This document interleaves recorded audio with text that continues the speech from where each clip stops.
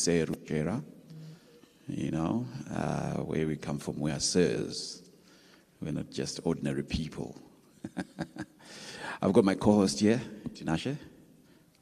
Yes, thank you, Alan. Yeah? Thank you. Excited? I am. Are you sure? I am. It's a bright morning, isn't it? It's a cool... We're just glad that it is winter, but it's nice. It's cool weather. Cool weather. Yeah. I'm not too chilled, if I may say. I don't know our guests from South Africa, some of those that have come through. I believe they're enjoying the Zimbabwean weather. The Zimbabwean weather. Not so cold, but nice and cool, but manageable. Yes. Yeah, true. Yes. Yes, I think for those that are joining us for the first time, I think you'd really need to understand that this is our third edition of the Evolve ICT Summit. Mm-hmm. And you would notice that during the first two editions that we had, there were quite impactful conversations that we had. Indeed, they were. Very insightful. Indeed. And I think there's been quite a number of interesting developments within the ICT sector to date. Absolutely. I think if you look back, some of them has influenced because of this event and the other events, of course, that happened. Because the motto for Evolve ICT is to influence the developments of ICTs and tech in Zim. That is true. This time around, it's not just about Zim. We're talking about Africa. Yeah, that is true. We've gone beyond our borders because we know we're not limited by our borders, but technologies across everywhere. Previous years, we've talked about AI. Now we've seen what AI has done. We've done sessions on AI. We've done sessions around digitalization. We've done sessions around connectivity, the impact of that. We've done sessions of impacting the future youth of tomorrow, especially last year. We touched a lot on that because it was important to empower the upcoming generation and being mentored and being given challenges to develop themselves further. And there's more of that for them going forward. So we might be appealing to some of you to come and play a part with us as we make that development happening. But other than that, it's been an amazing journey. And look at it. It's now third edition. Yes. I think the most important question that we should be asking is what should we expect? Or what should our audience members be expecting for the third edition of the Evolve ICT Summit? Particularly for the next 2 days, what's going to happen today and what's going to happen on the final day, which is tomorrow as well. From the onset, I believe, like I've said, very impactful conversations, very insightful conversations as well. But I think it's also very important because one thing that you're going to notice is we're going to have players from the private sector and we're also going to have players from the public sector. We're going to be contributing to some of the conversations that we're going to be having. And I think it's very critical, particularly with the developments that are taking place around ICT. We've heard about the emergence of artificial intelligence. I think there's a whole buzz around artificial intelligence. Every boardroom is talking about AI. It's amazing. It's amazing. That's true. That's true. So I think the agenda is very simple, but like what Tinashe is talking about, you all have expectations that you have. And our prayer and our mission is to make sure that those expectations are met. True. There's no reason why you just, get out of your busy lives and come and sit here and not have expectations. There's clearly something that you're expecting to get out of it and something that you're also expecting to impact. There's no doubt about that. Bearing in mind that we're empowering, what is the motto? Empowering Africa's digital leap. Digital leap. It's about time. In the previous years, we've talked about this. How do we leap forward? I think one of the conversations that we had, I think it was last year. Yes. One of the conversation was, how do we catch up with the rest of the world? True. Given where we are, given our environment, given what is possible, given our education system, given our policies, all those factors were critical to discussing how do we move forward. So this time around, we're riding on that wave and actually going even higher to then come up with resolute answers, resolute way forward. You know what I actually think? I think this year's theme is actually a response to last year's theme. Correct. Because remember, one of the biggest issues or one of the biggest nuances that our facilitators and speakers spoke about was the issue of infrastructure. Correct. So I was actually looking at our theme, and our theme for the third edition of the Evolve ICT Summit is securing Africa's digital infrastructure. Trust, resilience, and connectivity. Connectivity. Yes. You cannot separate them. You cannot separate those You three. are not an island. they move together.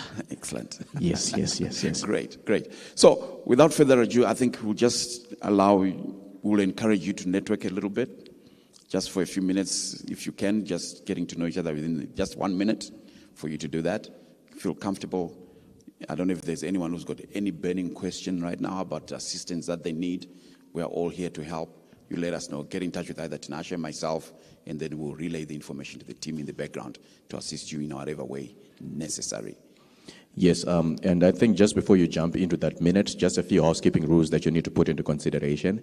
Please, I'm not going to ask you to switch off your phones, but I'm going to kindly ask you to make sure that you put them on silent so that they don't interfere with whatever is going to be taking place in this room. Then for those that need ablution facilities, those are your restrooms.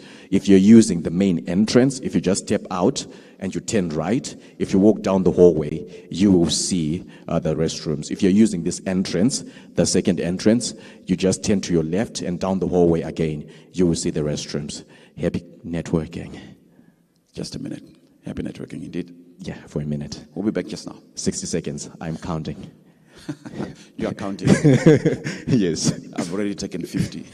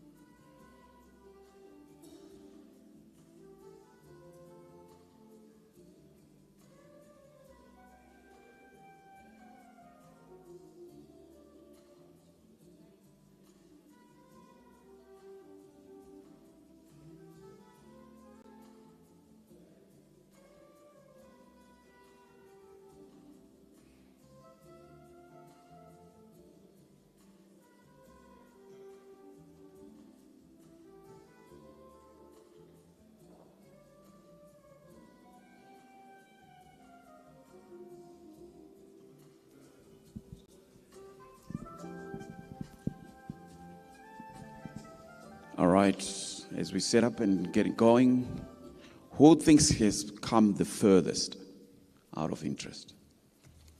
Who thinks has come the furthest, distance-wise? Excluding South Africans, of course. Locally, yeah, ma'am. Nairobi, Kenya, welcome. Welcome. Beautiful. I know we've got South Africa here taken care of. Yes, sir? US, beautiful. How's Trump? Wow. Okay, this is lovely. Anybody else? Japan? China? Just checking. And then locally, out of Harare? Yes, ma'am. Chirezi. Beautiful. How's the sugar cane? You name it. Our blended fuel. These are the guilty parties for our blended fuel. They are trying to keep our pump price low, so makes sense. Beautiful. Anyone else? Yes, sir? Rwanda. Oh my. Beautiful, beautiful. Close enough to South Africa, right? Almost. Almost. Yes, sir? Mutare, Muruwadere, Munotambaere, Gwindiri. Yeah, beautiful. The Eastern Highlands. This is a beautiful, beautiful, beautiful that we've got people from all over. You know, it's not a joke. We love it, we love it, we love it. I'm just checking with my guys, Dave, they're good to go. You give me a signal once you're ready. Okay. I'm going to put someone on the spot. Ma'am, what expectation do you have for us for this event? Thank you. I'm expecting to get some notes so that I can go back to my workplace and inspire the little ones. Thank you. Inspire the little ones. We like that. We like that. Sir?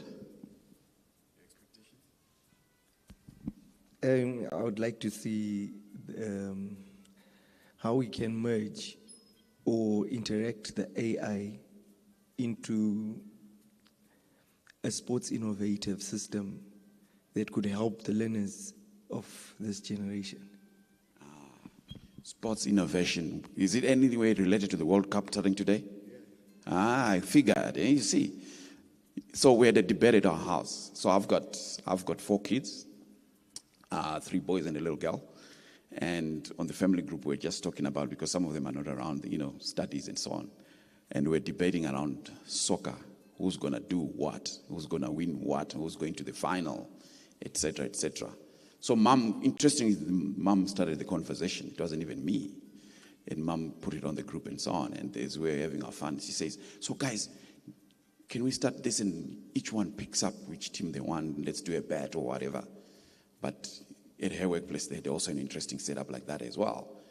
And we then said, you guys come up. So we've got one son who really loves soccer, but unfortunately, because he's in school, he wasn't part of the conversation, only to pick up the conversation later at night, because that's when they get their phones. And before then, we said, so how else can we predict who's going to win? Guess what we ended up doing? Out of interest, like you said, bring AI to the table. You all use different AI platforms that you know or that you think you can do.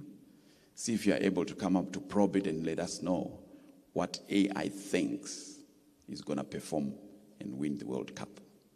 So everyone was excited and used that tool.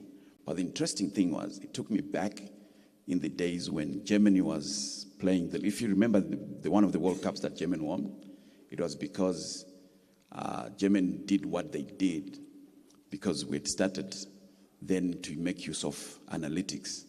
And the German team had plugged in all these players from different teams and different styles into an analytical platform.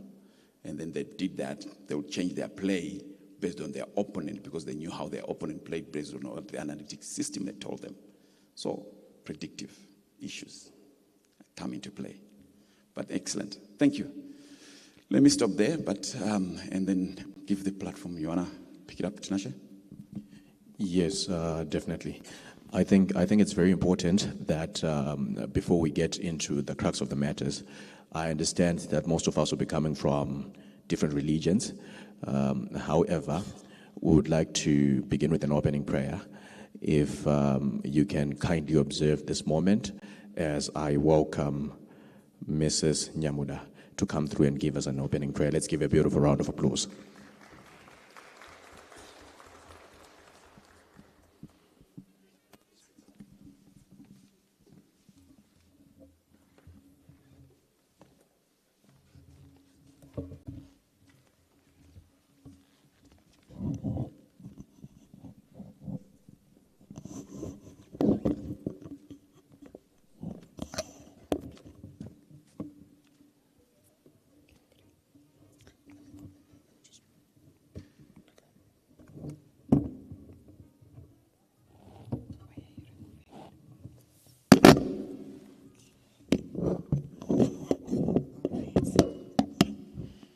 Okay, let us pray.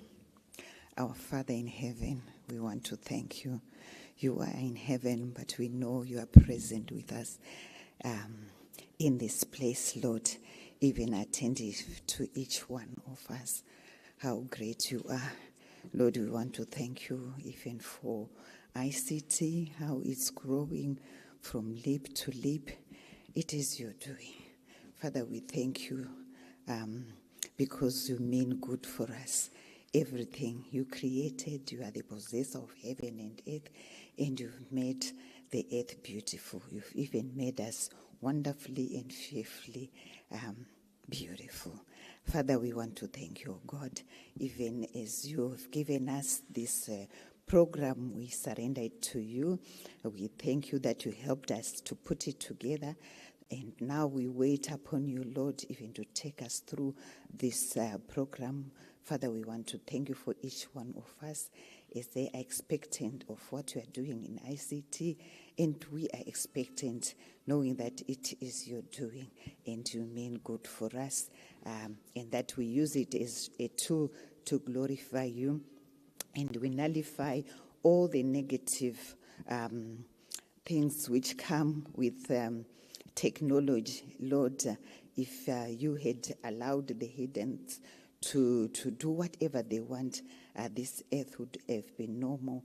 But because you are on the throne, you have good plans for your creation and to glorify yourself. So, Father, we invite you again in this program that you take it over. We wait upon you with confidence and expectations to see what you'll do in this time and in this season in the IT sector. We pray in Jesus' name. Amen. Amen. Beautiful round of applause for Pastor Eunice Nyamuda. Thank you so much, madam.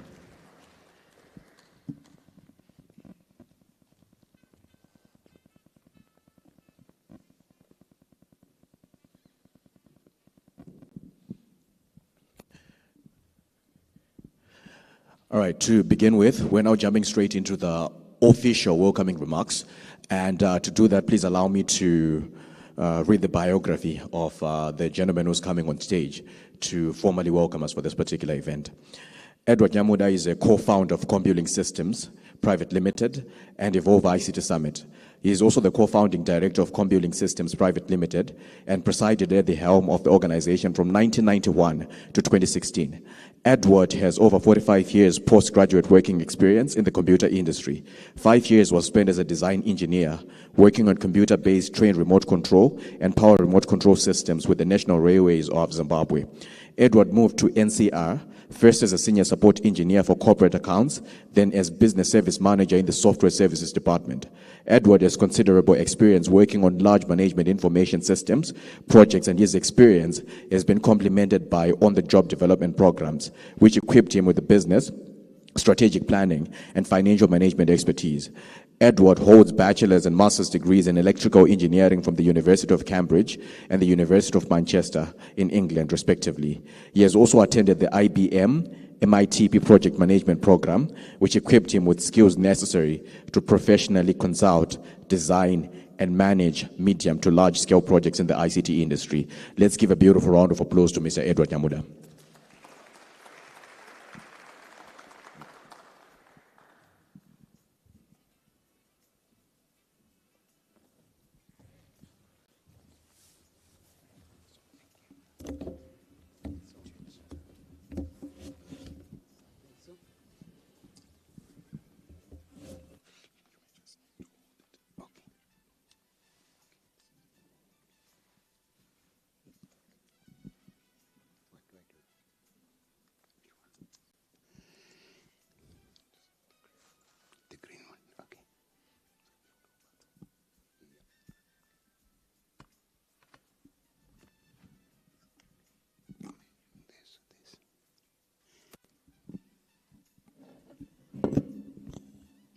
Thank you. Good morning. As we start, I've just done my quick AI search, and I have Brazil, France, and Spain. This is not me. It's the IE I was using. It's free, so I can't even hold it to ransom for the money I paid. I paid nothing. Amen.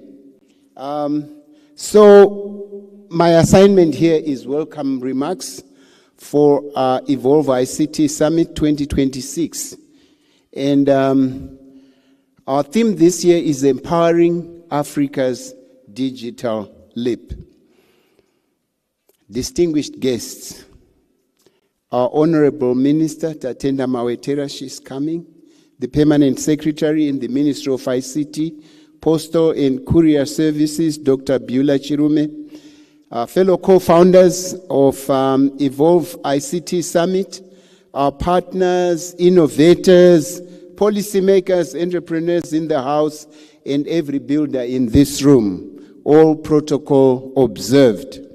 On behalf of the entire ICT Summit team, welcome to the 3rd edition of Africa's most influential technology summit. 3 years ago, we started Evolve with one question. What if Africa stopped importing digital futures and started designing them? Today, looking at this room, the answer is clear. You are the future, and thank you for believing in this vision and for showing up to shape it. As we say, our theme is empowering Africa's digital leap. A leap is different from a step. We are not taking a step in this digital journey. A step will improve what already exists, but a leap redefines what is possible. Across the continent, we are no longer just catching up. If we think about Kenya's money, mobile money, which taught the world about financial inclusion, we also have even our own Econet with EcoCash. We look at Rwanda's smart cities, South Africa's AI labs, and Zimbabwe's growing ICT talent. I read recently that 10,000 are in training to become ethical hackers in Zimbabwe. And so Africa isn't just waiting for the 4th industrial revolution. We are writing a chapter in the book. But leaps don't happen by accident. They are engineered, and that's why we have gathered under 4 focus teams that we just want to look at today.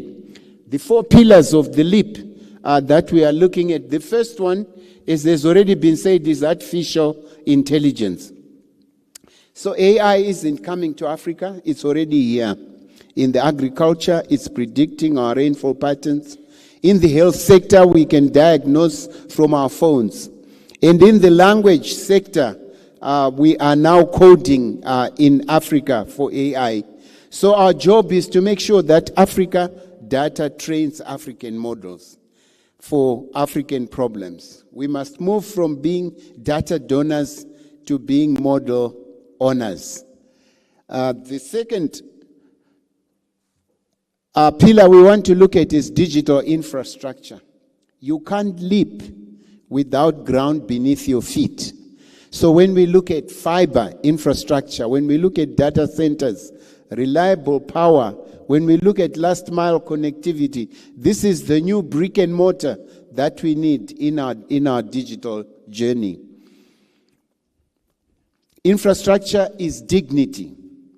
When a child in rural Matabeleland can join in the same cloud class as a child in London, that is truly empowerment.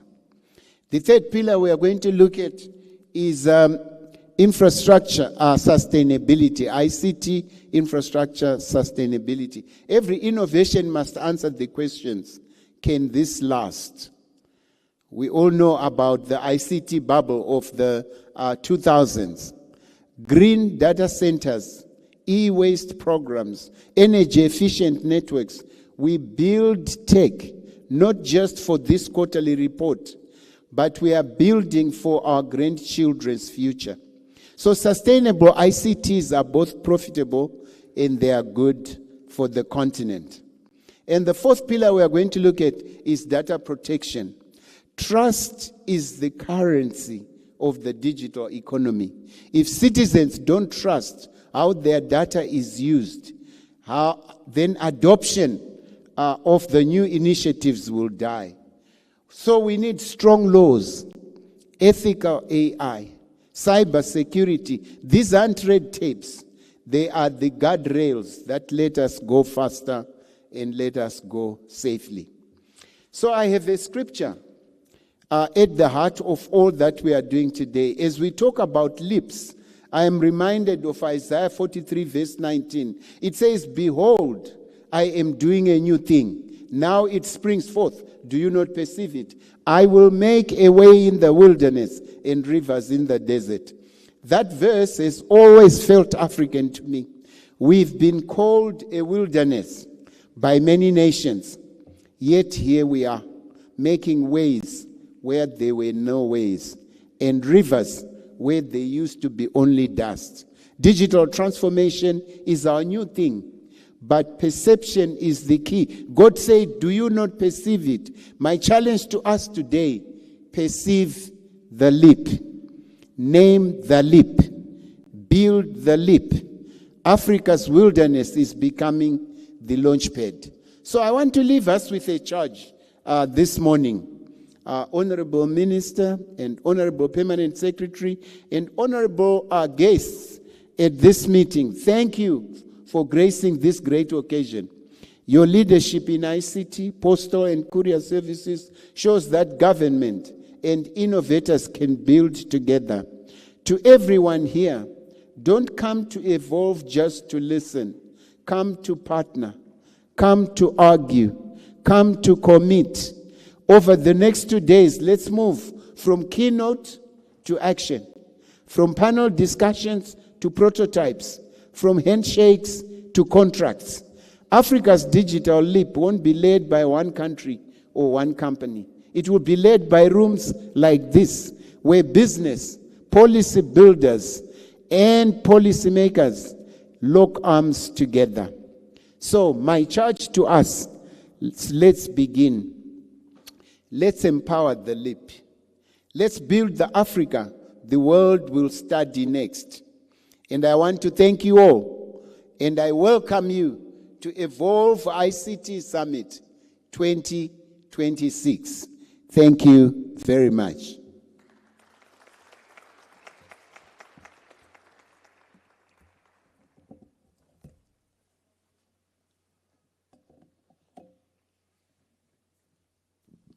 Thank you, Pastor Ed. I think that was absolutely laying down the foundations for what we need to achieve. Thank you, sir.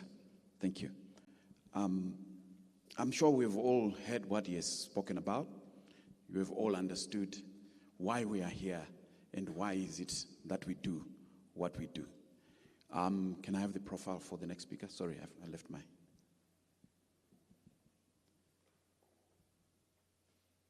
We are all here to learn, to interact, and impact on each other. So, the keynote address, I think you challenged us, Pastor Ed. You challenged us that it is up to us to leap forward as opposed to, not network and not do things together, but we've got to do things together. So in the next session, I will not belabor the points. You've all heard for yourselves. We're going to have the keynote address coming from Simon Nyamuda, who's going to give us the keynote address for this event. And I'll just also quickly go through his profile. In his capacity, Simon Nyamuda has received awards and recognitions from various institutions like Cisco Systems, Institute of Directors of Zimbabwe, Institute of Corporate Directors, and so on, and Zimbabwe CEOs Network as the CEO of CompuLink. He has now developed and grown in that leap forward. And not only that, also he has been, the most recently in 2023, Simon received the Young Executive of the Year award, Diamond winning award winner at the MegaFest National Businesses, various awards that have been awarded to him, including from the corporate directors. As I said, he serves as the executive committee of the ICT Suppliers Association of Zimbabwe, and previously served as the chairman of the committee. He carries a strong conviction that properly deployed ICT solutions can transform business process efficiencies, boost productivity, grow revenues, and create value that will empower businesses and organizations and help accelerate Africa's journey to becoming a full digital economy. An active philanthropist, and has a passion to see the lives of others positively impacted through the use of technology. I give you a hand of applause for the CEO of CompuLink, Simon Yambuda. Thank you. Thank you so much, Saruchera, and a very good morning to you all. My topic this morning is simple. I will be speaking about building a resilient digital Zimbabwe. And as Pastor Edward was sharing in his welcoming remarks, he said there were 4 key pillars that will help us, empower us for the next digital leap. And one of those key pillars was that of digital infrastructure. So I'm going to share about building a resilient digital Zimbabwe, infrastructure, connectivity, and the road to digital sovereignty. So before I start, please allow me to acknowledge the Honorable Minister, Tatenda Mawetera. Please also allow me to acknowledge the Permanent Secretary in the Ministry of ICT and Postal and Courier Services, Dr. Beulah Chirume, captains of industry, all guests and delegates, a very warm welcome and good morning. We stand at an inflection point not just for Zimbabwe, but for the whole of Africa. The question is not whether AI and digital transformation will reshape our world. It already is. The big question is, will Zimbabwe shape that change or be shaped by it? Let's reflect. Building a resilient digital Zimbabwe. Digital sovereignty. It's intentional. This is not just about copying the West. It is about Zimbabwe owning its digital destiny. We've got amazing case studies of organizations which have grown, such as M-Pesa, such as EcoCash, through developing local context solutions. And we're currently at that same pivotal point to say, let's come to a place where we develop solutions that are relevant for us as a nation. Looking at Africa, Africa is the last great frontier. And as we look at projections today, it's projected that the population of Africa will be 2.5 billion by 2050. The current population is 1.55 billion. Currently, 60% are under the age of 25, meaning we're the world's youngest continent. Our labor force by 2050 is projected to be 1.18 billion, nearly doubling from 616 million today. It's projected that the internet economy within Africa is going to grow from 180 billion from 2025 to 712 billion by 2050. So what does that mean for our businesses? What does that mean for our organizations? What does that mean for our education and how we are going to be teaching? By 2035, more young Africans will enter the workforce annually than the rest of the world combined. Africa's urban population will reach 60% by 2050. City hubs will become digital innovation engines. It's projected that there will be a 10% increase in internet penetration. And this is going to lead to a 2.5% gross domestic product per capita growth as projected by the World Bank. Now, I pose the question to say, which region has the most to gain from the AI revolution? It is us, this continent and this people. Now, when we look at an analogy to say, what is the top market capitalization of the top businesses in the world right now? 9 out of 10 of those top organizations are coming from the technology space. So there's a huge, huge opportunity for us. And we need to ask ourselves to say, from our business standpoint, from our services standpoint, how are we going to get a competitive edge as we leverage the use of technology? Now, this looks at currently where where we stand as a nation of Zimbabwe. In a UN e-government index survey in 2024, we held the position of 149th. Currently, in the last Q4 2025 Portras sector report from the Postal and Telecommunications Regulatory Authority of Zimbabwe, it says that we've reached 107% mobile penetration. And this basically means the total number of SIM cards exceeds the total population. So I think we need to give Portras and the Ministry of ICT a big pom-pom and a big round of applause, even for these developments. Our mobile broadband penetration as at Q4 2025 was sitting at 82.6%. And our rural 3G coverage, 73.7%. So wherein lies the opportunity for us as a nation? At the start of this year, our president launched the national AI strategy under 6 strategic AI pillars. So this presents a huge opportunity for us to prepare as a nation. We need to look and say, as a people of Zimbabwe, how are we leveraging the resources that are currently beset upon us?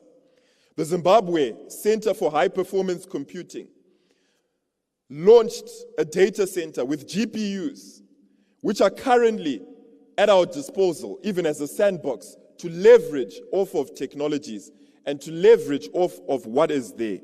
We need to ask ourselves, how do we get more young people to utilize this? How do we get organizations to utilize even the regulatory sandboxes and start designing solutions and start coding solutions and start creating algorithms that are created with our local context and with our own sovereignty? We have a target of 60% AI literacy by 2030. So there's a huge opportunity that is there for us, even as a people. This is the time for us to run. This is the time for us to quickly scale and to grow as a nation. We will no longer be perpetually dependent on foreign cloud infrastructure, but we must start building our own local infrastructure and start creating our own narrative as a nation.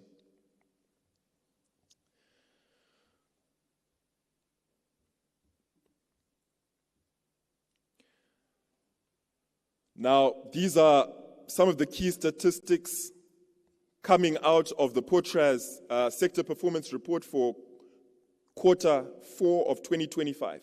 We've seen a huge data surge.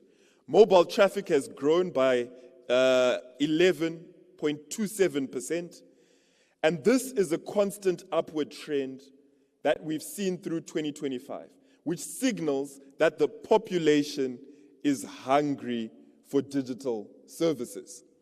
Now, when we look at Maslow's hierarchy of needs, and we know right at the base needs, the base physical needs, before we were looking at water, we were looking at electricity, but now internet is now seated right there.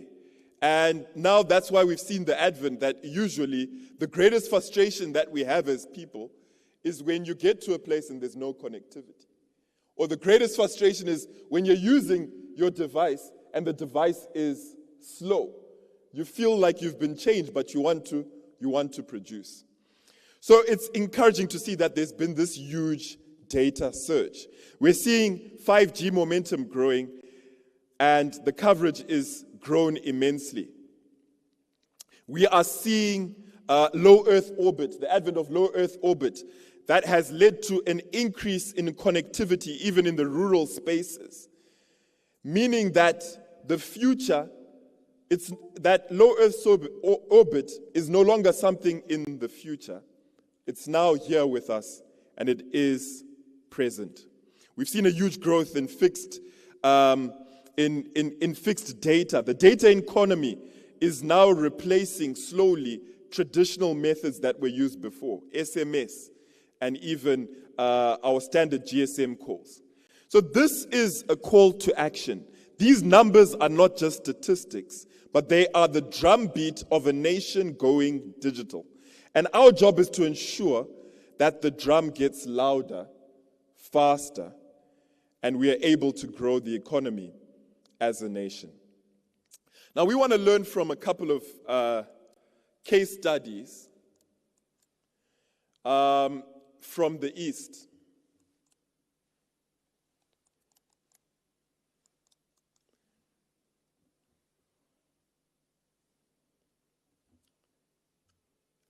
We see India. India launched the Digital India program. And currently, in 2025, their broadband subscribers topped 1 billion users. And this represented a 6 times growth within a decade. There's been a huge surge in their digital payments. 21.7 billion monthly UPI, Unified Payments Interface transactions, which is the world's largest digital payment rail. We've seen the advent of digital IDs, a digital economy, so much so that they are projecting in India that 20% of their gross domestic product by 2030 is going to be from their digital economy. The statistics for them in 2014, their digital economy represented 5.4% of their economy, of their GDP. And then in 2019, 8.5%. What are the key lessons we can learn as a nation? Sovereign digital public infrastructure, identity, payments unlocks everything else. China's strategy, China developed the Digital Silk Road, and they've topped 1.1 billion mobile internet users, which is the world's largest digital economy base. They've deployed over 1 million 5G towers. Infrastructure as a national priority. Their digital economy, which went from nearly zero in 1990, has led to them being the world's second largest economy, with their digital economy representing more than 40% of their gross domestic product. We look at their homegrown platforms, which are now serving billions. WeChat, Alipay, Alibaba. And these are locally developed solutions for the people of China. They've basically said, let's create our own narrative. Let's create our own ecosystem. So in China, if you're not using a VPN, you can't access Google. You have to use Baidu. You have to use their platforms. You have to use their own structure of their digital economy. What can we learn from the lessons of China? State-directed investment in infrastructure and local tech champions creates compounding digital wealth. So we are so grateful for a ministry that is driving a digital Zimbabwe and leading us even into this transformation and into this leap. My exhortation this morning is to advise that AI is no longer a white paper. It is now the driving force. Technology is no longer the catalyst. Technology is now the driver. When we look at any sector from before, if you look at the banking sector, which largely was a brick and mortar model, it's now diverted to an agency-based model. We look at the economy of Zimbabwe, we've also become more of a paperless society as a nation. So what does this mean? It means that our technological systems need to match this growth. Our resilience as an economy needs to match this growth. What does the future look like? Now, we could think of transportation. And this could be how we're moving around in the next couple of years. That people are going from place to place using drones and avoiding traffic. In China, they've developed drone delivery systems where you can order lunch and your drone will basically deliver your lunch to you. So these are some things that are no longer white papers. It's actually happening now, and it's here with us. Autonomous driving.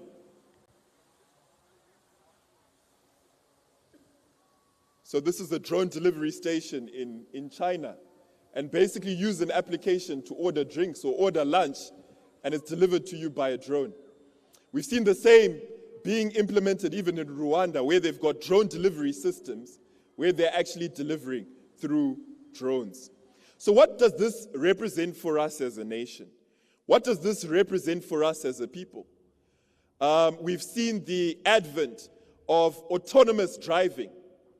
And this is basically where we've got self-driven cars, which are basically transporting and taking people to their destinations. So what does it mean for us as a people of Zimbabwe? It means we need to get all the people in the right room for us to be able to implement these infrastructures. Because it needs a strong, stable network. It needs strong connectivity. It needs interoperable systems, which all speak into what's taking place. I think multimedia, you can just play this video. And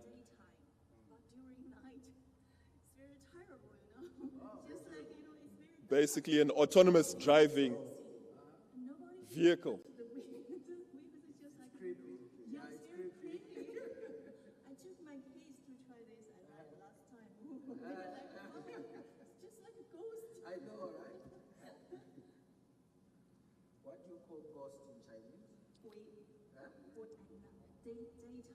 So basically, these things are no longer a pipe dream, it's here.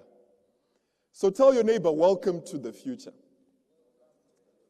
Are we part of building that digital future?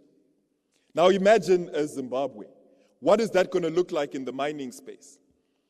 We're looking at more autonomous dump vehicles that are basically going to be operating the systems. It means that these robots are not going to sleep. They're not going to take paid time off. They're going to lead to a heightened delivery of productivity even within our organizations. So even as we look at the 6 pillars of the Zimbabwe National Artificial Intelligence Strategy, AI talent and capacity building, we need to drive the AI literacy right from primary school or even ECD level to build up our capacity. Programs such as diaspora engagement programs, come home to build programs. So we even get some of our key top thinkers, our key top talent that we've exported to other nations to say, how can we leverage off of the wealth within the diaspora so we grow our nation? Our AI infrastructure and compute sovereignty. We need more national data centers, secure national data platforms, so we don't trade our data. Many times we use a lot of large language models, which cipher the data, and now even have more data about us than we actually have about ourselves, which presents an oxymoron. The AI adoption and service transformation, artificial intelligence governance, ethics, and regulation, AI research, development, and innovation, and strategic international collaboration. Next slide.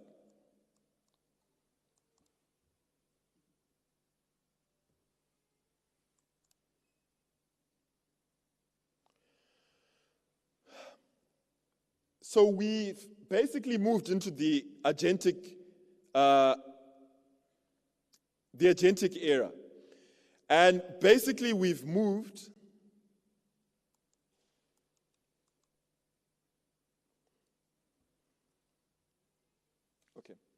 So basically we've moved from basically prompting, but basically to autopilots. What is agentic AI? AI that doesn't just answer, but it basically acts with 5 defining capabilities. Goal-orientated behavior towards defined outcomes. Multi-step planning decomposes goals into subtasks tool use, calls APIs, pulls from databases and applications, memory and state. It retains context across interactions, self-correction, evaluations, and refines its own outputs. 2026 represents a shift from passive analytics to autonomous execution. I believe that as we go through sessions today, as we go through this discourse, we're going to learn more from the speakers who are going to come about the realities of what can be leveraged through artificial intelligence for us to be able to build and to scale our entities and our organizations. Now, as we equip and we tool one another, the question is, what are 5 key strategic steps that I can personally take as an individual to position our organization to leverage artificial intelligence? The first thing is to audit your data estate. You can't build AI on data you cannot trust. Audit every data set, classify it, clean it. This is key and necessary. If we feed the AI tools with garbage, garbage in, garbage out.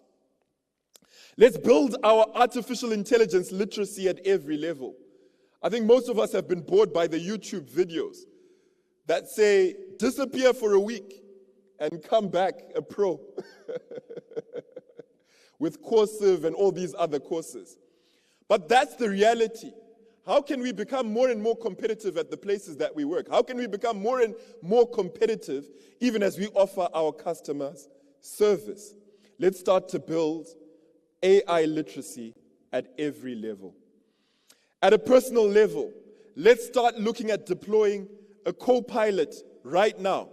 If you don't have an AI model that you're currently using, start thinking about investing, learning, unlearning, and relearning. Stop waiting for the right time. There's multiple platforms, Microsoft 365, Copilot, Cloud by Anthropic, Grok, Meta AI, Gemini. Pick one. High volume, repetitive workflow. Build an agent and measure the productivity gain and then scale it. Let's engage in the national AI strategy and position ourselves even as the nation is empowering us. Zimbabwe has a regulatory sandbox and an AI innovation fund. Let's begin to be early movers to adopt these and leverage the use of what's at our disposal. Step 5, let's govern the artificial intelligence before it governs us. Let's establish within our organizations internal artificial intelligence governance policies. Let's define the acceptable use. Let's create oversight. Let's see whether we're compliant with GDPR and the Cyber and Data Protection Act. Data privacy has come to Zimbabwe, and organizations that govern AI early will have a significant compliance advantage. And I believe more of the speakers who are coming are going to tell us how we are able to secure our platforms and secure ourselves better through the advent of artificial intelligence. So the road to digital sovereignty for us as a nation is that, based on the Zimbabwe National AI Strategy, is that Zimbabwe shapes rather than being shaped by emerging technologies, embedding local values, protecting cultural heritage, and addressing national priorities. Data sovereignty, compute sovereignty, platform sovereignty, and regulatory sovereignty.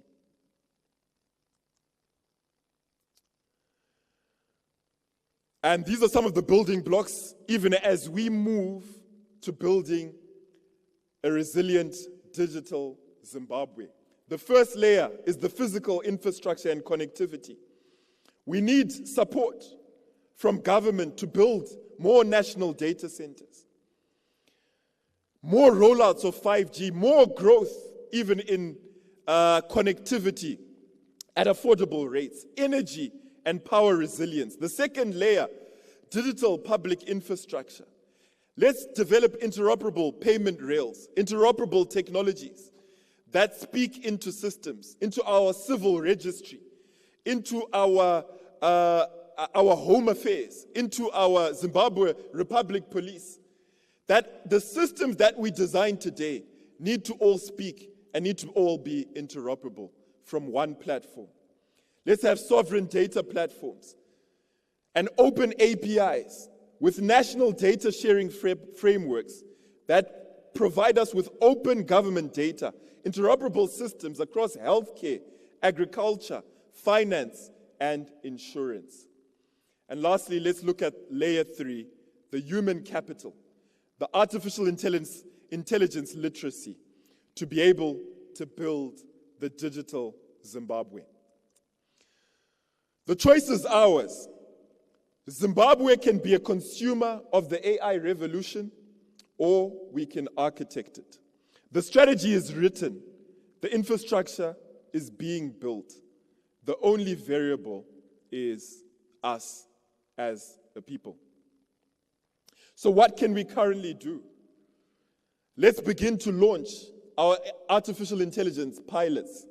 Let's begin to train our people. Let's begin to connect with government and the Artificial Intelligence Strategy Implementation Office. And let's begin to scale and to grow our organizations. I thank you. In closing, this is an autonomous robot making coffee. Let's build Zimbabwe's digital future together. Thank you.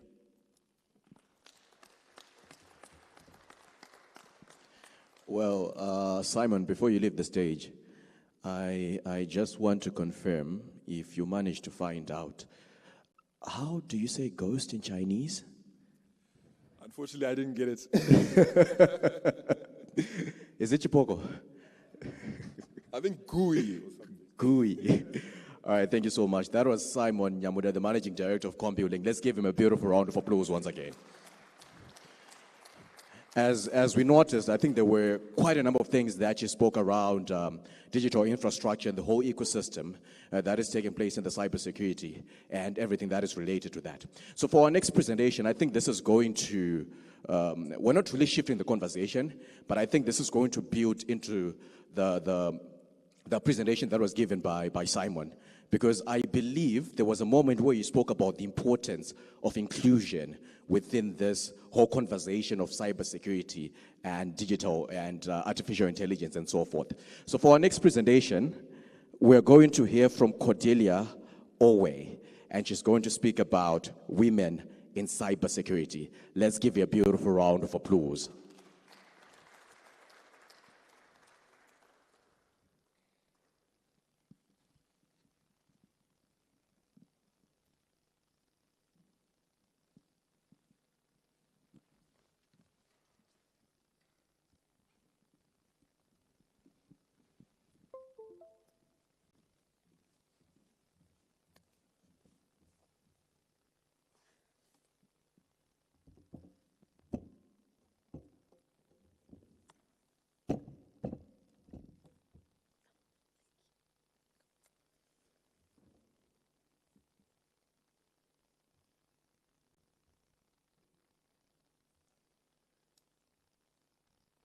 Perfect. Good morning, everyone. Just a quick introduction. My name is Cordelia Alway. I'm part of the sales and security engineering team at Checkpoint. And today we're going to be discussing something that I personally hold very near and dear to my heart, and that is the topic around women in cybersecurity. Now, before we get into the crux of the conversation, I want to take you on a journey.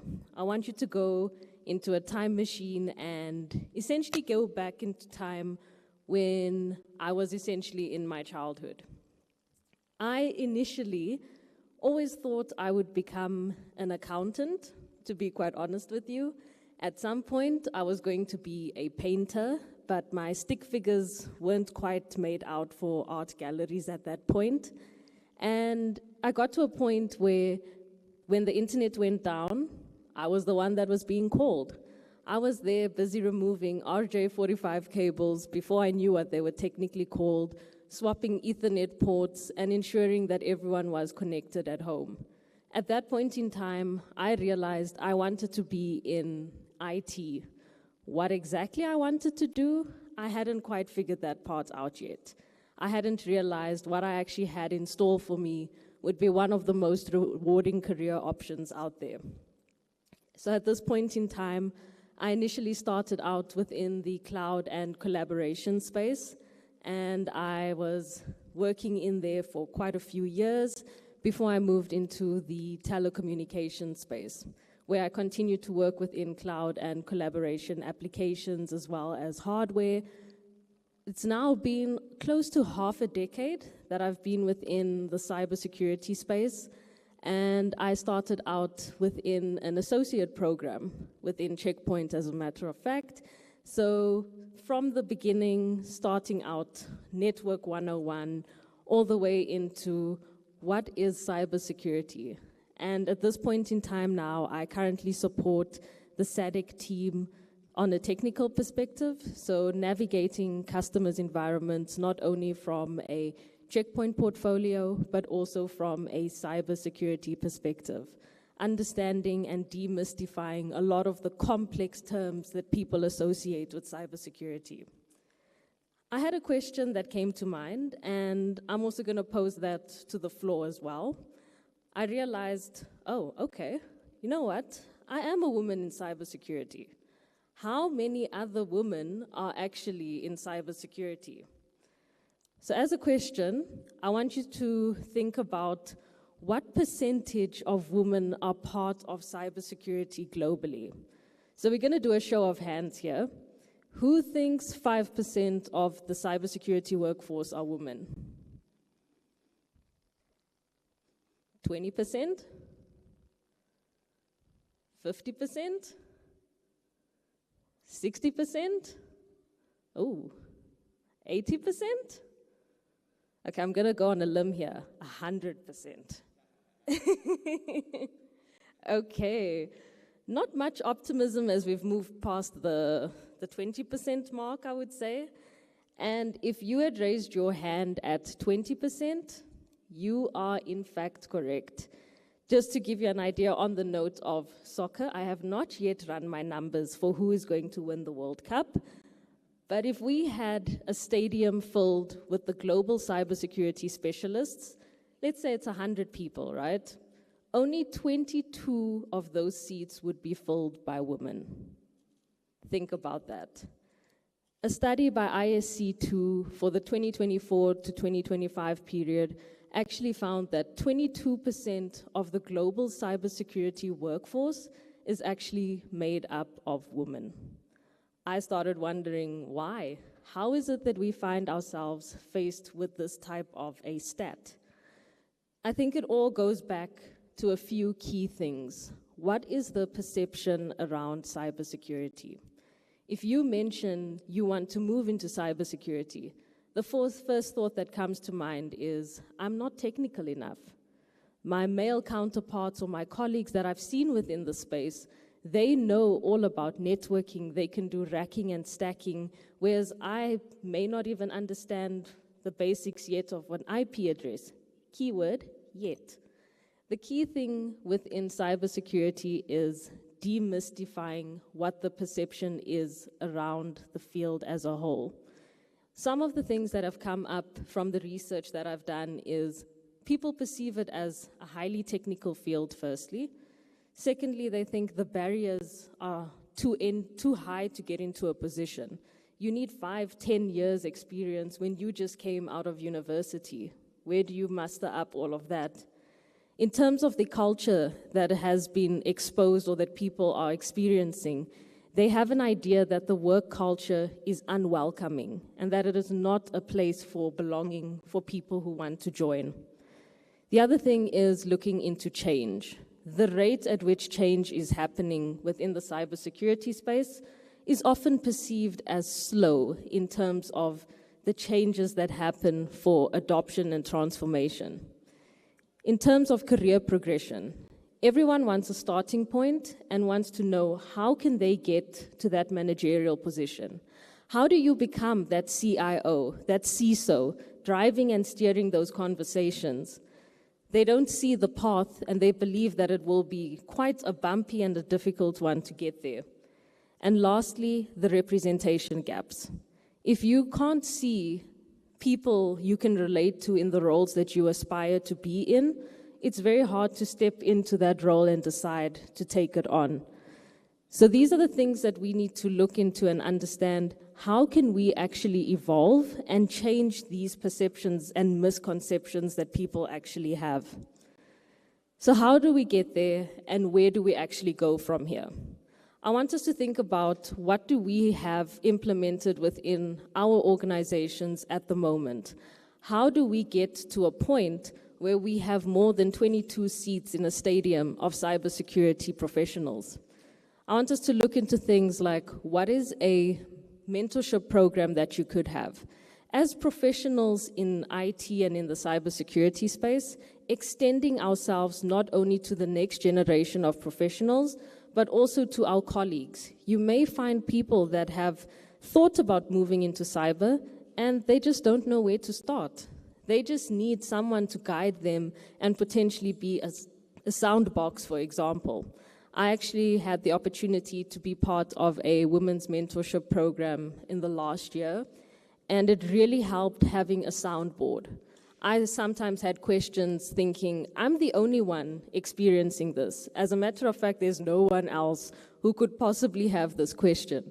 And it turns out just having a call and saying, hi, I have this question. And someone can tell you, listen, maybe just think about it from another angle.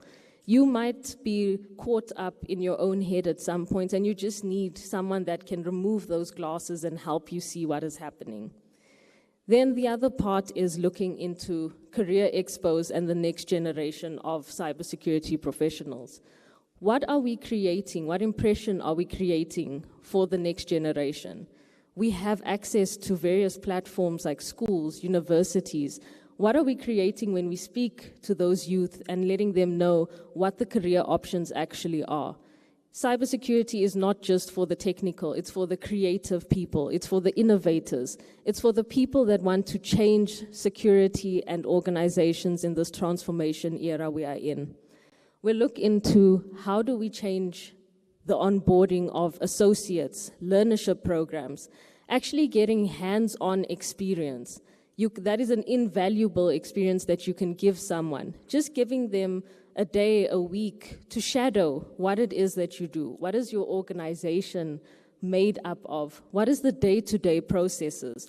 They can then step into roles later on and say, you know what? I had a great mentor and I had a great experience working at this organization. Whether it's 5, 10, 15 years from now, that experience will never leave you. That also goes into the certification drive. A lot of it goes into where do I actually start?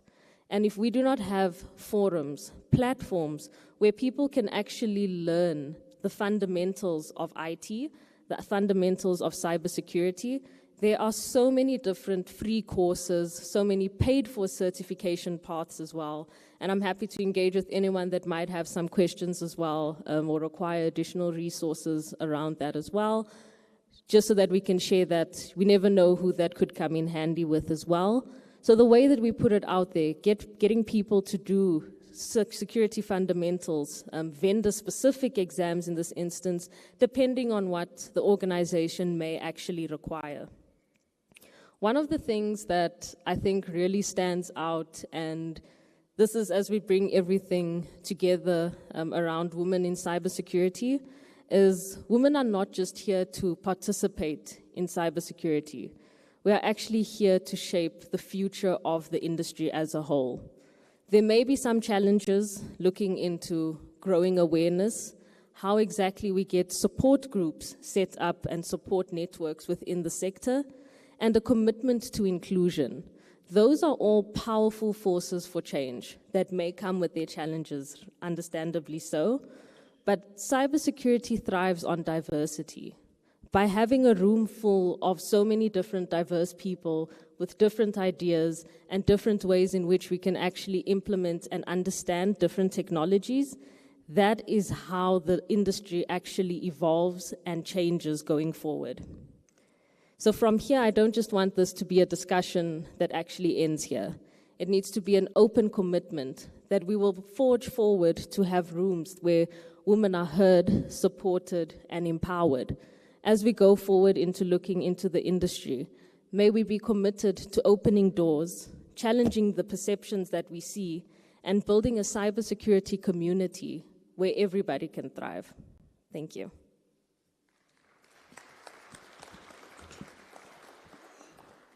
Thank you, Cordelia. That was amazing. I think the challenge has always been, if I may ask you, you did share your journey, but talking to your colleagues, what is it that is making them not come through? Or what is it that they, I know you have summarized it there, but what is it that hasn't got them to make that first step? The move into cybersecurity? Yeah, from your friends or whatever colleagues. I would say a lot of it is centered around opportunities and the connections and the network that people have out there. A lot of the time, if you do not have the right people in your network or you do not have the right connections, people just assume the opportunities are actually not out there. And a lot of the time when we've asked, would you consider a career in cybersecurity? They just shrug their heads and go, I'm very sure there's no open roles. But with the skill shortage that is actually out there in cybersecurity, the roles are very much out there. They're just waiting for the right people to find them and actually step forward into them. And a lot of it looks not only into skills, but also into the aptitude and the ability to grow into those roles as well. Awesome. Thank you. Clap hands for her once again.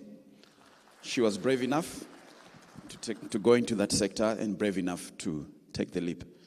I think gone are the days where we say fear women or women belong in the kitchen or, you know, all those talks that we tend to have growing up, you know, and so on and so on. But now we know that they are well capable to deliver just like any other person. They are just a human being like we are as men.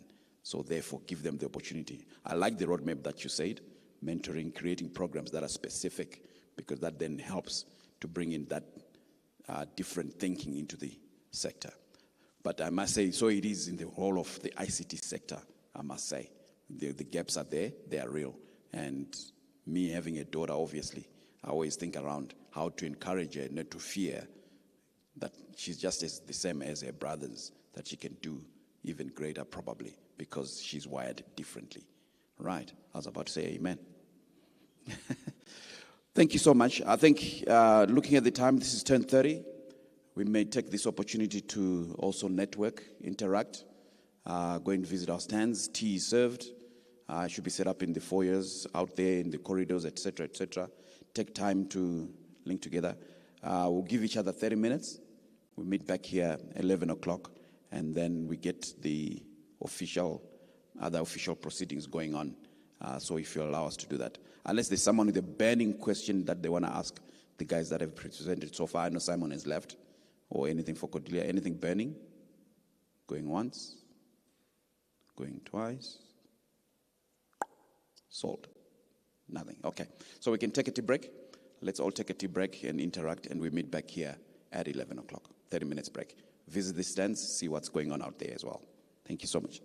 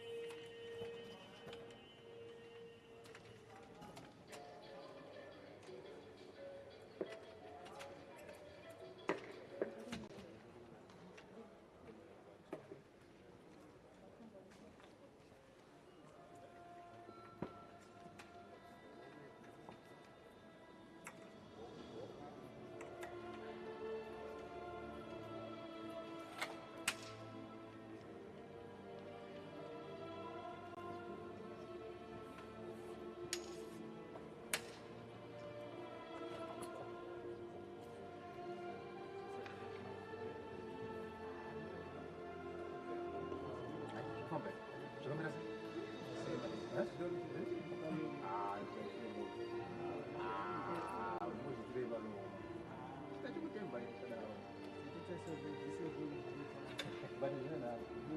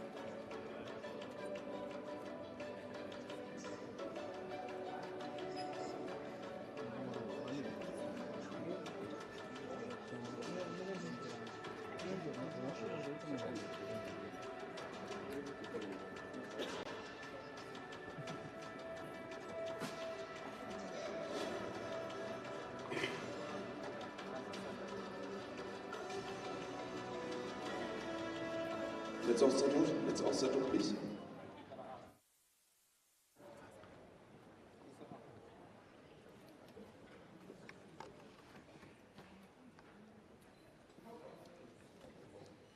Can we do the honorable and settle down?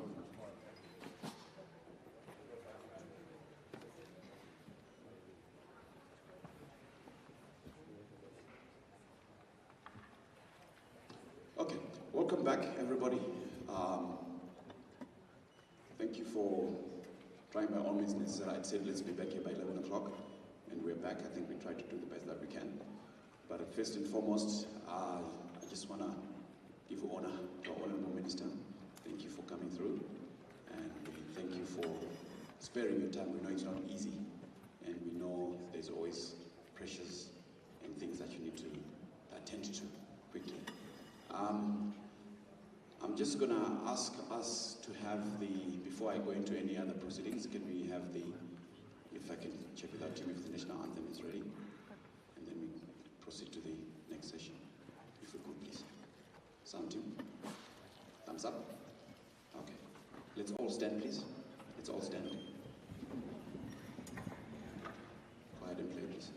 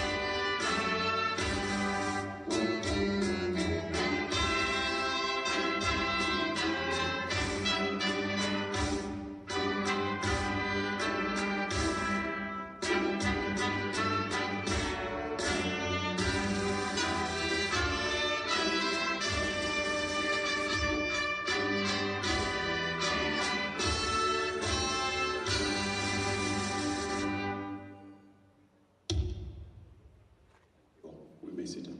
Thank you. Indeed, it is an honorable day when we've got the highest office in the land responsible for ICTs present with us. We don't take it lightly. We take it very, very seriously. And accordingly, we give that honor.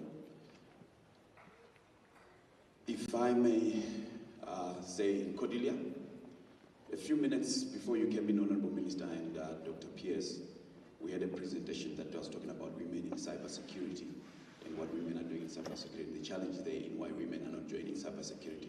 So I'm calling on Cordelia and just say, you see, in Zimbabwe we lead by example. We've got, a lady minister leading our ministry. We have, the PEMSEC who is also a lady leading the ministry. So, second best.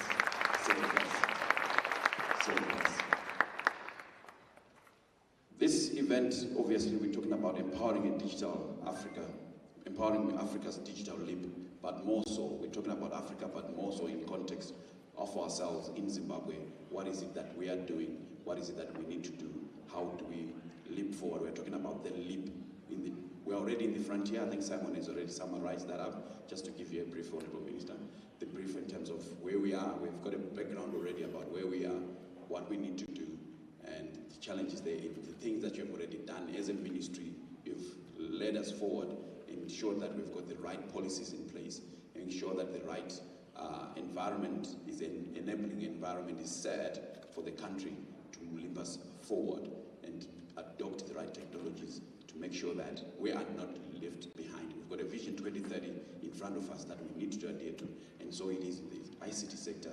There's a Vision 2030 of what we need to then do and adhere and provide the right technologies and even having the homegrown requirements that we need to do. So the event is to make sure that we brainstorm around that, we share ideas, we learn, but also to having you here helping us to shape the things to take us forward and what we need as a country. So without further ado and without taking too much of your time, I just want to welcome Dr. Bula, the principal, the secretary for PS, and introduce our guest of honor. As she comes up, I will do a brief introduction of her from what I know. I've had an opportunity, the privilege that I've had is the privilege of working with her in some of the initiatives that this country has had to go through from the early days. And Dr. Bula has been at the helm and making sure within the ministry, the automation processes, the policy requirements that we're trying to build back in the days are then adhered to and making sure we are shaping the IT industry forward. So we have worked hand in glove. May I allow you, Dr. Bula, to come through and introduce our guest of honor for today. Thank you so much.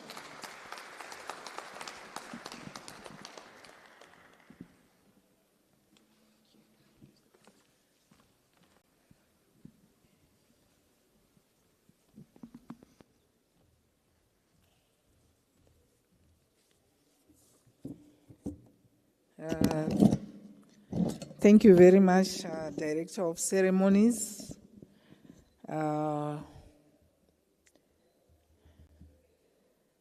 Let me start by acknowledgements. If I may recognize the guest of honor, whom I'm going to introduce shortly. Let me also recognize the founder of CompuLink.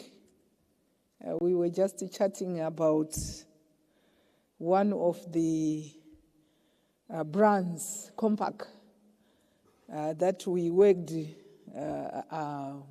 with, together with Mr. Edward Nyamuda Naamai. Thank you very much. Let me also acknowledge any senior government officials in our midst.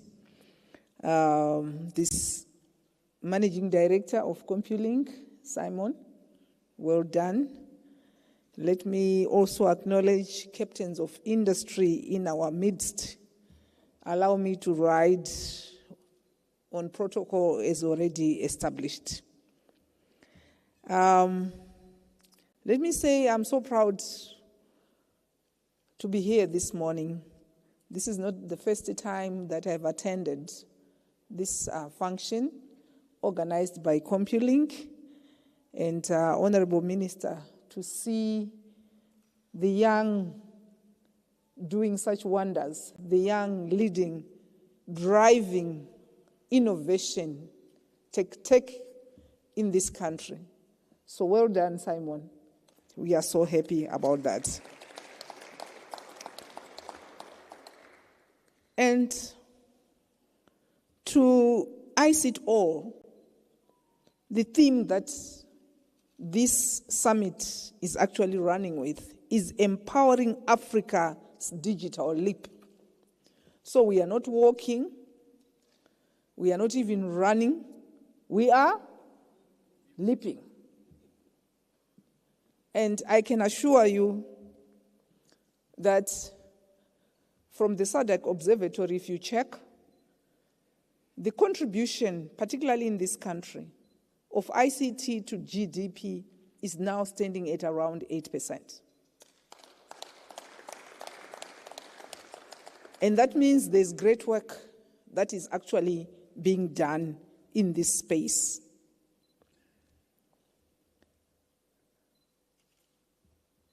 More so, at this moment, we are being very deliberate. The concept of emerging or frontier technologies with AI on the lead.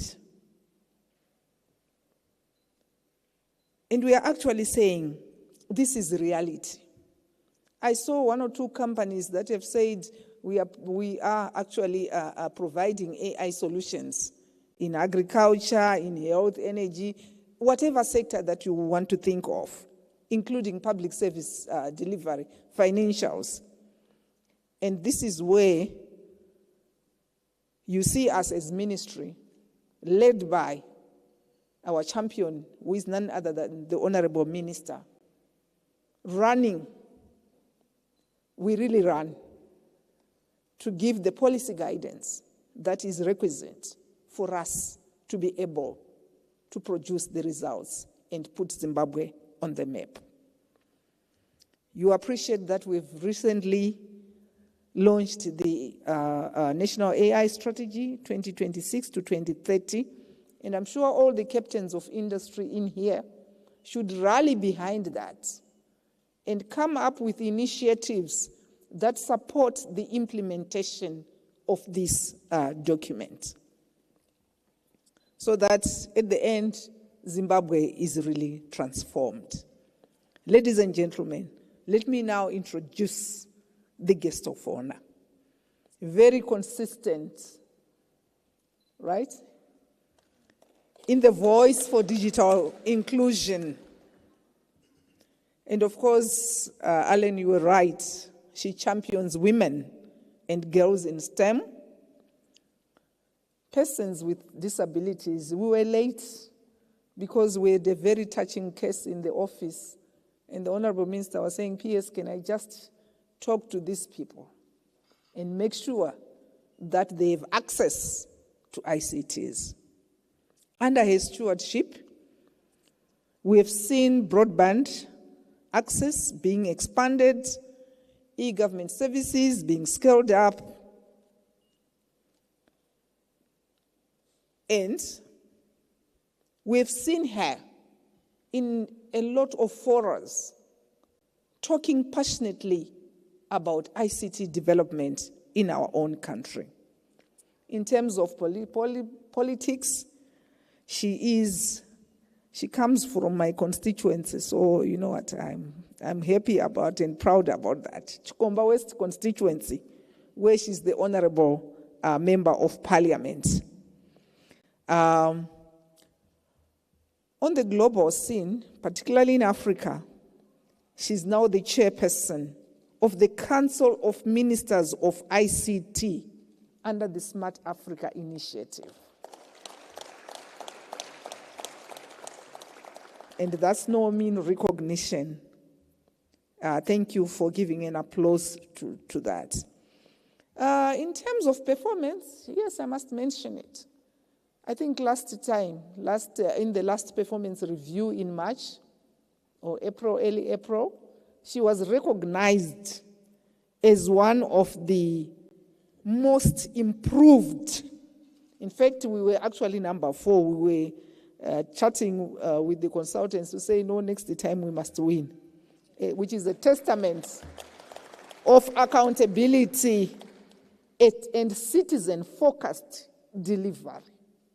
And this is why you always find attending such forums, such initiatives, if you extend an invitation to her.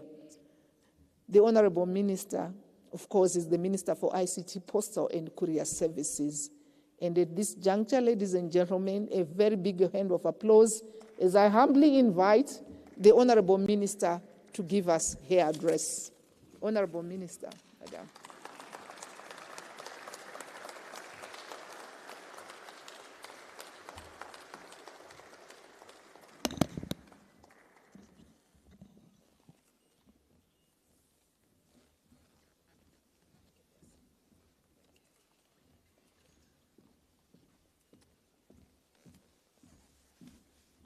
Thank you, Mayor Osset.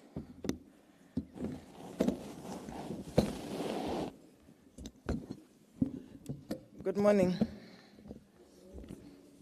Good morning. How are you all today? Good. May I please have a roving mic? Allow me to recognize the program director. Yeah, it has to stay there. Okay. May I please recognize the program director who is having the roving mic, which I'll be using shortly.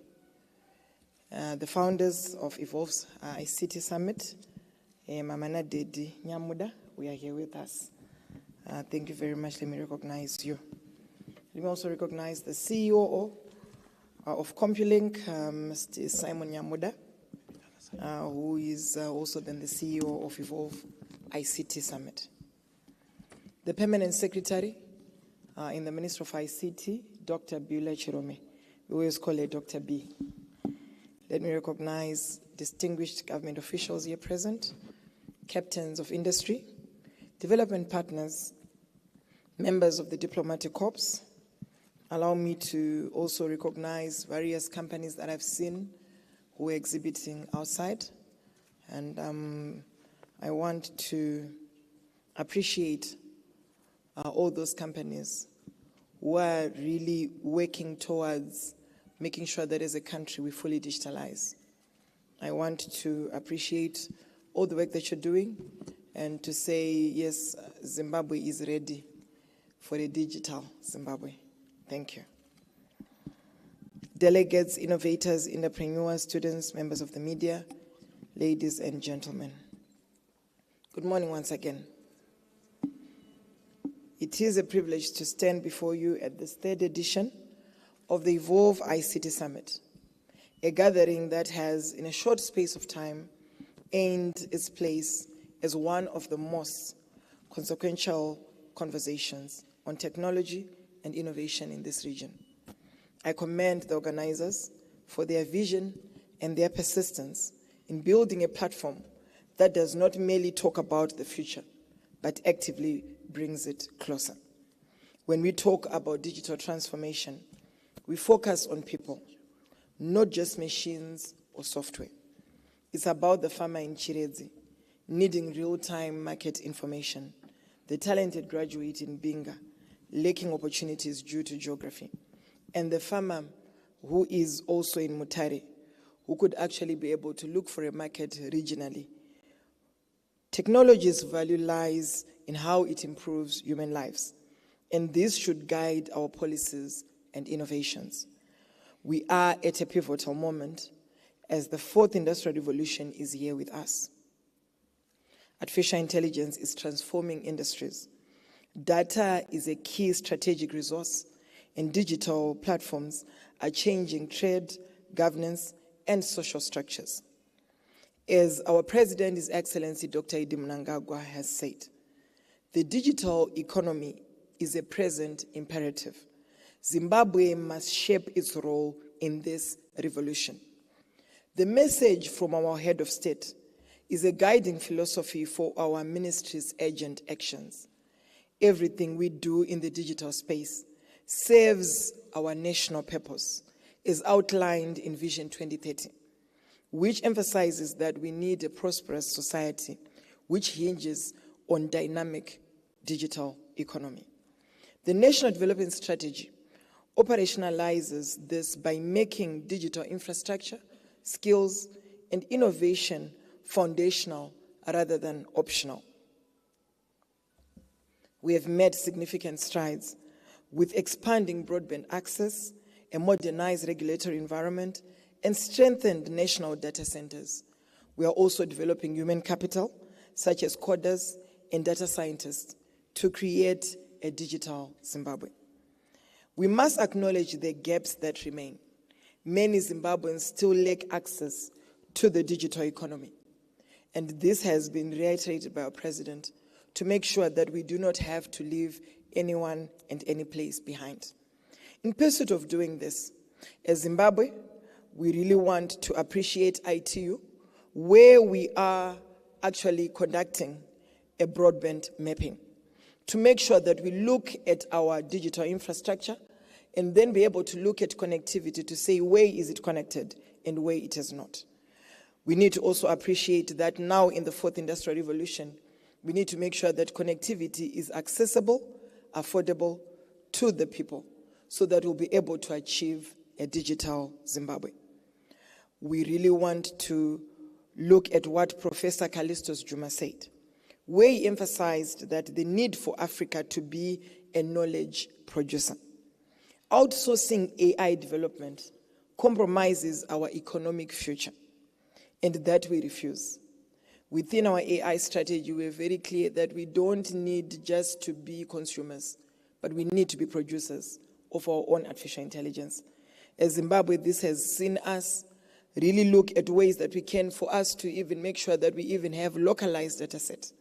We also need to look at national language models, which also speak into our own context as Zimbabwe. We are happy that as Zimbabwe, I was talking to the PS yesterday, where now we are at advanced stages of our AI charter. This is going to also unpack our AI ethics, our regulations, which also speak into our own cultural context as Zimbabwe. While AI raises concerns about job displacements and algorithmic bias, we recognize these issues. As Nkusu Uwera always says, AI reflects the values of those who built it. Our strategy ensures that Zimbabwe's AI future embodies our values, our human dignity, broad participation, and shared prosperity. As we expand Zimbabwe's digital landscape, we must ensure it is safe for our children.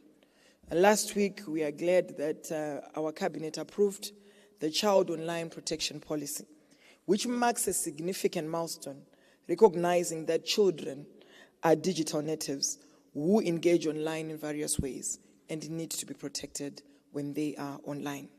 While the government has laid the groundwork, implementing this policy is a shared responsibility. Technology companies must prioritize the safety of our young users. They should also teach digital literacy and online safety. Yesterday, like what the peer said, yesterday we met our evaluators in government, and we realized that within these next 3 months, we have to train 200,000 people in digital literacy.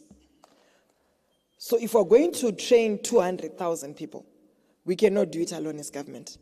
We expect each and every player to also play their part. We are now calling upon each and every one of you or the companies who are here to say, play your part, contribute towards it. The target that we have as a government is for us to create 1.5 million coders. And that can only happen if we work together. We'll look at the basics to say the basics are the digital skills. But as we go forward, then we need to say to ourselves, from digital skills, then we'll go to AI training. We also need to go to coding so that at least we achieve the future that we want. Just today is Friday, Thursday. Today is what? Friday, Thursday. Good. Tomorrow, we are going to be starting to train our public servants in AI in Mashingo. This is the basis that we need as a government, where we need to make sure that our government has to lead the charge. To say, when it comes to AI adoption, where are we as government? It needs us to make sure that even our public servants, including the permanent secretaries, the ministers themselves, they need to be trained on AI so that we are ready as a future, as Zimbabwe, for us to be ready for the future. Allow me to also say that digital literacy is a must. And our president has given us an ambitious target to reach 100% digital literacy by 2030. So it means digital skills so that we achieve the Zimbabwe that we want. We also have got the Digital Skills Ambassadors Program. The Digital Skills Ambassadors Program is where we have identified 100 for a start, 10 in each province, where we want to be training. Let's have a train the trainer program. We have got our young people training each and every one of being able to train every other person. And what we're going to do is to continuously capacitate them to train others. So the Digital Ambassadors Program, we went Mashingo, we also went to Mad South, and now we are heading to Mashingo. We first went to Mash West, and then we went to Mad South, and now we are going to Mashingo. We need to make sure that the Digital Skills Ambassadors Program also trains others. The Cyberus, I heard about women in cybersecurity, and I really want to appreciate all the companies who are also bringing forth cybersecurity solutions. The digital skills landscape needs us to have cybersecurity awareness. So as a government, we have partnered with Cyberus, where we are training our young people in cybersecurity. To date, we have trained nearly 3,000 because it's a self-taught course that they engage in online. So we have already trained 3,000 young people in cybersecurity. As Steve Jobs says, everybody should learn to program a computer because it teaches you how to think. By 2030, coding should be a civic competency, as essential as literacy and numeracy. We need to ensure that all young people, regardless of where they come from, they need to have equal access to these skills. Drawing inspiration from Indian Prime Minister Narendra Modi's belief that a nation's growth depends on its ability to innovate, Zimbabwe seeks to invest in technology infrastructure and entrepreneurial ecosystems. This approach intends to transform not just the technology sector, but the entire economy. We are glad that as Zimbabwe, a month ago, we unpegged our enterprise architecture model, which is a program where we want to digitize all government departments. This might, I know it's long overdue, but we always say we cannot do this alone. We have got various partners, various companies that have come to us to say, Honorable Minister, there are these various initiatives that we think we can deploy in government. And I still stand on to say, whatever work that I do as minister, and I'll continue saying it, the work that I do as minister, I can never do it alone. I expect you to bring forth all your expertise, and all we can do as government is to support these initiatives so that whatever solutions we bring forth as government, they are also citizen-centric. The ultimate goal as government is to look for solutions which speak into citizen engagement, which also speak into making sure that we provide for good services for the citizens. So President Mnangagwa has really repeatedly emphasized that Zimbabwe's prosperity lies on unlocking the potential of all our citizens. And that can be done if we are going to look at strategies that are going to make sure that all our government services become efficient and more transparent to everyone. His Excellency, our President, has also given us a guiding philosophy to say that a country is built by its own. So it means that it's up to us as active Zimbabweans to be active, and it is our responsibility to make sure that we shape the digital landscape that we want. In the digital economy, this also speaks into shared responsibility. The government must create enabling policies and also remove barriers, which we are doing every single day. I want to also speak to say the President guided us to say that we need to reduce levies and taxes in the ICT sector, and we have done that. Secondly, the president said to us we need to provide for incentives for artificial intelligence. And very soon we'll be able to unpack those. But we are glad that the Ministry of Finance has availed to us 3 provinces which are going to be special economic zones.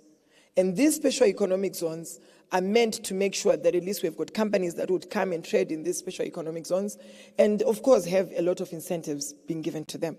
So if you're saying if a company is going to adopt artificial intelligence, they're going to be getting incentives, then definitely we want to encourage a lot of uptake of the adoption of artificial intelligence in the country. I am really encouraged by partners like CompuLink and others present who have shown real commitment to Zimbabwe's digital future. Conversations at events like the Evolve ICT Summit must lead to lasting investments and partnerships. We commit to this standard and invite everyone to do the same. Well done, CompuLink, and continue doing and also hosting these various summits. Africa's digital leap is both a significant challenge and an opportunity for this generation of leaders and citizens. With a median age of 19 and growing urban populations, there is a demand for smart services and innovative solutions. Our young people are creative and ready to compete globally, so we must prepare them for the future. We are going to be launching our AI Grand Challenge on the 23rd of July, and for us, this is also another opportunity to make sure that our young people continue to dreaming big. Our young people continue to coming up with applications, prototypes, which are relevant for our national development. Allow me to then come up and probably proffer solutions like you know very well that we have got a theme here to say empowering Africa's digital leap. I believe that there are also some concrete commitments that we need to come up with in this summit. And maybe to start off with, to say the first one is that smart agriculture is non-negotiable. We need to make sure that we industrialize. We don't modernize agriculture. We need to make sure that it has to industrialize. Whatever agriculture is going to do is also going to industrialize our economy. As much as we're modernizing, we need to then come out to the ultimate goal to say, how is this industrializing our economy? We need to look at how ways that we can, let's look at driving IoT sensors, satellite-based crop analytics to all our smallholder farmers. The Ministry of Agriculture, working together with us, has managed to provide for tablets for our agriculture extension officers. And we also went a step forward and also provided for Starlink gadgets to our agriculture extension officers. So this means that every now and then we'll then have our agriculture extension officers being connected. This is one way of us making sure that whatever services that they're going to provide for, they also speak into smart agriculture. We need again to make sure that we digitalize government as a platform, like I've said before. Our people should never have a queue to prove their existence. We are creating a single interoperable portal where citizens access every government service digitally. A digital Zimbabwe house. Thirdly, we also need to look at cybersecurity as a collective shield.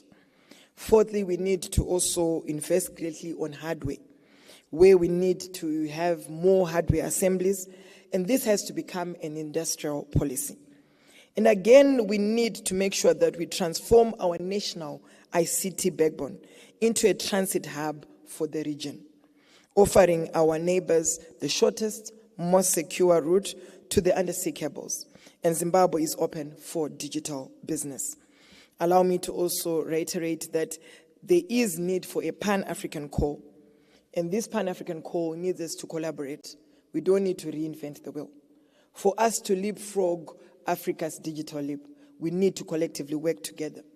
As Nelson Mandela said, and he says, it always seems impossible until it is done. While the digital transformation of Africa is ambitious, it is being realized through deliberate actions across the continent. Zimbabwe is actively participating in this journey under President Idi Mnangagwa's vision of a digitalized Zimbabwe by 2030. The future will favor the determined. Let us leave the summit inspired and committed to building partnerships, making investments, and developing skills to create effective solutions. Zimbabwe is ready. Africa is ready. Together we will build the future we deserve all. Allow me to have the roving mic. I've finished my speech. And having it, and I would ask a question to say, what is it that you think we need to do better as Minister of ICT? Or as the ICT sector? Roving mic, please feel free. Thank you, sir. Over to you. Welcome, and Samsung. Glad to have you on board. We are grateful that, yes, we have got an official distributor of Samsung coming to Zimbabwe. So I think that's a positive sign for us. Well done. Please proceed. Thank you once again, Honorable Minister. Mine is not to say what can be done better, but it's more of an appeal. Obviously, this is an informal place. I would then approach you officially.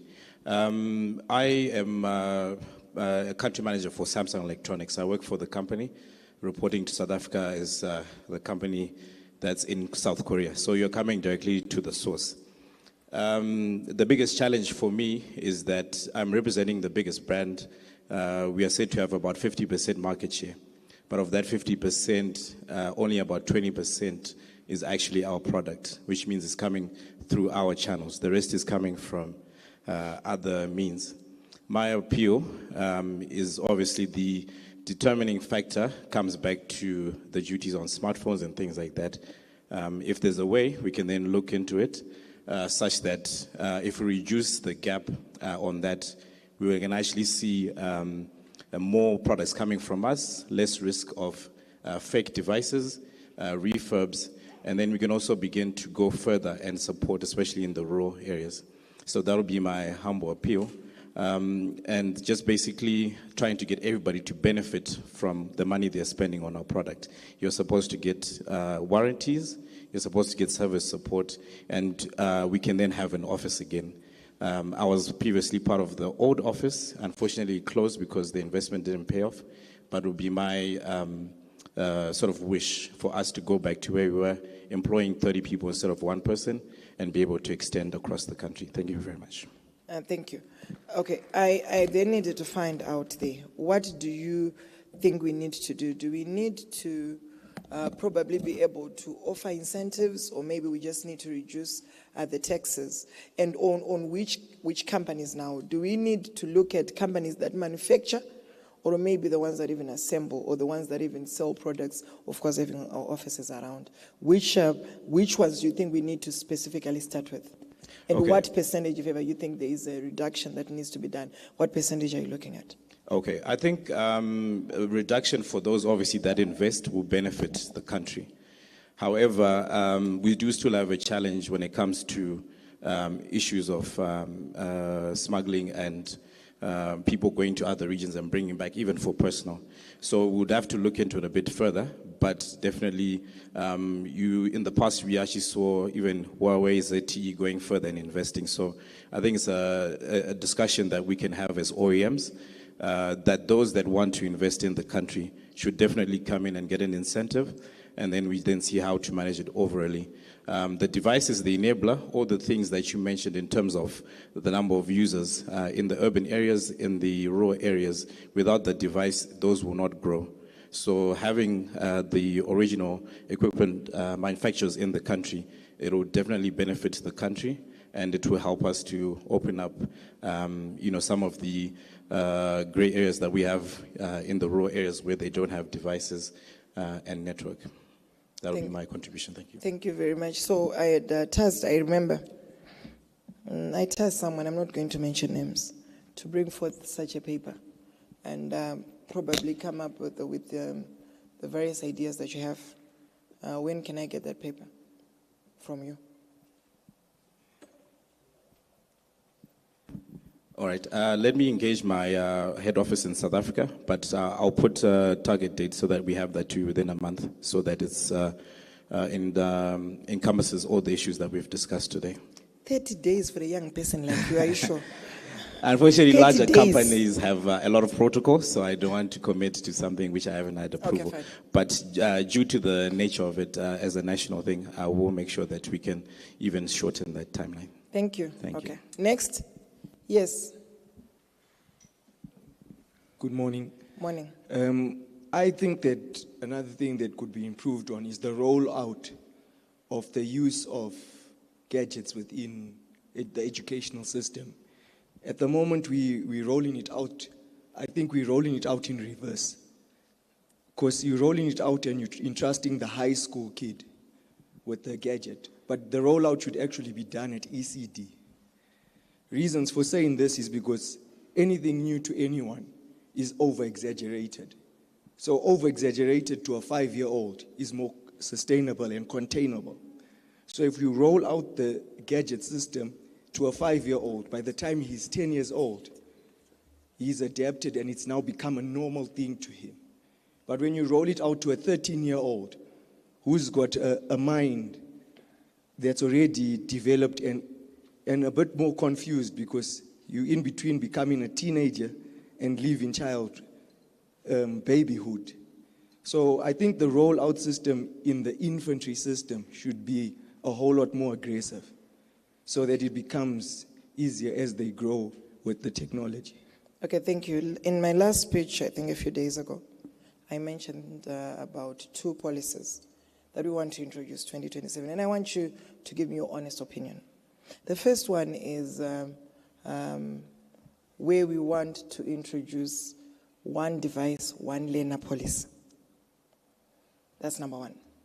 And this, of course, as government, we might not be able to buy all the school children. You know, there are more than, like now we're talking of about more than 4 million students. So definitely would expect parents to, the same way that they would buy a uniform, we expect them at least to also buy a gadget, be it a tablet, whatever it is, for their children to come to school. That's number 1. But meaning that government does not stop the work that they've always done to come up with the ICT labs, ICT hubs, and all that. Then number 2, we want from 2027, the curriculum for the Ministry of Primary and Secondary Education to introduce robotics and coding as early as ECDB. So these are policies that already we are taking into cabinet for approval so that by 2027, the PS can, I'm sure she can agree to that. She's now, because it has to go through a working party and then everything else goes. I'm sure she would agree to that it's already work in progress. But of course, you're still free to tell us if you think those 2 initiatives would answer what you're talking about. Yes, they would answer what we're talking about. And are they fair? Especially the first one. Yes. One device, one learner, and parents assisters. Yes, very fair. I think one device, one learner is the way to go, because then when each one has a device, it's like you take the kid who plays soccer on the street versus the kid who plays in a contained area. His development of skill is far greater than the kid who plays in a contained area. So if you give a kid this paper and a pen and you allow him to play with it freely, it allows him to express himself to the fullest on that piece of paper. And your job is not to control him, but to guide him where he's making mistakes. So all you become as a teacher or a facilitator is a person that pushes or creates the slip lane for them to drive in the correct lane. And that way, I think when it comes to coding, because it's very feared when taught, I think at the moment coding is introduced more Form 3, Form 4. By then, when you introduce the binary numbers and all those figures, kids run away from computer science. And the lady that presented earlier asked why then do girls not want to do that? Because normally when it comes to such challenges at that point in life, people run away from it. But when you become so used of doing it from an early age, and you've expressed, and you'll find that you want a coding Zimbabwe. When you introduce 4-year-olds, if you've been to Japan before, a gentleman who is starting university is learning with a 6-year-old in the same class. And that 6-year-old or 7-year-old is already decades ahead of you. So when you bring a 6-year-old whose mind is still absorbent and learning, then you will have a code in Zimbabwe by the time you reach 2032. Thank you. Thank you so much. Let's go this other side. I'll take 2 more people, and then I'm sure this side. Yes. Yes, sir. Thank you. Yes, thank you.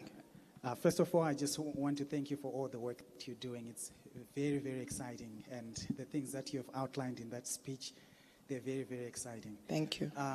My question, I don't know, maybe you're already doing this, but my question is there anything that is being done to connect with our diasporians that are in ICT? Because they, from my experience, I live in the US in Michigan, so I have met quite a number of Zimbabweans that are actually in big companies that are making an impact around the world. So is there anything that we're doing to create a platform where we can be able to network and help them to invest here at home and be part of bringing a greater digital Zimbabwe? Dr. Young, respond. Respond, sir. Thank you, Minister. I'm also based in New York, the US, but I've also partnered with the ICT Ministry, doing a whole lot of initiatives within cybersecurity and AI. So there are actually a number of us who are kind of like out here, and we're also relocating to come back home. Good. So what we have also done, let me have the roving mic to the PS. We've got a platform that we've created. It's within our AI strategy. If you look at phase 1 within our AI strategy, I want the PS to respond to you what we've done in line with that as well, to just add on to what Dr. Young said. So Dr. Young, we're partnering with him. He's come up with these all brilliant solutions. He's not the only one. We have had a lot of people come to our offices, and all we can do is for us to make sure that whatever they think they can dream, let's make sure that it gets into government. PS, what have you done in terms of making sure you reach out to the diaspora is part of our AI strategy? Thank you very much, Honorable Minister. Indeed, we acknowledge you from the diaspora and take note of the fact that in most of these advanced countries that we have also visited, we've found the level of ICT development there, quite great as compared to us.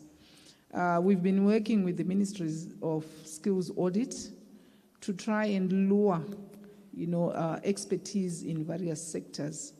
And as such, we've actually developed a platform where you can actually register your expertise, and we see the areas where we can actually collaborate. But we are very excited when we see people coming back home, and to implement what they've learned from elsewhere. Thank you very much. Thank you, PS. Yes? Any other people want to speak? Or ladies, please.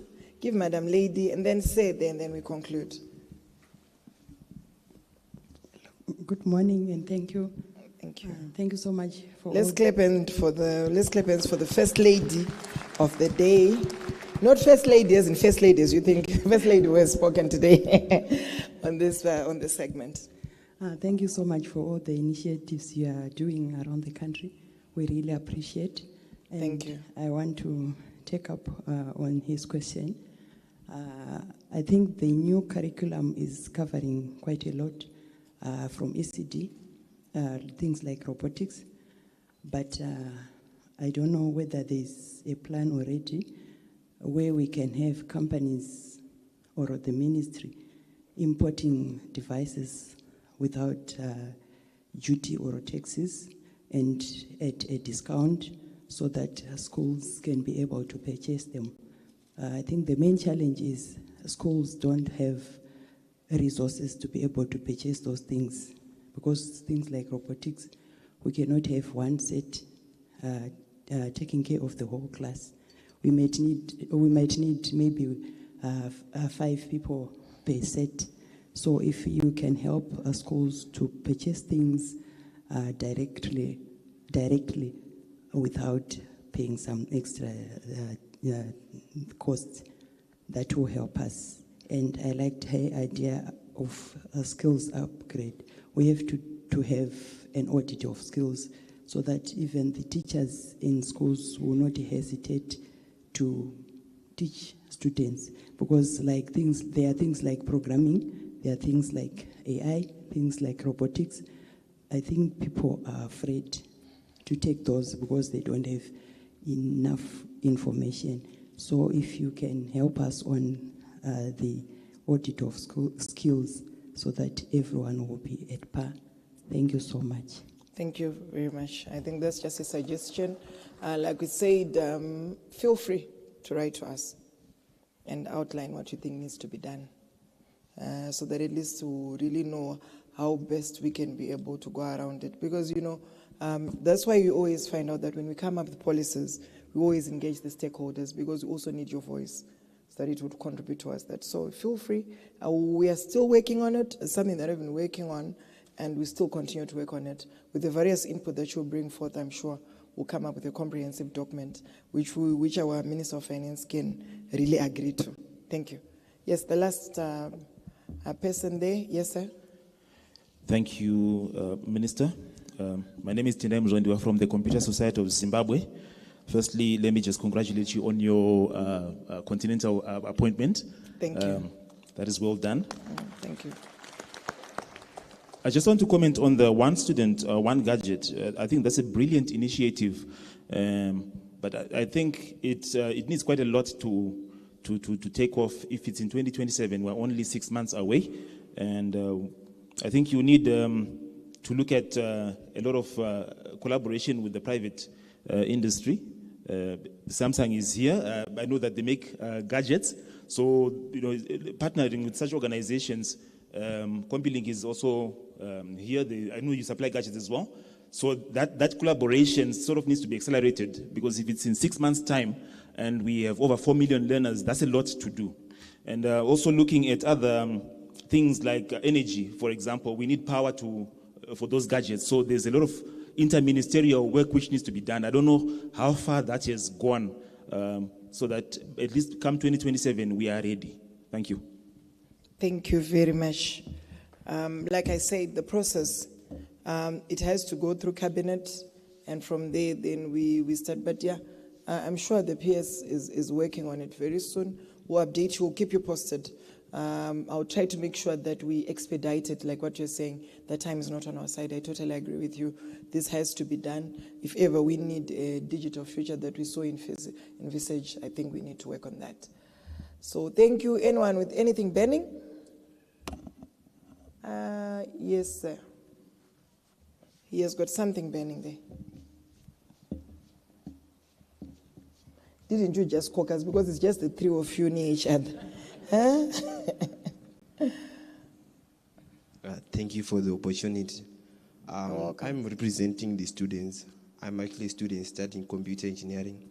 What I have realized is what we are learning during the theory part before attachment is totally different from what we are facing in the industry. That's the first thing, because you learn Java, some programming, and when you find the attachment, you end up being the one doing the printing for the company. Okay. And also the other thing is, in the industry, we are suffering from the lack of incentives. Sometimes you have to cater for your own transport. So the will and the zeal to express what you have in mind is shattered off. We can't express what we have because we can't find the reason to do so. And also, attachment is very difficult to find. I'm also looking for attachment. Thank you. Which program did you do? I'm doing computer engineering.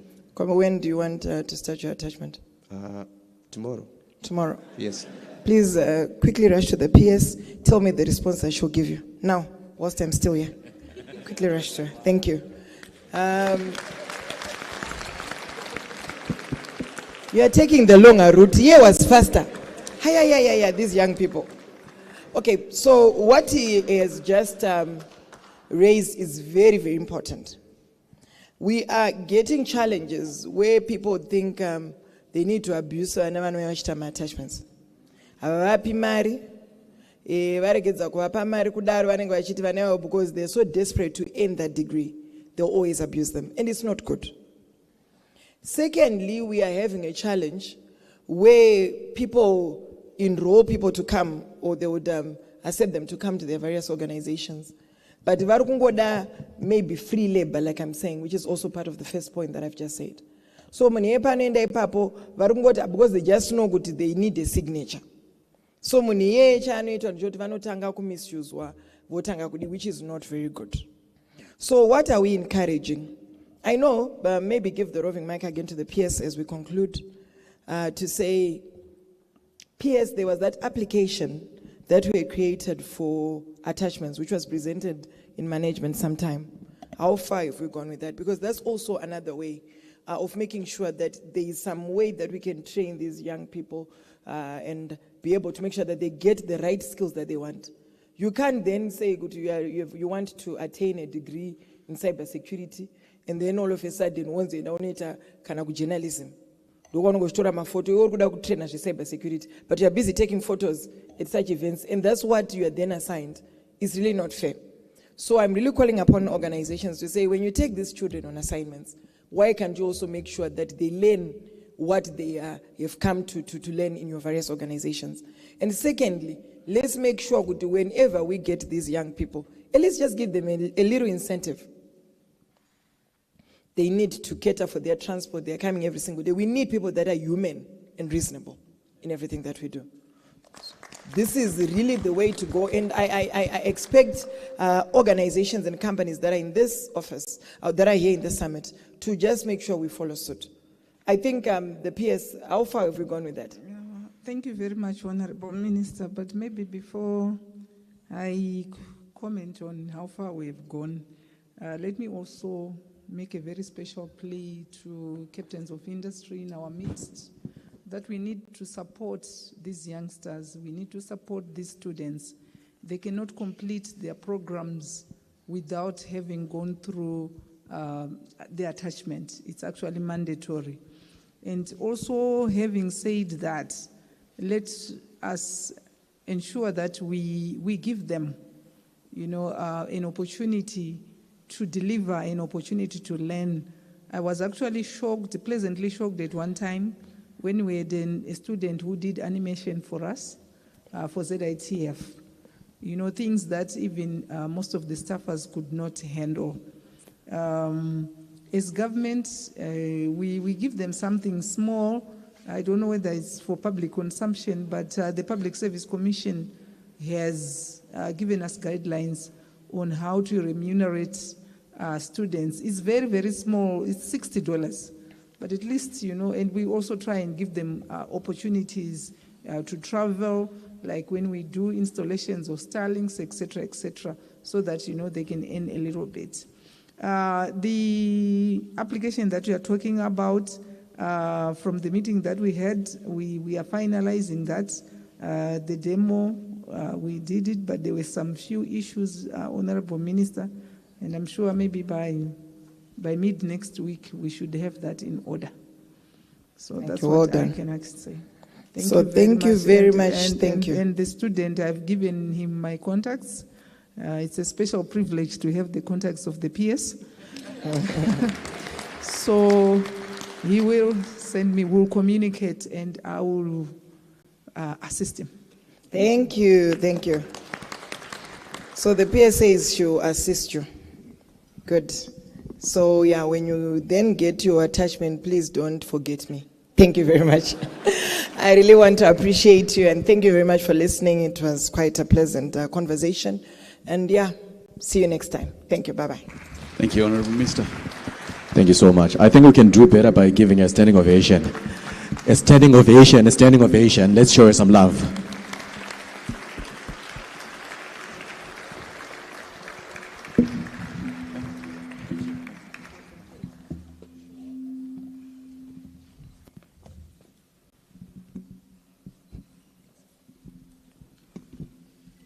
All right, thank you so much. You may take your seats.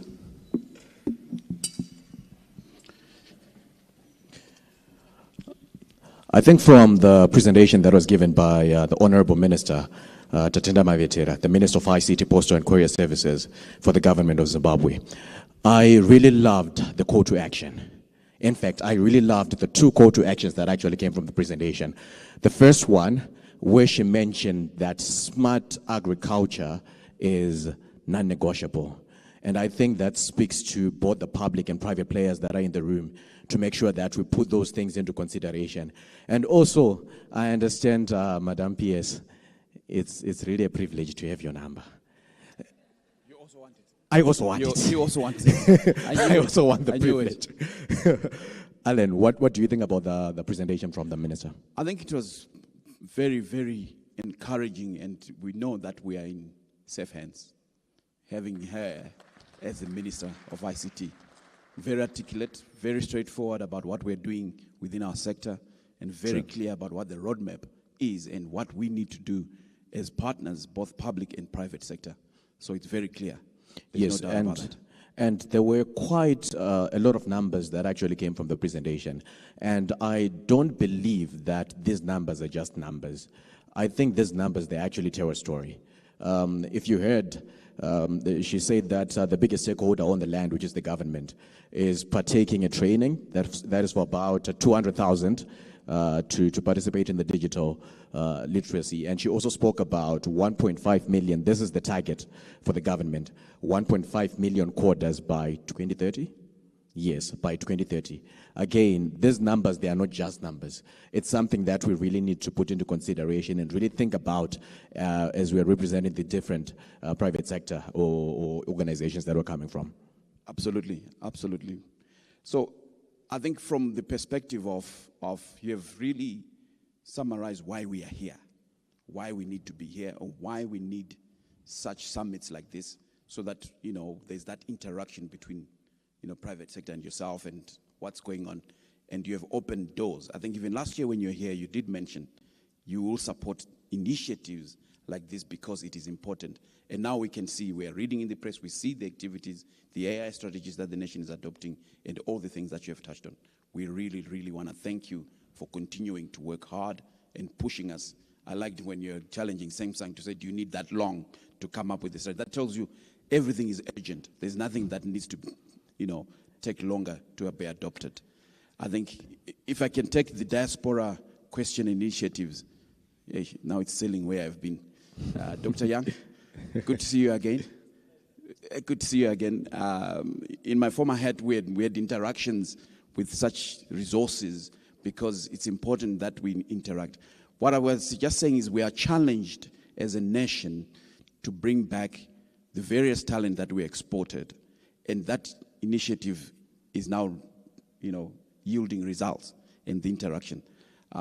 So I think it's now a question of what platforms, the PS has talked about, but we also have associations, Computer Society of Zimbabwe, that needs, that I know they've got, confirm you've got a diaspora chapter as well that you have running, so that it's all about engaging everyone, every citizen who's a Zimbabwean to be involved in this country.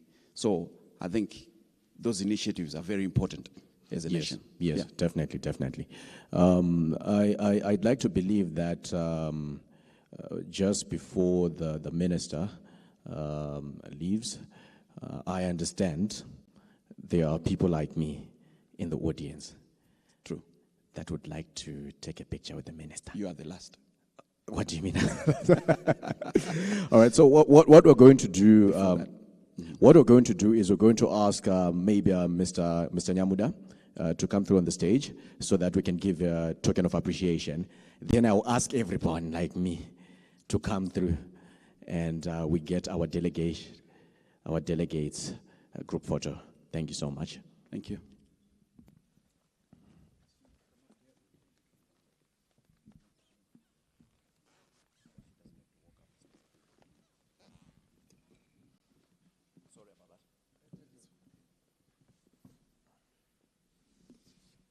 Honorable Minister, I think it will be more precise here, down here. Thank you. I'm glad the young men from Samsung didn't take 30 days to bring a gift. Well, yeah, Samsung is also. So we've got from CompuLink, Honorable Minister, a big thank you from CompuLink for gracing this occasion. Okay, and then Samsung, of course, they don't want to be left behind. As he prepares his paper, maybe that would speed up for him to do the paper faster.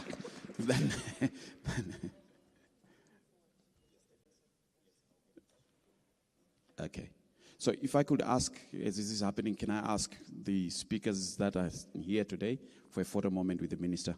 If we get that going as quickly as possible, please. She's busy. Any speakers?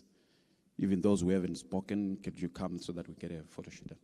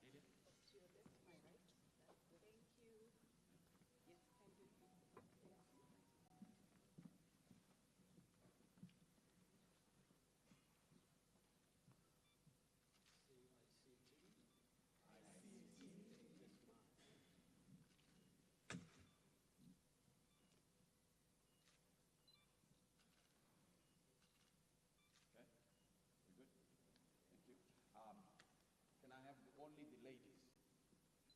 Only the ladies.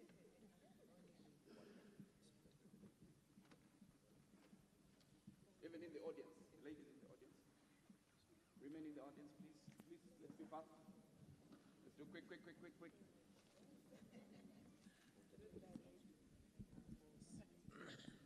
Ladies. From the audience, yes, including you. Don't sit there.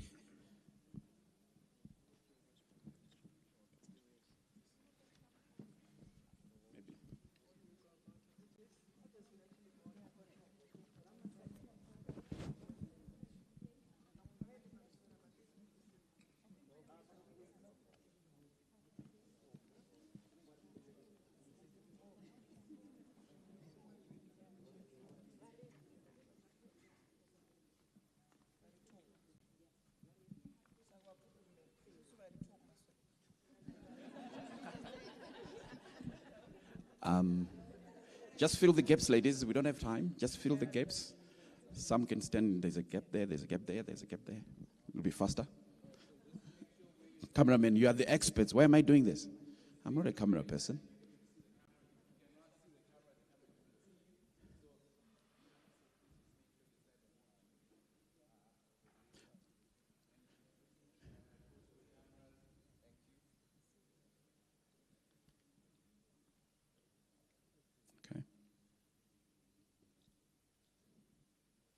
Brilliant. Then all other delegates, let's come.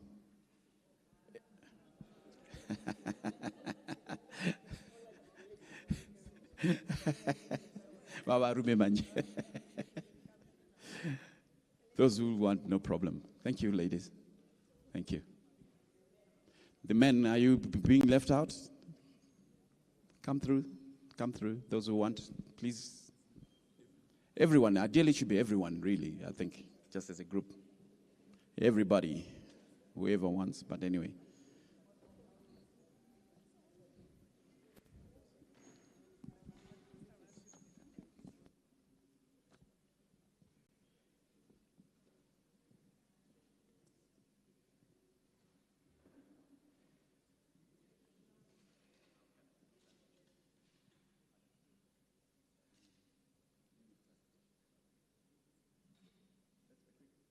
Let's be fast, people. There we go. Some can even, the other gaps. There you go. Okay. Camera persons, it's your shot.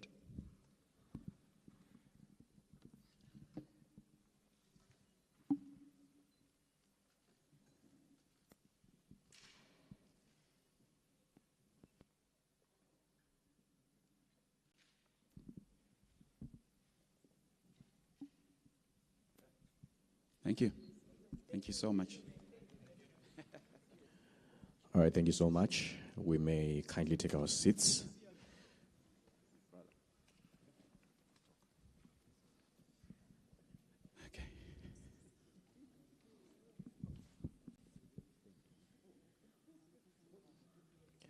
Yes, if we may kindly take our seats so that we jump into the next part of our program.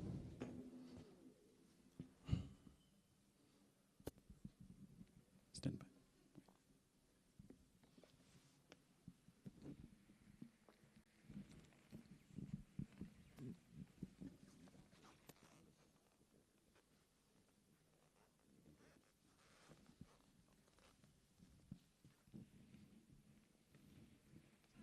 Thank you all. It's not often that she's always generous, as she, that we get the opportunity to spend time with our minister and her doing what she has done for us. I think at this juncture, Honorable Minister, we want to thank you for inspiring us and giving us, work to do, which we will do, because we'll commit to that. I think one of the things that is coming up is the issue of the future. The next generation, the students and what have you. PS, you may want to consider to see how you can engage with ZimDev as well, in terms of, because they do have, I remember they do have a work ethic around about engagement with the industry sector, because most of these private sectors ideally should be contributing to ZimDev, which in turn is supposed to be helping in the development of these future skills. So perhaps we can tap into that as well. I'm not sure what the operation around that could be, just an idea that just came to my mind right now. Thank you for that. But without further ado, let me just say with a loud applause, give thanks to the Honorable Minister for gracing this occasion for us. We appreciate your time, and we know it's not easy with all the assignments that you have to run the ministry and to make sure that we go ahead from where, to move ahead with the ICTs in this country, is what I say. So if you could allow her to stand and let her leave, please. Let's all settle for her to leave, please. Thank you.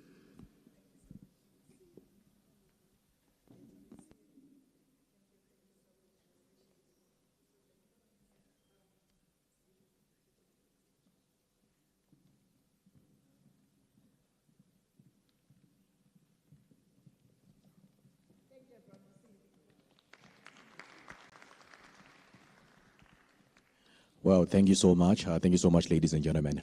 So right now, just a quick recap of some of the activities that were taking place in the morning. When we started, we began with an opening prayer that came from Pastor Eunice Nyamuda, and we had our opening remarks that were given by Mr. Edward Nyamuda.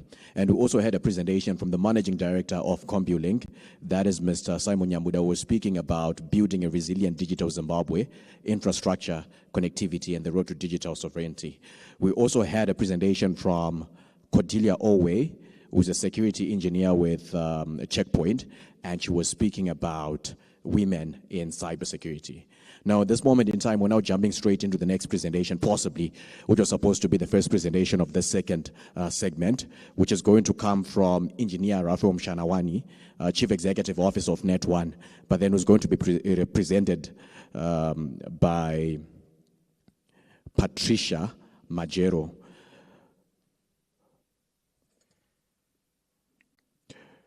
Engineer Rafael Mshanawani is the Chief Executive Officer of Net1. Engineer Rafael Mshanawani is a distinguished Zimbabwean technology executive whose career embodies innovation, resilience, and transformative national impact. With over 25 years of experience spanning information and communication technology and financial technology, he has consistently demonstrated exceptional leadership in driving digital advancement and organizational growth. Born at St. Barbara's Mission Hospital between Rusape and Nyanga, his early foundations shaped a journey defined by academic excellence and professional distinction. He holds a Bachelor of Technology in Applied Physics for the University of Zimbabwe and a Master of Business Administration from the University of Gloucester. Combining strong technical expertise with strategic business acumen, Engineer Mshanawani's career began with the formative roles at International Computers Limited, where he developed a solid technical foundation. His diverse professional background also includes serving as hospital physicist at Mpilo Central Hospital, highlighting his multidisciplinary capabilities. He later held key technical and leadership roles at Telecel Zimbabwe, in ZimSurf, gaining extensive experience across Zimbabwe's telecommunications landscape. In 2015, he joined Net1 as Chief Information Technology Officer, where he played a pivotal role in modernizing systems and strengthening the organization's technological backbone. His leadership saw him rise to acting Chief Executive Officer from 2020 to 2021, before being substantively appointed Group Chief Executive Officer in December 2021. As Group CEO of Net1, Engineer Mshanawani has led a remarkable turnaround of the organization, repositioning it as a competitive and innovative force within Zimbabwe's telecommunications sector. Under his stewardship, Net1 has expanded infrastructure, improved service delivery, and driven inclusive connectivity, particularly in underserved rural communities. His forward-looking vision includes advancing connectivity through low Earth orbit, LEO, satellite technology, a strategic move aimed at accelerating Zimbabwe's digital transformation and bringing the digital divide. Ladies and gentlemen, please allow me to welcome Patricia Majero, who's going to be representing the CEO, speaking on artificial intelligence in telecommunications, how Net1 is powering the next generation of connectivity. Let's give a beautiful round of applause.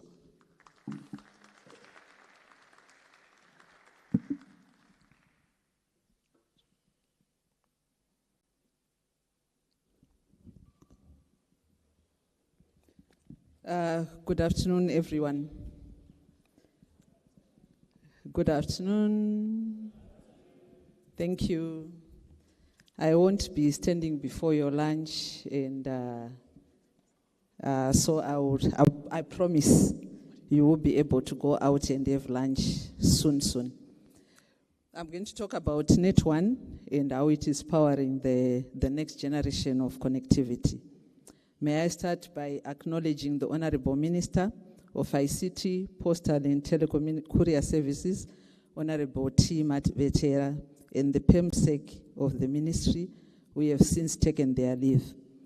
I would also like to acknowledge the Chief Executive Officer of CompuLink and Evolve Africa, Mr. Edward Nyamuda, the Managing Director of CompuLink and Evolve Africa, Mr. Simon Nyamuda, captains of industry, fellow technology leaders, distinguished delegates, members of the media, ladies and gentlemen. Good afternoon once again. It is a profound honor to join you in this landmark gathering as we reflect on AI, the most transformative force of our time, and its growing role in shaping telecommunications and digital economies across Africa. We meet at a defining moment. History teaches us that every great leap on human progress has been built on infrastructure, either roads, railways, electricity, the internet. And today, AI is that next great leap. But AI cannot stand alone. Its true power is unlocked only through robust, intelligent connectivity. Without networks, there is no digital economy. That is why telecommunications operators like Net1 lie at the very heart of the fourth industrial revolution. At Net1, we see our responsibility clearly.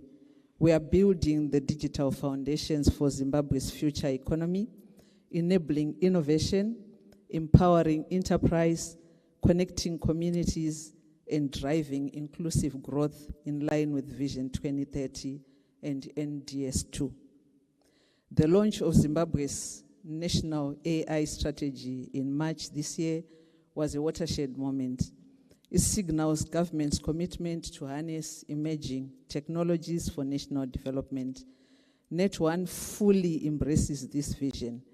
Through sustained investment in intelligent networks, we are positioning Net1 not as a spectator, but as a contributor in the global AI revolution. The real question is not whether AI will transform telecoms, because it already is doing that.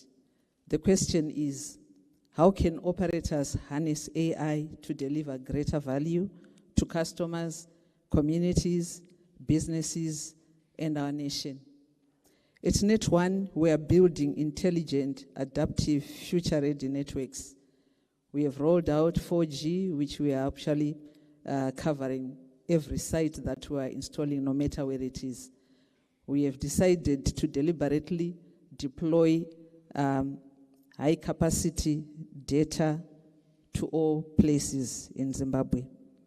AI enables us to shift from reactive to predictive operations, anticipating congestion, identifying faults before they affect customers, and optimizing performance in real time across vast geographies. AI is also revolutionizing customer experience, delivering personalized, seamless, and responsive services. And in an era of rising cyber threats, AI strengthens our cybersecurity, detecting anomalies and safeguarding critical infrastructure. Ladies and gentlemen, technology is meaningful only when it improves lives. This is why, as Net1, our aim is to make sure we leave no one and no place behind. It's the mantra driven by our president, Idi Mnangagwa. AI, therefore, must not widen the digital divide. Instead, it must bridge it.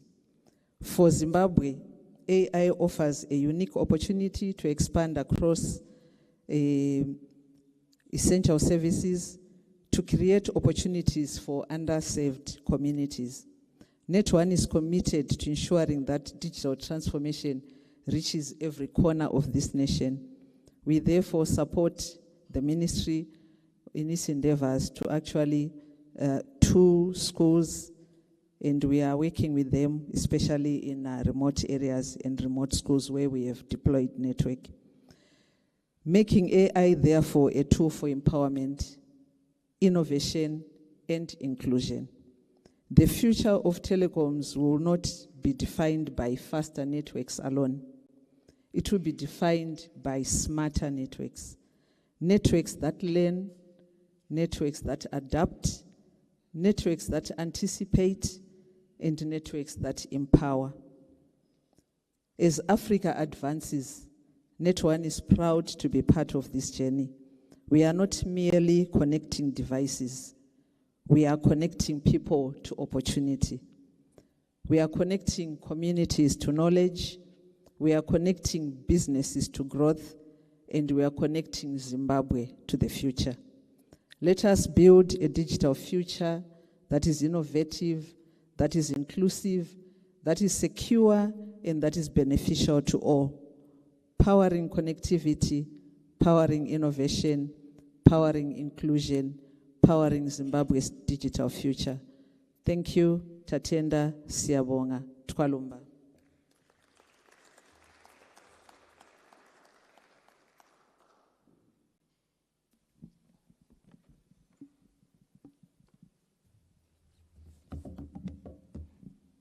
Another beautiful round of applause.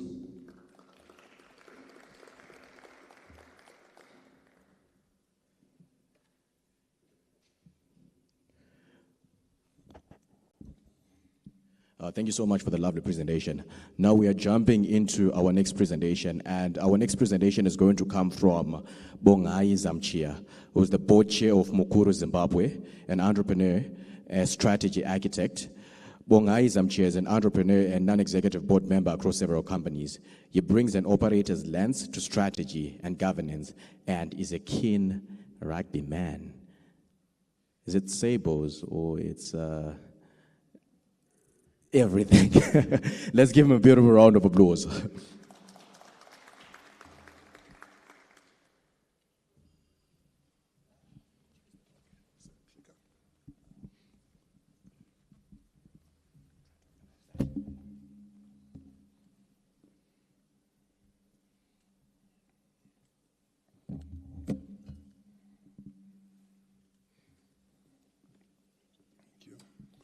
Mangwana Naganaka, Salibonani. Good morning, ladies and gentlemen. The young man who was asking about internship, is he still here?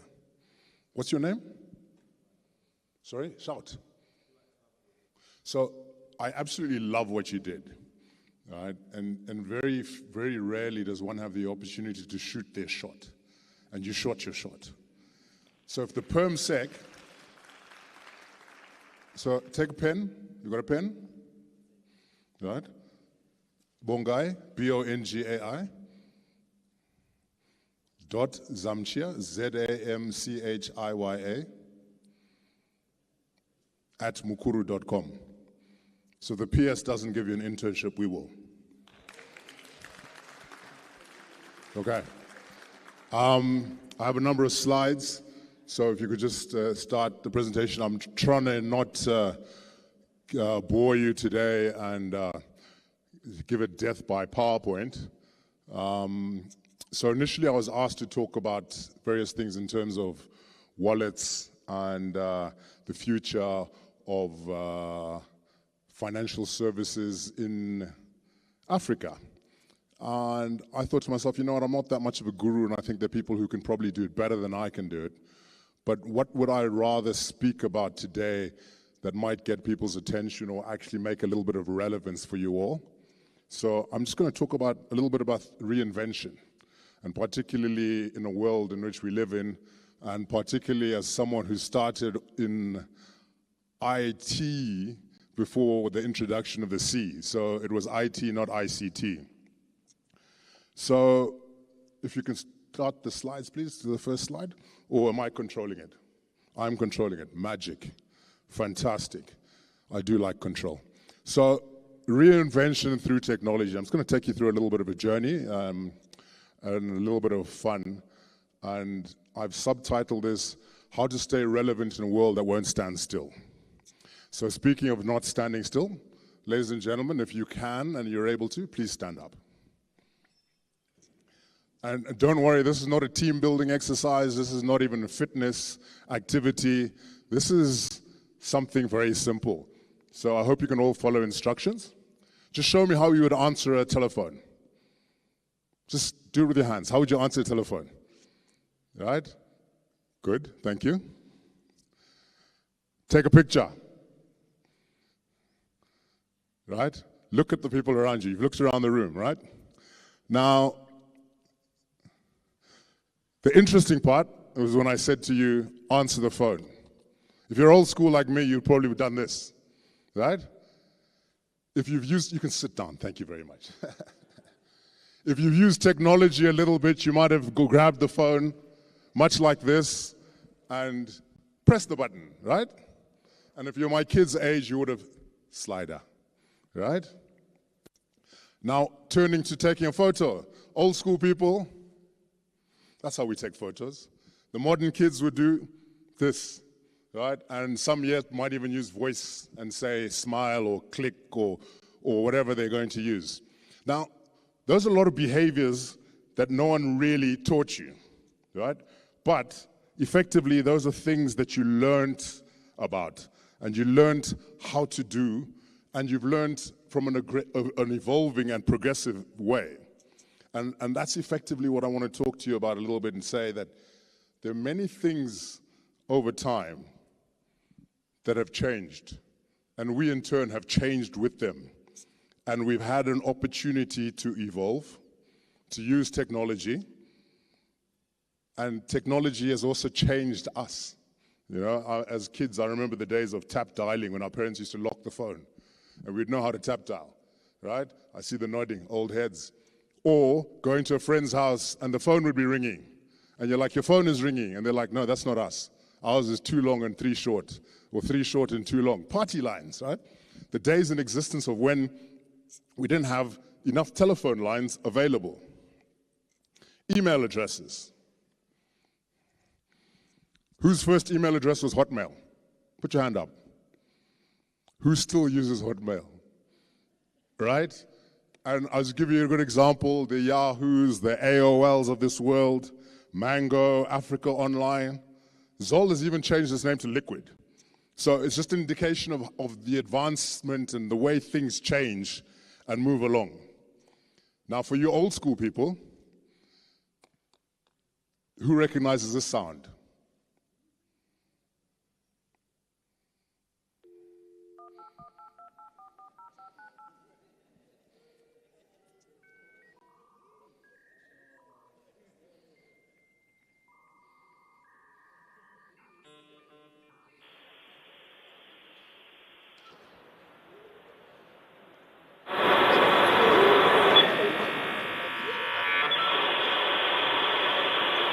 right?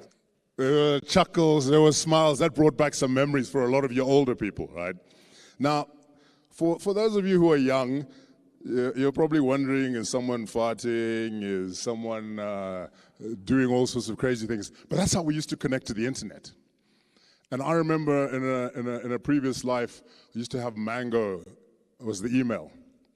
And back in the day, the likes of Jim Holland were giving us access to the internet, and it was unprecedented.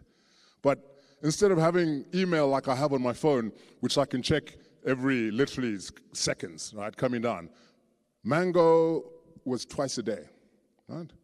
So you dial up in the morning, download your email, then dial up again in the evening. So basically what they did is they also sent things up into the big bad world of the internet. So can you imagine a world where someone says, oh, I sent you an email. I said, yeah, great, I'll check tomorrow morning and I'll get back to you. Now we will live in a world of instancy where everything has to happen and it's almost immediate. So when we were doing that and connecting to the internet, I remember Internet Explorer and Netscape and all of these things. It was cutting edge. It was beginning, and things were amazing. And when we talk about things being amazing, I've just thrown off some things for you to look at, and it's way we encountered the world. So I remember when I first used to build web pages, and the first web page that I ever built was in Notepad, right? And you'd open HTML, close HTML. Open title, close title. Body, body. Header, header.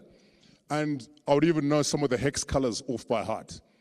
Like hash and 6 zeros would be black. Hash 6 Fs is white. Hash 3 zeros and 3 Fs is yellow. It was just something that we did because that's how we built websites. Then all of a sudden someone said, you know what, there's this thing called front page. I was like, front page? I was like, this is amazing. What is this? And it was just basically like a Word version of being able to build a website. And then we went to the likes of Dreamweaver. And I operated in a world where eventually you had the likes of server-side includes and cascading style sheets. And the world, it was just revolutionary. We moved from Access databases to SQL servers. And this is in a number of years. Right? I finished university probably in 1999. So in the space of 4 years, I moved from HTML in Word to now developing custom-built websites and living in an amazing world. And speaking of websites, I remember a day when we used to sell websites as packages. Right? It's almost like you're going on holiday or you're going to a room. Would you like a double bed? Would you like a single bed? Would you like a smoky, non-smoky? We used to have websites that were gold, silver, and bronze. And we would have mini summits when people wanted to update their websites, and people sit down and you'd have to get the accounting guys from the different teams to get involved to be able to sell these websites. Because having a website was just like the craziest thing in the world because not many people had websites. And you'd have to tell people, how do you get to our website? Where do you go? Etc. And then there's communities. I had the privilege of working in a company which had a little business called allzimbabwe.com. And with allzimbabwe.com, we used to build communities. And it was before Facebook was Facebook. We even had on our team an anthropologist. And her job was just to understand how people worked and got together as communities. We had UBBs. We used to give free email. It was revolutionary. But the thing that hasn't changed is that people want to connect. So while the technology might have changed, the underlying reasons and the fundamentals of why we are who we are have remained the same. And that's the beauty of technology, that the adaptation of the underlying technology changes. But in terms of what we're trying to do is amazing. Now you look at this, this is an Apple G4. And I remember at Cyberplex, we had 2 different sections. There was Cyberplex Africa, then there was the export side. And there was a graphic designer by the name of Gift. And he was very gifted at what he did. And one year, he got a G4. Now, G4 was cutting edge. It was probably one of its kind at the time in the country. And we all had an unboxing ceremony. Everyone gathered around as Gift took it out and had all these amazing colors, and it was beautiful. And you know what? With my Samsung here, I've got more processing power than that G4 does today. And no one is looking and saying, wow, what revolutionary things. But that was fit for purpose at its time, much like my phone is fit for purpose at its time now. And when I studied computer science at school, we had a computer lab with those monochrome screens. You know, we all knew the VGA, SVGA, and we would spend 1 year not being able to turn the computer on, not being allowed to turn the computer on, because we would get our textbooks or our notebooks and we'd write, this is what an icon is. This is what a GPU is. This is what a processor is. You'd have a question and an exam on RAM and ROM and the differences between RAM and ROM and understanding what a chip does, icons and how you clicked on them. And you know, I was thinking the other day, if I had someone who was a computer science professor and he had a PhD in computer science, and you locked him in a room 2 years ago. So 2 years ago is what, 2024? My 13-year-old son, if you let that man out now, would know more about computers than he did. So everyone who thinks that they know stuff, young man, you're studying computer science. Most of what you probably studied is a little bit outdated now with the way the world has moved on and technology has moved on. But what we're trying to say is, or I'm trying to say is that the principles will remain the same while the technology drastically moves and changes. And that's important. Anyone remember what this was? ICDL? International Computer Driving License. You have one? You're still running it. It's an anachronism when you think about it, right? It's teaching people how to use email and Word and Excel when that should be as basic as breathing, right? These are the skills and resources that people need from a fundamental age, which is why I was very encouraged by the gentleman talking about having devices for children at an early age, because they need to be brought up with these things. But there was a time when you used to put this on your CV. I don't know if anyone now would still put that on their CV and say, I have an ICDL. They do? Shock horror. Well, that's why you should come to these fora, because you can actually get surprised and stuff like that. Because, there you go. The point being, it was an expertise at one time. Now it's just basic literacy. That's what an emphasis on the point that I'm trying to make. So while it's not fundamental and essential, it is something that's important. So this is a quote that is often attributed to Charles Darwin. And it says, it's not the strongest or the most intelligent who survive, but those most adaptable to change, right? So technology is moving throughout the years, but are you adaptable to change? Now let's look at some of the stuff that's gone in the past, no longer here. Fax machine, who used one of those? Yeah? I had a pager. I had a number pager at one stage, then had a word pager. And, you know, some of my friends, they'd leave a message and the caller would be like, sorry, you can't say that on the pager. You know, some of the things were a bit awkward. CD-ROMs. I remember the days of floppy disks when they weren't standardized. You know, you'd have a 3.5 inch or 5 1/4. All right? These are all things that have come and gone into the graveyard of technology, but have fantastically advanced the way we do things. You know, like BlackBerry. BlackBerry is a fascinating study when you look at the company, because it was almost an elite product if you had a BlackBerry, you know. You had the little QWERTY text pad on the BlackBerry, and you had a situation where people would have a BlackBerry Messenger, and you'd have a special pin if you wanted to send it to someone. Now, no one wants a BlackBerry. BlackBerry's been overridden by what's happened in the modern days. However, BlackBerry, if you buy a modern car, is probably in your car. Because BlackBerry has adapted, and one of the biggest things that they have as a company is their vehicle assist technology. So if you have lane assist, if collision assist, all of that is actually driven by BlackBerry. And that's a fantastic way that they've innovated as a company. So we all look and we say, hey, this is fantastic. This great technology that we've created, it's here. It's going to change the world. It's going to be absolutely revolutionary. But that doesn't always apply. So where do we go when we've seen that this technology has changed over the years? We've got to start to look and be realistic about who we are. And Alvin Toffler said, the illiterate of the 21st century will not be those who cannot read and write, but those who cannot learn, unlearn, and relearn. Let that sink in for a moment. Because the challenge is not learning once. Challenge is not attending this fantastic workshop. It's constantly relearning and unlearning, because there's certain bad habits and certain things that will change. We need to constantly have the capacity to innovate. So you say to me, right, great, how do we innovate? And I'm going to share with you some of the ideas. First I'd say is we must stay curious. If you look at a child is always curious, right? We must stay uncomfortable, we must experiment daily, and reinvent before you have to. So let's just go into a little bit of detail on that. Children are fantastic because every day they play. They're curious about their environment, they're curious about the people around them, and it's essential for them to keep learning. The problem is we all call ourselves experts. Expertise is dated. Expertise expires.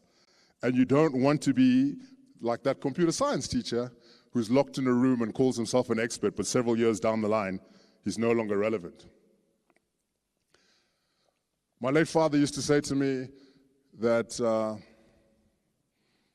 it's better to be considered a fool for a minute and then be knowledgeable forever. Right? A lot of us are afraid to ask questions. A lot of us are afraid to be seen to be the person who doesn't know something about something. However, that's one of the quickest and best ways to learn, is to accept that, you know what, I'll actually be in a space, in a place where people think that I'm not the one who knows. Playing. I love playing, and playing for me is the number one thing. I play on ChatGPT every day, and people tell me I should use Claude. But I love ChatGPT because, you know, my LLM and I have a good relationship. We understand each other, right? Sounds very weird and strange, but it's because I play. And you want to experiment. And if you think about your days in IT or ICT, there was nothing better than just being handed a computer and said, right, figure this out. Right? And you go on and you download apps now in the modern days. You want to study things and want to play. But far too often we get limited by a world that says we want a case study. We want proof. Is this thing going to work? So unfortunately, sometimes you're just going to have to play and do it in your own space. And I gave you the perfect example of BlackBerry. And BlackBerry reinvented. However, there's other companies like Nokia. And there's very little good that we can say about Nokia. So my key question would be to you, how are you going to reinvent yourself before you have to? And stop this attitude that we have as older people that, no, this is the way it's always been done and this is the way we'll continue doing it. We need to constantly reinvent ourselves. Now I'm going to go into a little bit of fun. And, you know, Roy Amara, I love this quotation. It says, we tend to overestimate the effect of technology in the short run and underestimate its effect in the long run. So Roy Amara, fantastic gentleman, he understood what tech can do to the world. Now let's look and we see the internet.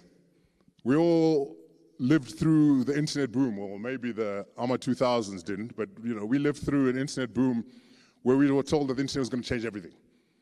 And the dot-com system came, but then what happened? The dot-com bubble and a lot of things exploded. We were told that everything that we were going to do was going to be on the internet, but that didn't turn out.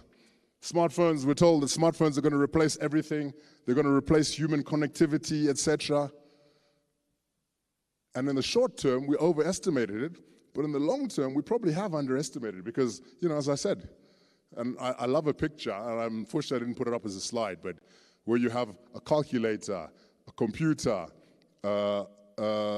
fax machine, what else? A camera, and it's got a whole bunch of equipment, like 20 devices, and they said they've all been replaced by one.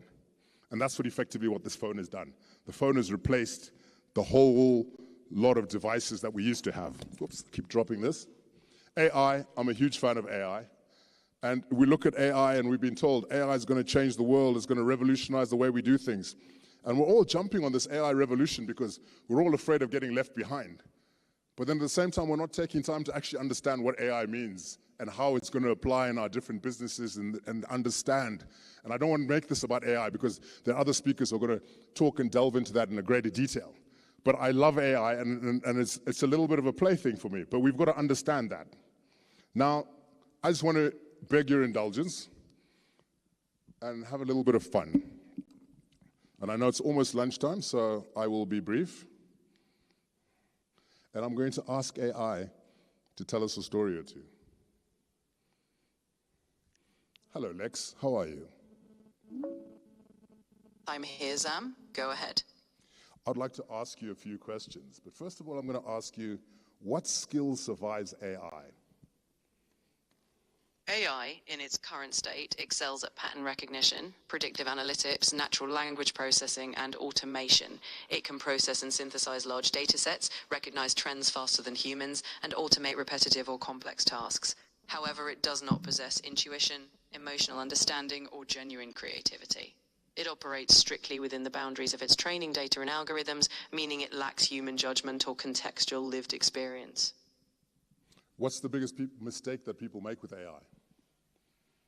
The most significant mistake is assuming AI inherently understands context or has judgment. People often overestimate its decision-making capabilities, treating AI outputs as definitive answers rather than probabilistic predictions. They may also assume AI is free from bias when, in reality, it reflects the biases in its training data. This can lead to unchallenged decisions or a lack of human oversight, increasing operational risk. Final question, how do we stay relevant? Staying relevant is a function of continuous adaptation. You need to critically reassess market shifts, invest in learning emerging technologies, and challenge your own strategic assumptions. Foster a culture of experimentation, test ideas, measure results, and pivot decisively. Finally, stay grounded in the fundamental needs of your business ecosystem. Technology is a tool, not the strategy itself.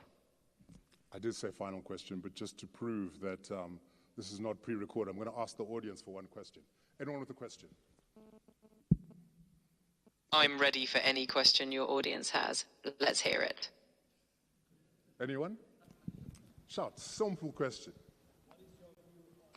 If they're still thinking, no problem. When they're ready, I'll give them a direct and thorough answer. In the meantime, feel free to nudge them. Ask it what's its view on Anthropic's cloud. On Anthropic? Cloud. Sorry? Cloud. Sorry. Okay.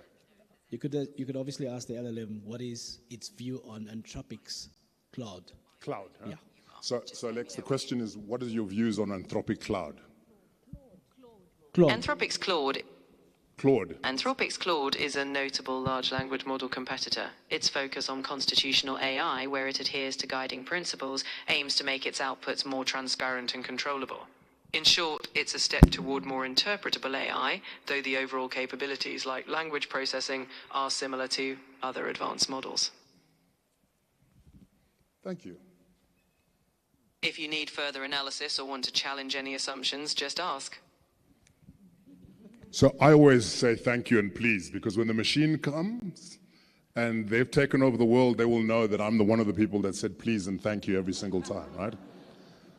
So technology's changed over the years. The question is, have you been able to change? Have you been able to adapt? Have you been able to adapt in the way that you sell the technology that you sell? Have you responded to the market? You know, in my business, I often say to people that the market will tell you who you are. That no matter how important you think you are or what technology you think you've got available, the market will tell you. And we need to change with the technology as the technology changes. But like I said to you, using an example of allzimbabwe.com and Facebook now, certain lessons haven't changed. The need for human beings to connect, the need for us to become more efficient in the way that we do things, that hasn't changed. So it's important that we continue to take the lessons, and as your toolkit, stay curious, stay uncomfortable, and experiment early, and most importantly, reinvent before you have to. And one day, this AI, and whether it's Claude, whether it's Google, whether it's ChatGPT or Gemini, etc., will all feel like that Mango Mail when it's a dial-up. And 5 years from now, someone will be saying, remember that time when that guy got up on stage and he thought he was really clever and he was talking with his AI, and we'll probably have a robotic AI on stage doing the presentation instead. So things change, and that's my challenge to you all. How are you going to reinvent yourself? Because remember, the technology of today is cutting edge, but tomorrow it won't be. Thank you.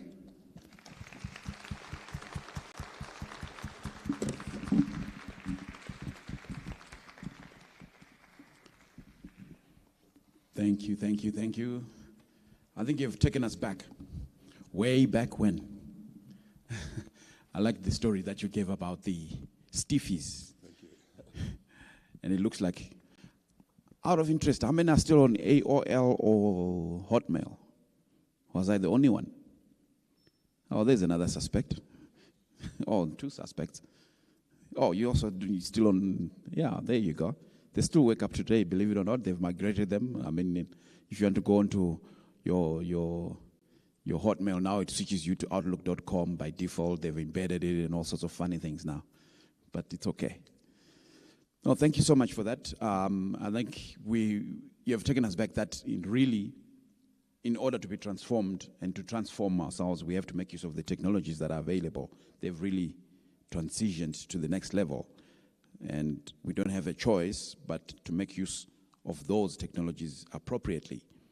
What was supposed to happen right now is ideally, I don't know if we should have had a panel with you and pose some questions with you, but we understand the morning sessions took a bit longer than anticipated.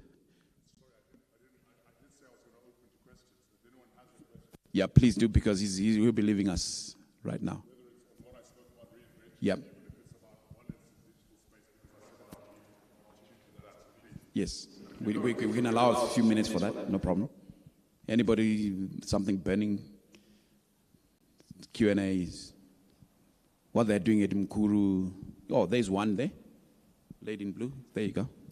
Introduce yourself and then ask your question.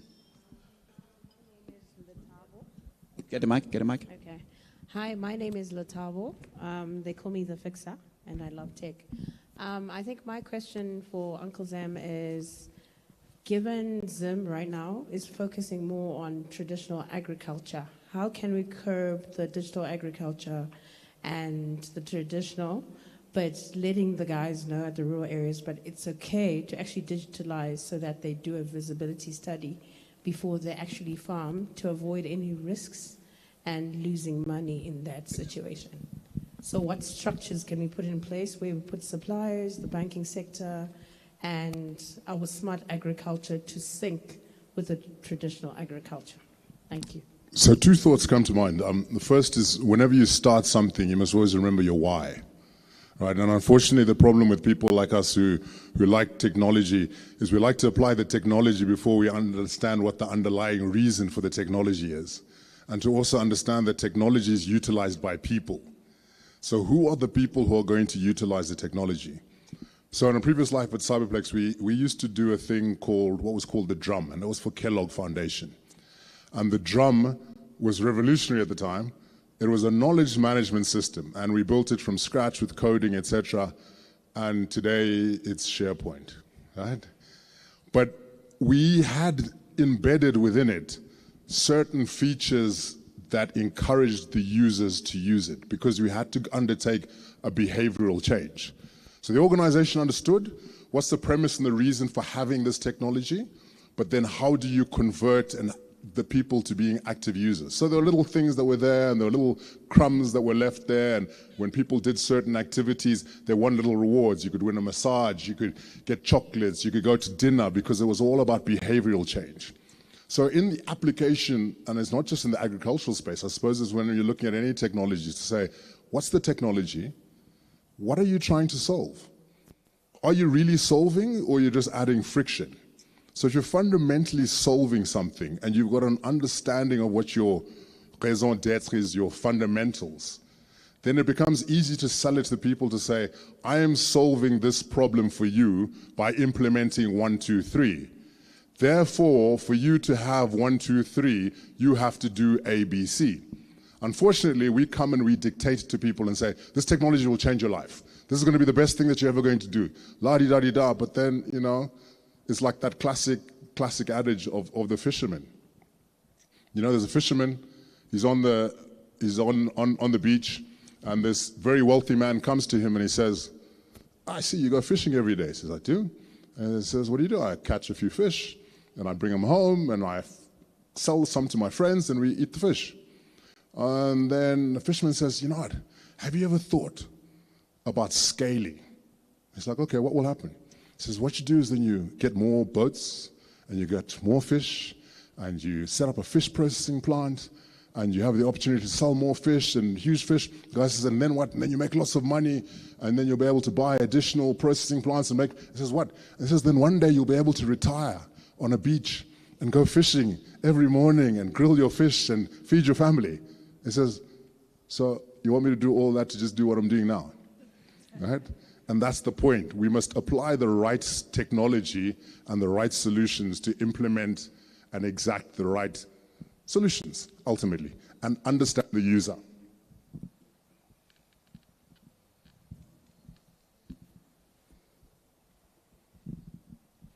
I think we're done.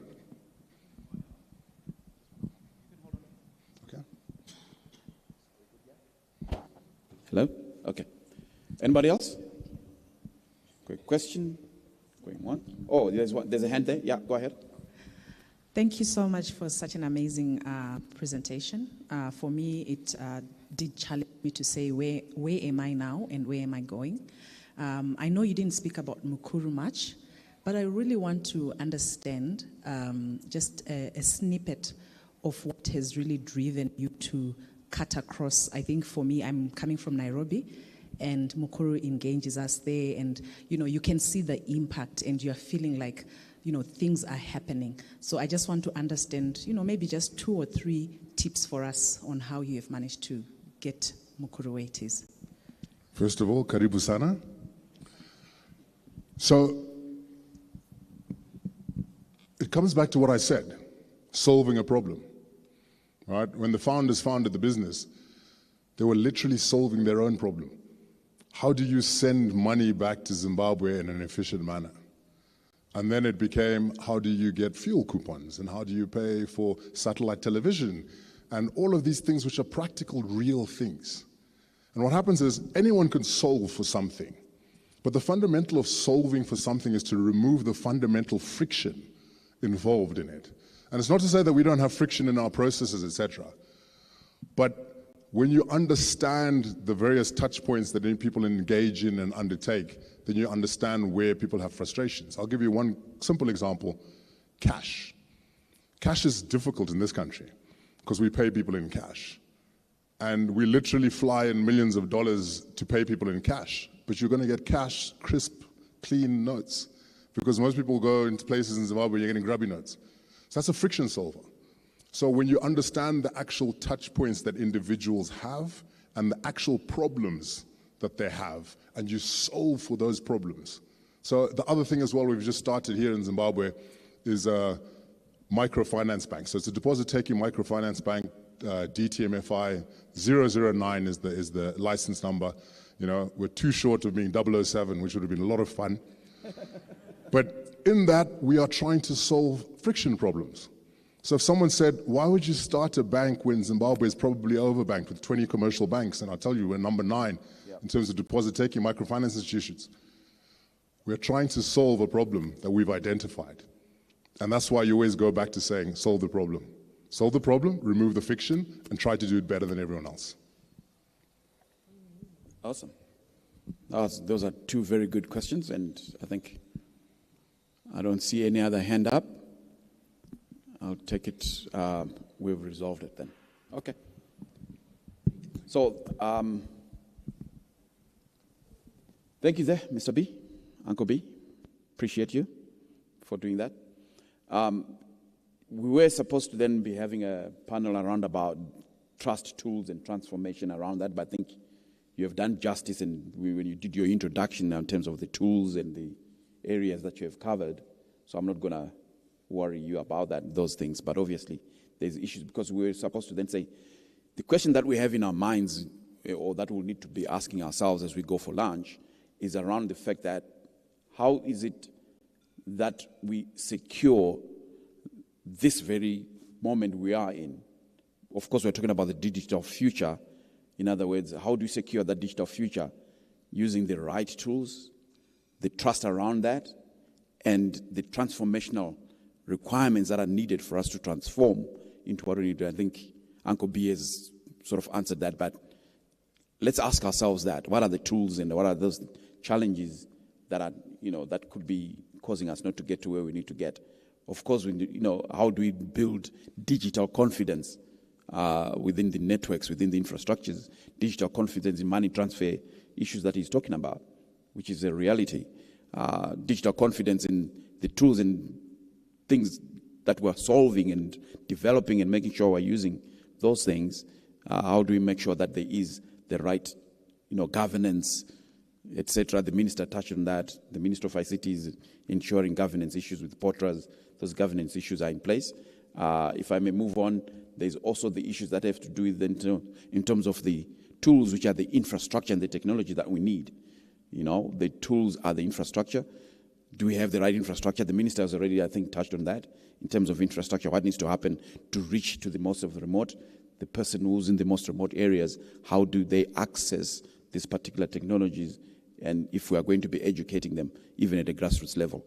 I've got my own debates around about how we make sure us as parents pay for that cost for my child sitting in the rural area to make sure they've got access to the digital technology. How do we cut off those costs? But those tools are very important, the connectivity challenges. And of course, the transformation and the impact that it will have on our economy, the digital economy that we're talking about. How do we move ahead with that? Those are all the questions that we can ask ourselves and discuss around lunch and be thinking around that in terms of, laying the foundations. This is just laying the foundations of why we are here, this particular summit. So without further ado, let me applaud again, a round of applause for Uncle B. I think he did justice for us there. We've all adopted you as Uncle B. Okay. So I think it's fair enough that we break for lunch right now. Lunch is served. We'll be back in here 2:00 sharp to kick off the next session. But you can be discussing and interacting and visiting the stands that are there.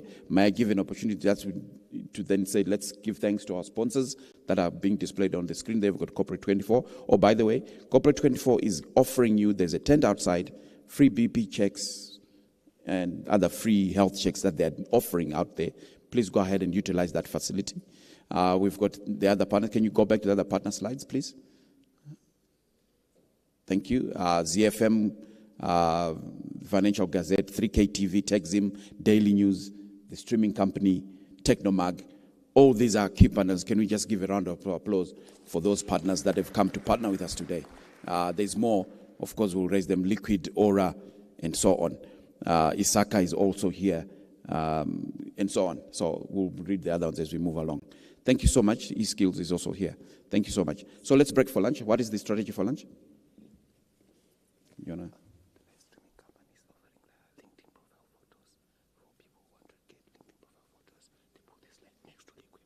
Okay. One other goodie, freebie. The Livestream company is offering you free digital photos for your LinkedIn profiles. So you can visit them. They're really out there exhibiting outside. So you can also enjoy that facility for those who want professional photos for their profiles and develop how your people look at you out there. Okay. Not AI generated, I hope. Thank you. All right, let's break for lunch. How are we doing lunch? Where are people exiting?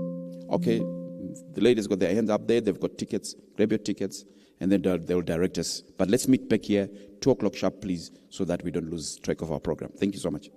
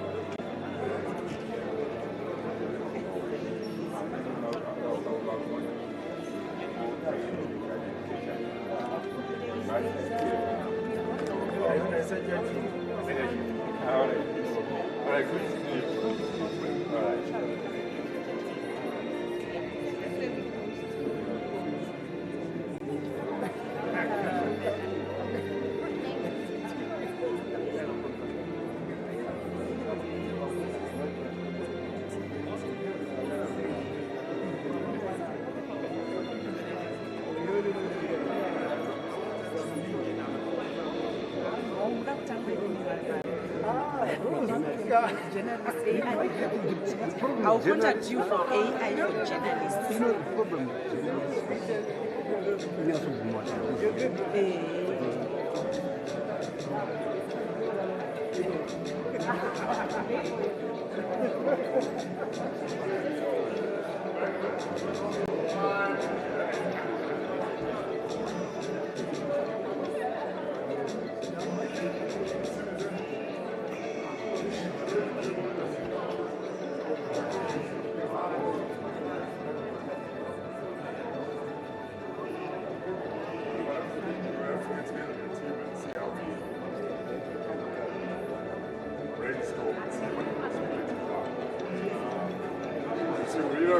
So banking, we don't really bank with you guys, and you guys don't give us cash.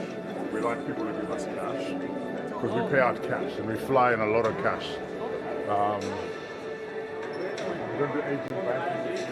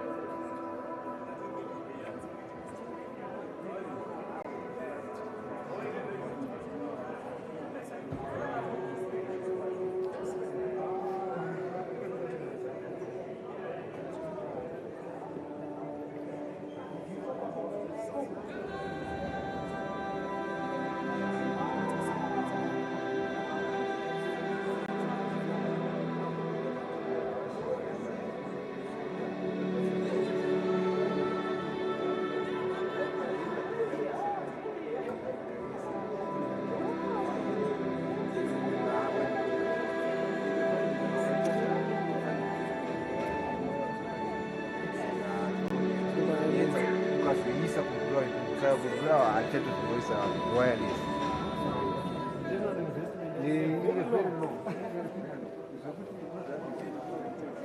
Thank you so much. Nice to meet you.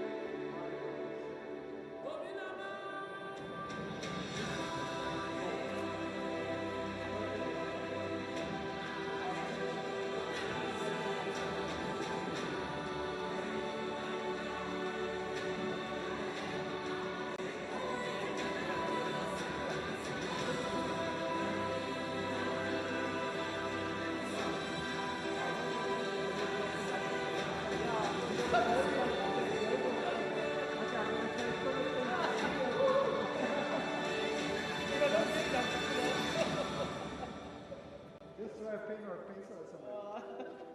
Hey, pay attention. That's not like that.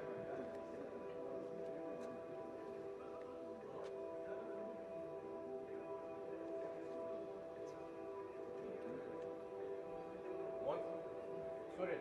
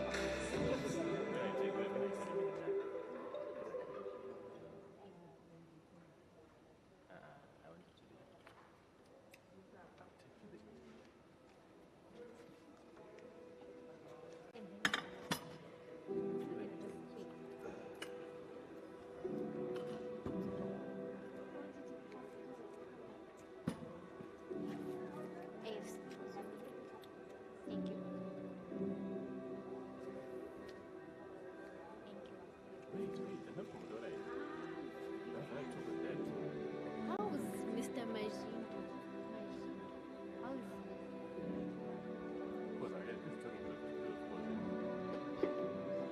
I can't pose more than the face.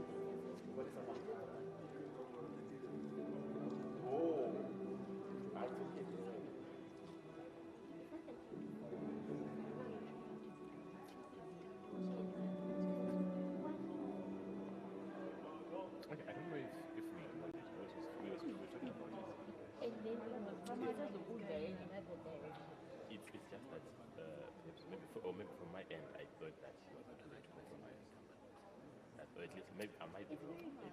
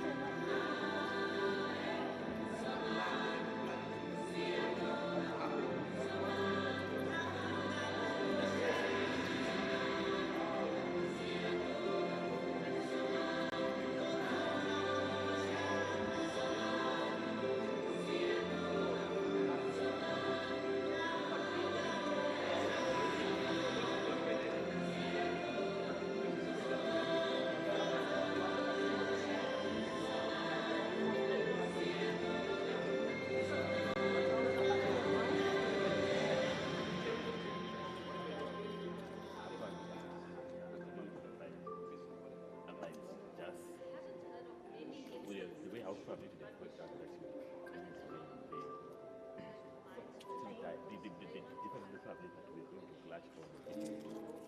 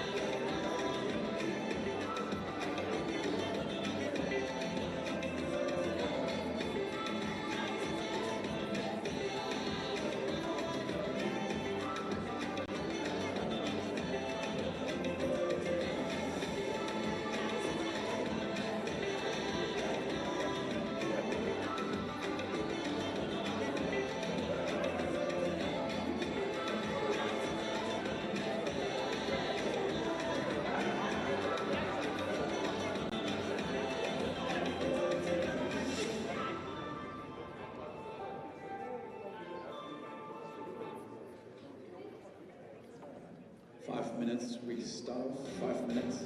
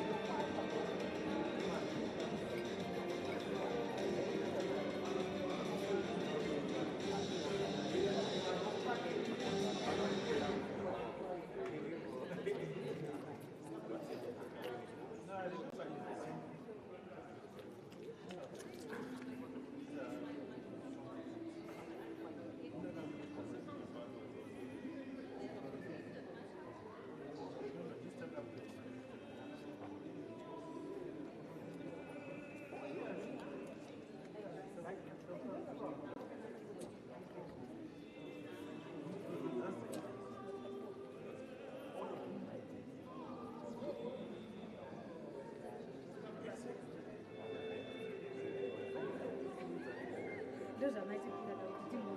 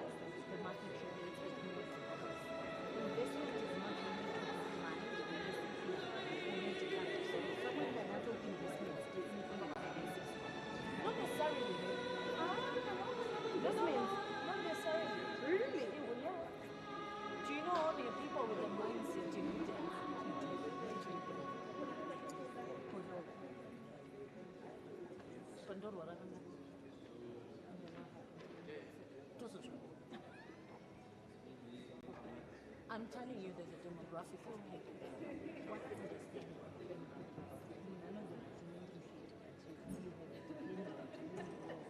What wakutenda ndakatarisa vana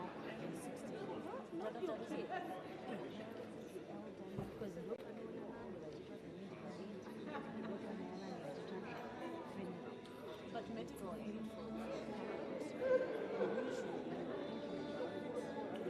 kana vatori tonazotorwara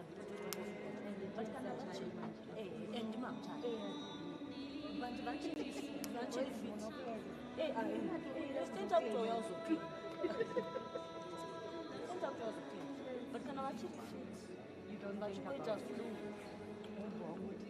tongotenga covid. I'm telling you, there's a bracket of people. Essentially, the majority, so you find out the insurance.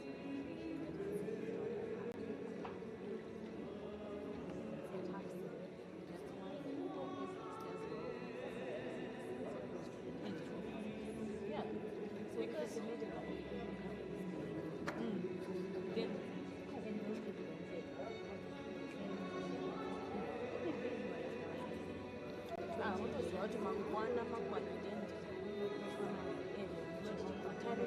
that orchestra, classical, you name it, making us digest our food nicely, right?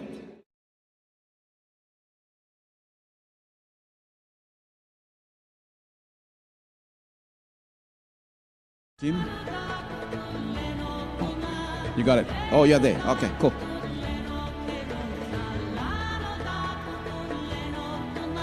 Oh, what's that?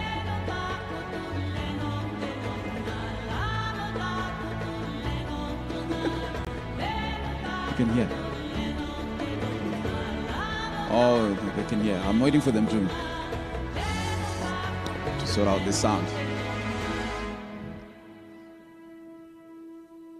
Hey, sound team.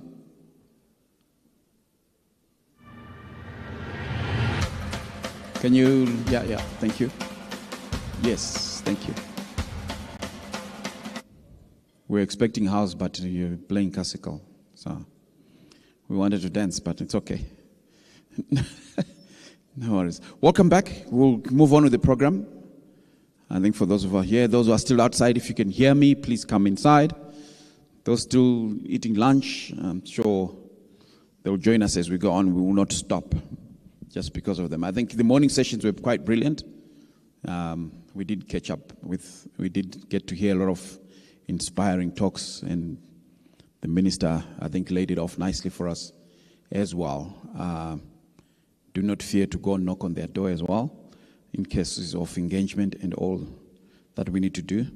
But I think the resilience of building a digital Zimbabwe, issues around digital integrity, and a call to action for digital trajectory as a way forward is critical.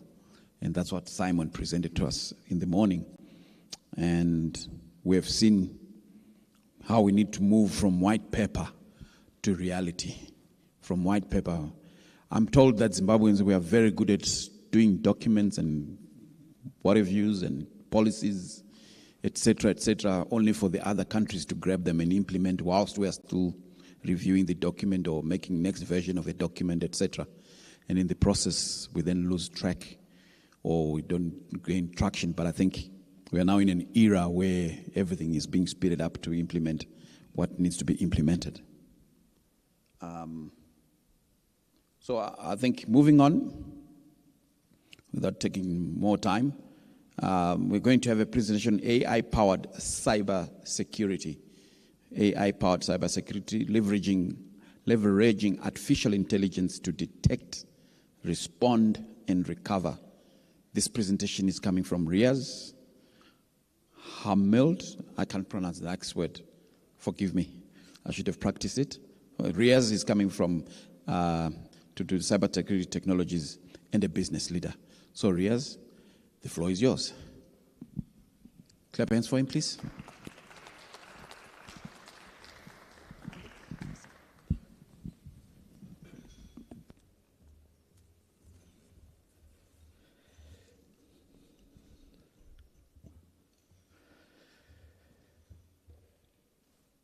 Welcome back. Full tummies. Nice and full. I'm not too sure whether I'm going to bore you to sleep, but I'm going to give it a shot. I was just walking up and I was told or asked to find out from the people in this room, has anybody lost a roll of $100 US dollar notes? A roll of 100 US dollar notes. Has anybody lost it? Because I just found the rubber band.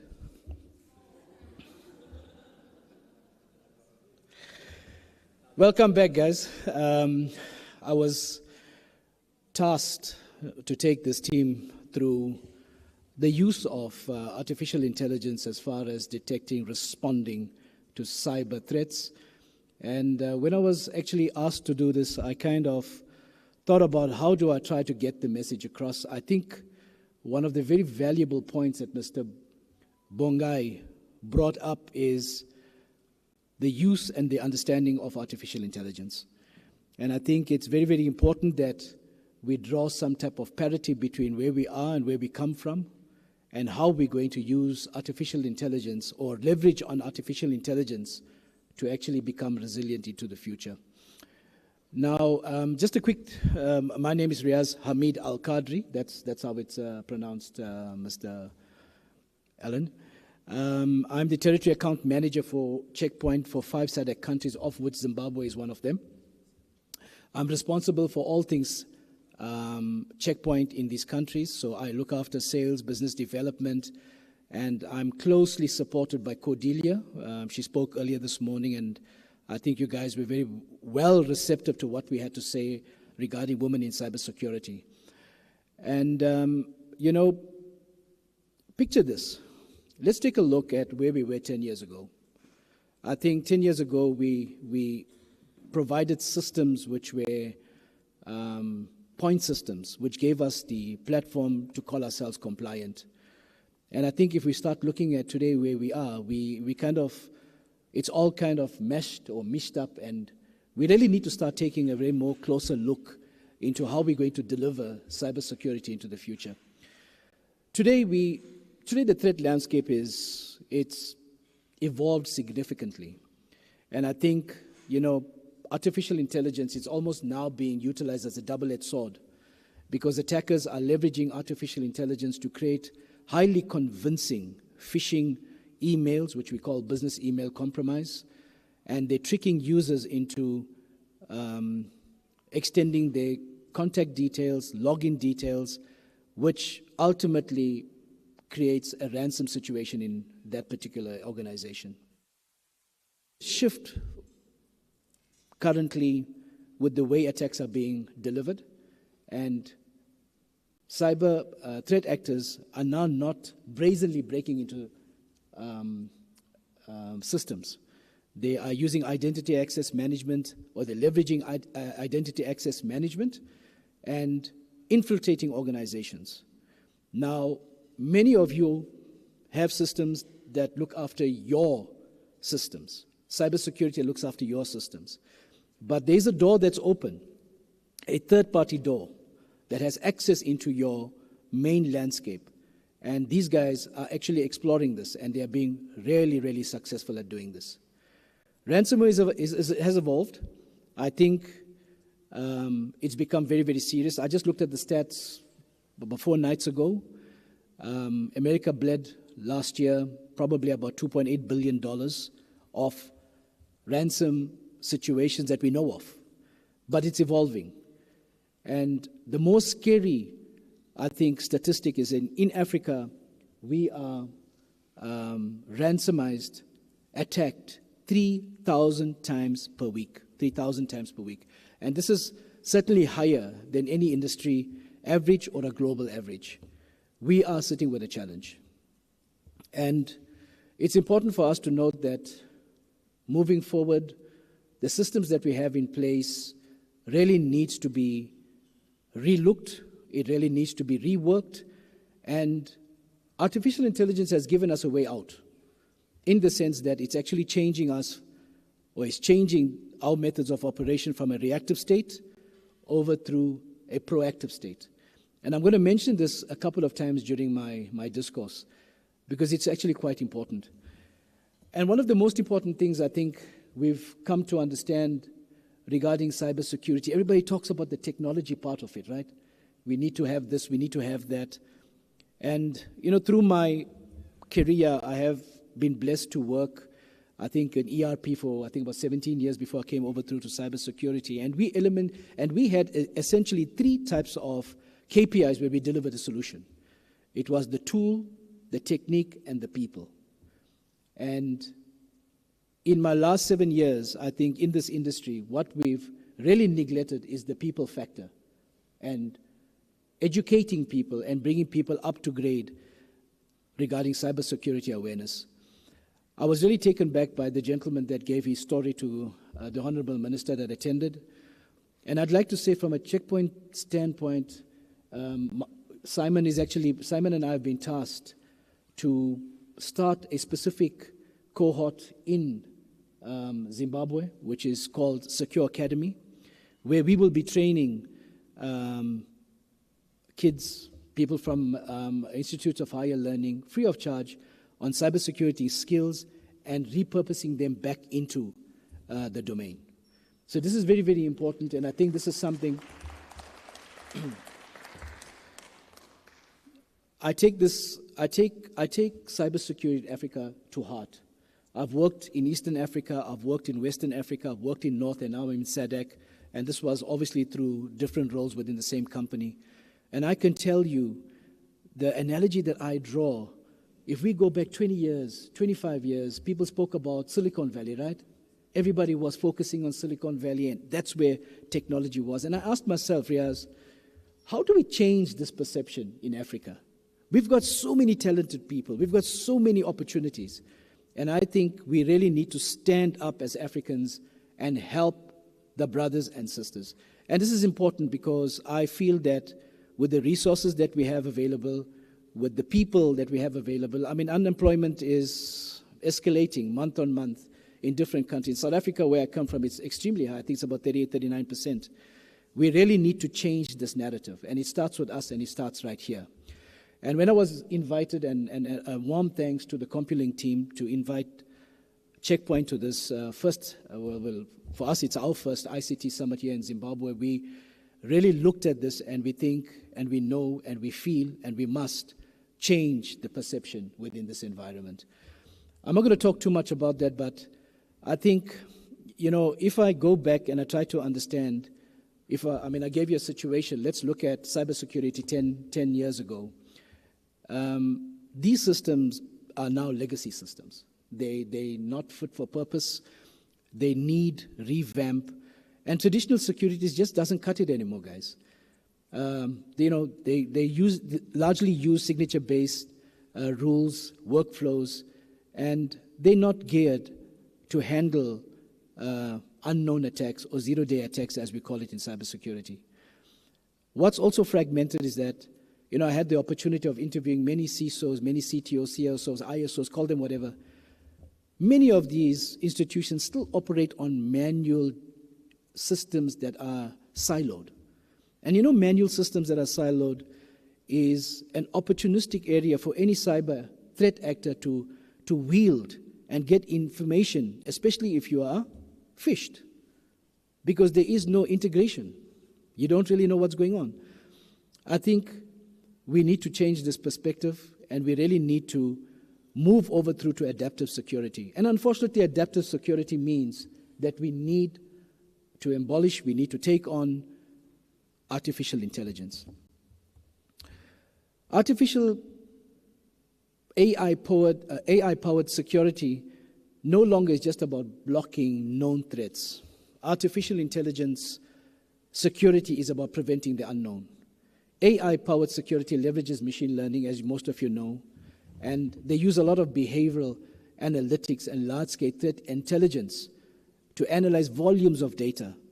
And this, if you look at people who are working on manual systems, people who are still unintegrated, and if you look at the workforce, we're just not scaling fast enough.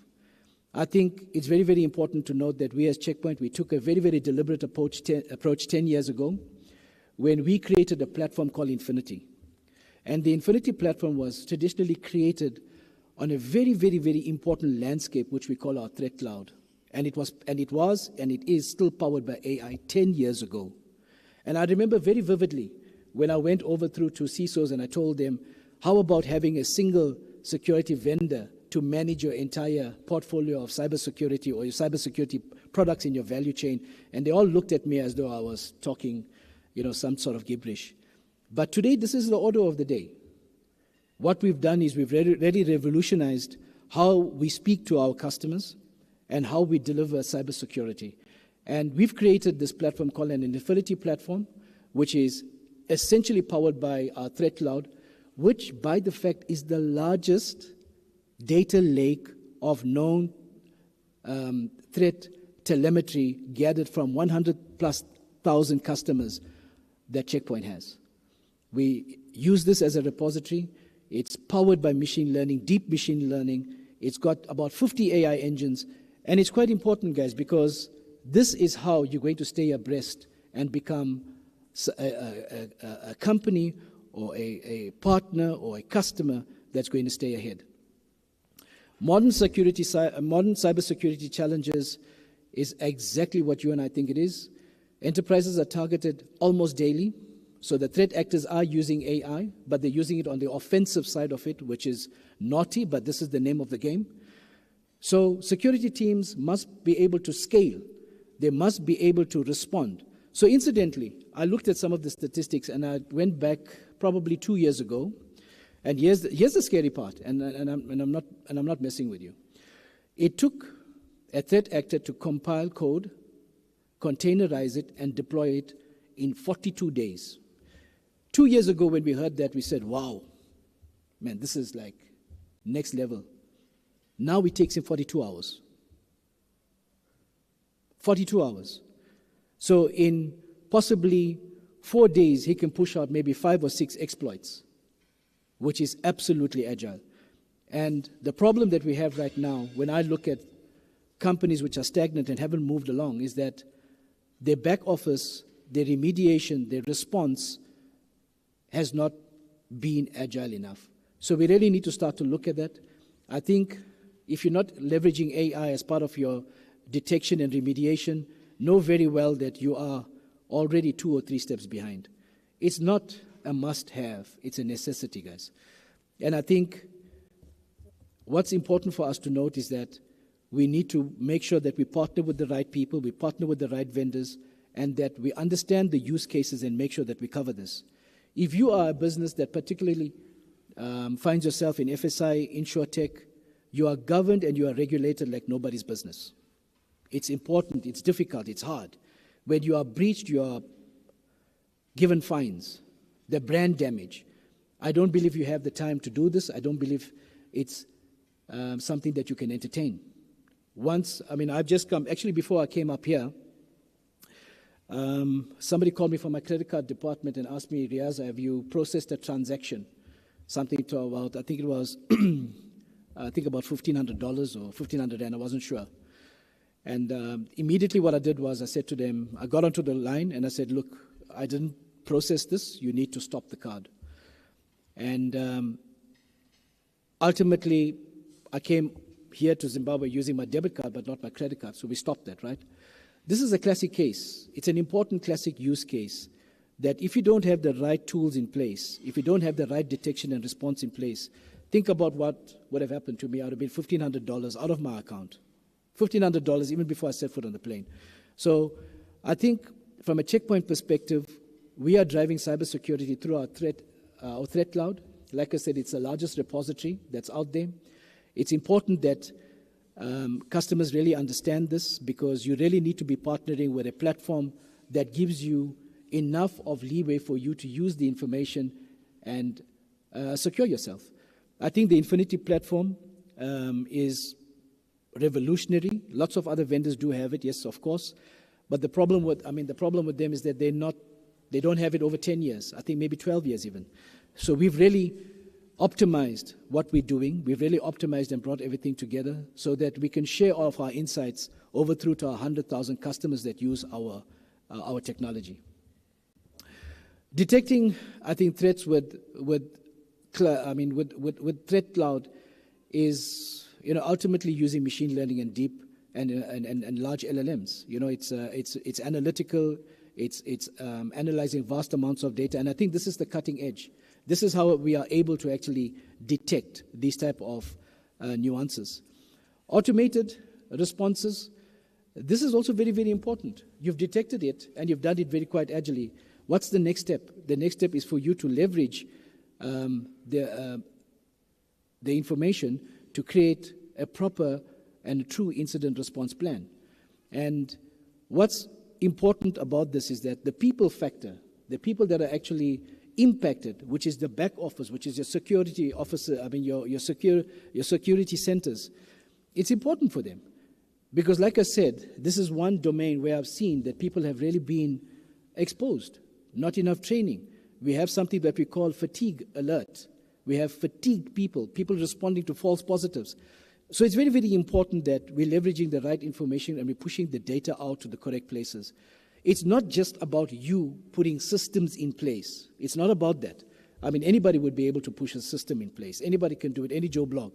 But it's important about how you use the system to make sure that you're getting the right return on investment.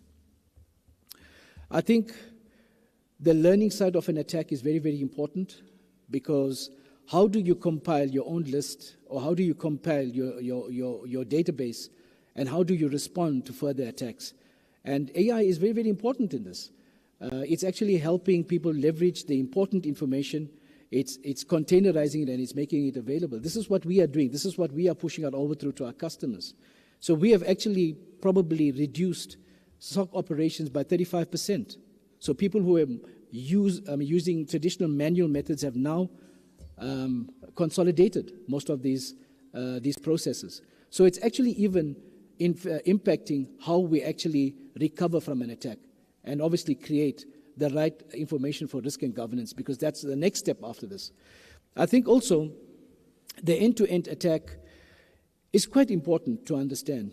And think about it this way.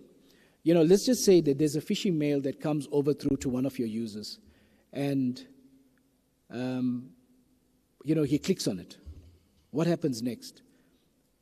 When he clicks on it, the content is open, the malicious code is open, and it's directly into your network.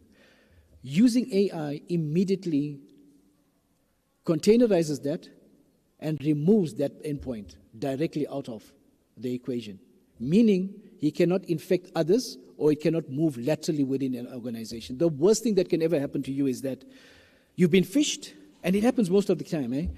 People are phished, and they find out 3 months later that the malicious content is in their network. So guess what happens when you're phished? We call it lateral movement. The code is moving and is gaining and gathering information, database, users. And the next thing you know, you cannot log into pivotal systems, and you're locked out. So it's very, very, very important that when you look at your end-to-end cybersecurity strategy, it has AI helping you right through the different parts of that value chain. This is a very sensitive situation. And it's AI versus AI. And I call it the double-edged sword. So you have the good and you have the bad in life. You have the angel and then you have the demon, right? So the angel's going to use AI, or should be using AI, to protect himself. But the devil's going to use AI to offend you. Offensive attack. We are battling. We are going to see worse challenges coming up. We are going to see a lot of people being breached. We're going to see a lot of people that's going to be ransomized. And it's very, very important that we understand how to deal with this. Checkpoint stays ahead continuously by evolving its machine learning. And if you are one of our customers, note very well your zero-day exploits are actually up to the minimal. So if you go back and if you look at remediation over the last probably 5 years, you'll find that we might have had maybe 2 exploits, and we have the fastest remediation cycle. And we are only able to do this because we're utilizing the proper artificial intelligence engines to make sure that we can bridge the gap. I think also what's important is that And I get this question all the time. Why choose, Checkpoint? Customers come up to me and tell me, Riaz, I've been using this specific vendor for the last X years. It's really been doing what it's supposed to do, but I feel that I need to add that extra layer of support, the extra layer of cybersecurity support, and I choose you as the vendor to partner with. And it's typically because people have acknowledged that the unified central platform gives them the edge against siloed, separate point systems, right? So if you are already on a separate point or siloed landscape, know very well that you are 2 steps backward. So we find that people are really appreciating the unified platform, which is powered by AI. They really understand that our automation, our detection and our response is complete. It's a cycle. And these are the reasons why people are partnering with us. And the nice thing about having a platform that's diplomatic, if I could say, is that it's a platform that should be able to encourage open garden facilitation. Meaning, if you are a customer, if you are using different types of technology, our platform integrates with your legacy technology. We ingest your logs, and we can certainly give you more meaningful data. I think it's important also that when we get to a point where we want to maximize the value from AI-powered security, we really utilize the central management systems. I think, I don't know if any of you guys used it, but we've had this portal probably now for the last 10 years, where it's a single point, a single pane, where any person in the network can get in to that portal and understand exactly what's going on within that specific environment. I think traditional VPNs are going to be completely replaced with SASE, so we definitely need to adapt to zero trust. I think the continuous model updates is very, very important, so we need to have a look at statically at different points or different periods about our security posture and make sure that we change these postures or make sure we update these postures. The key messaging, I think, for me, when it's very, very short talk, and I've got the graveyard shift, and I can see that you guys are doing well. Most of you are not sleeping, so that's great. Gives me a little bit of oomph, to move on. But I think I've come to the end, and I think the conclusion for me is that, we've got to be really careful when we take the topic of artificial intelligence. It's not as bad as what it looks like, but it's also a very, very, very sensitive area. And I think for me, if you've taken necessary steps into adopting this type of technology in your environments, and I know many of you have done, make sure that you've done the necessary due diligence to put the frameworks in place. Make sure that you're guiding your workforce or your workforce into understanding how to use artificial intelligence. If you are looking for integrated, faster remediation and detection, note very well that if you're not, or if you are choosing a vendor, make sure that the vendor is giving you a solution that's powered by artificial intelligence. This is very, very important. And I think last but not least, it's vitally important that when people look at choosing vendors or choosing solutions, make sure that we are compliant, or it's compliant as far as your regulatory vertical is concerned. Make sure if you are in the FSI, it's PCI DSS compliant, and the regulation is in place, because I think the fines in these areas is tremendous. The brand damage it's horrible. So you really don't want to find yourself wanting on a different side of the plane. And with these short words, I'd like to terminate. And thank you very much for hosting us as Checkpoint, the Compuling team, honorable members, Minister who was here, you guys as well. Thank you very much. Thank you. Amazing, amazing. Anyone who's got a quick question for him? I'll allow that. Okay, let me go there.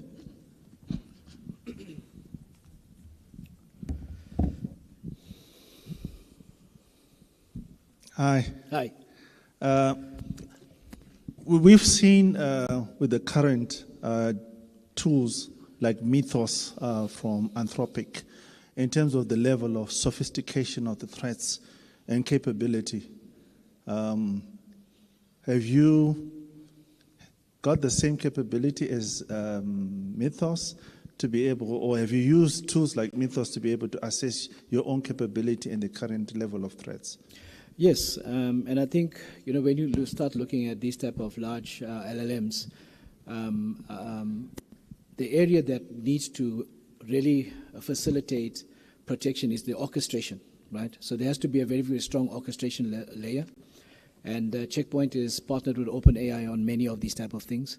So we are seeing, the proliferation as far as this is concerned. We actually, there's a, Mythos is actually, they launched a little type of a program, which they call Spyglass, I think it is, where they've invited some of the constructors to participate in using the LLMs. And I think we were one of them. NVIDIA was them, Broadcom was them. So definitely we are aligned in terms of the technology. And in addition to this, I didn't have the slide to show you, but we have certain pillars in Checkpoint. And there is a pillar that's called AI, where we look at all things AI, from factory AI, security over through to even securing your workforce. So certainly we are aligned, sir. Thank you. Thank you for that. Anyone with burning? Otherwise, I'm going to ask Riaz to step down. You're free, Riaz. Thank you so much for those insightful, insightful presentation and the areas that you've covered for us. I think it's important. And I think we are grateful at Zimbabwe because that Secure Academy is going to just transform. It can go hand in hand with what the minister was talking about this morning, the sort of partnerships that we need to get going. So, yeah, amazing. Congratulations. That's good. That's good.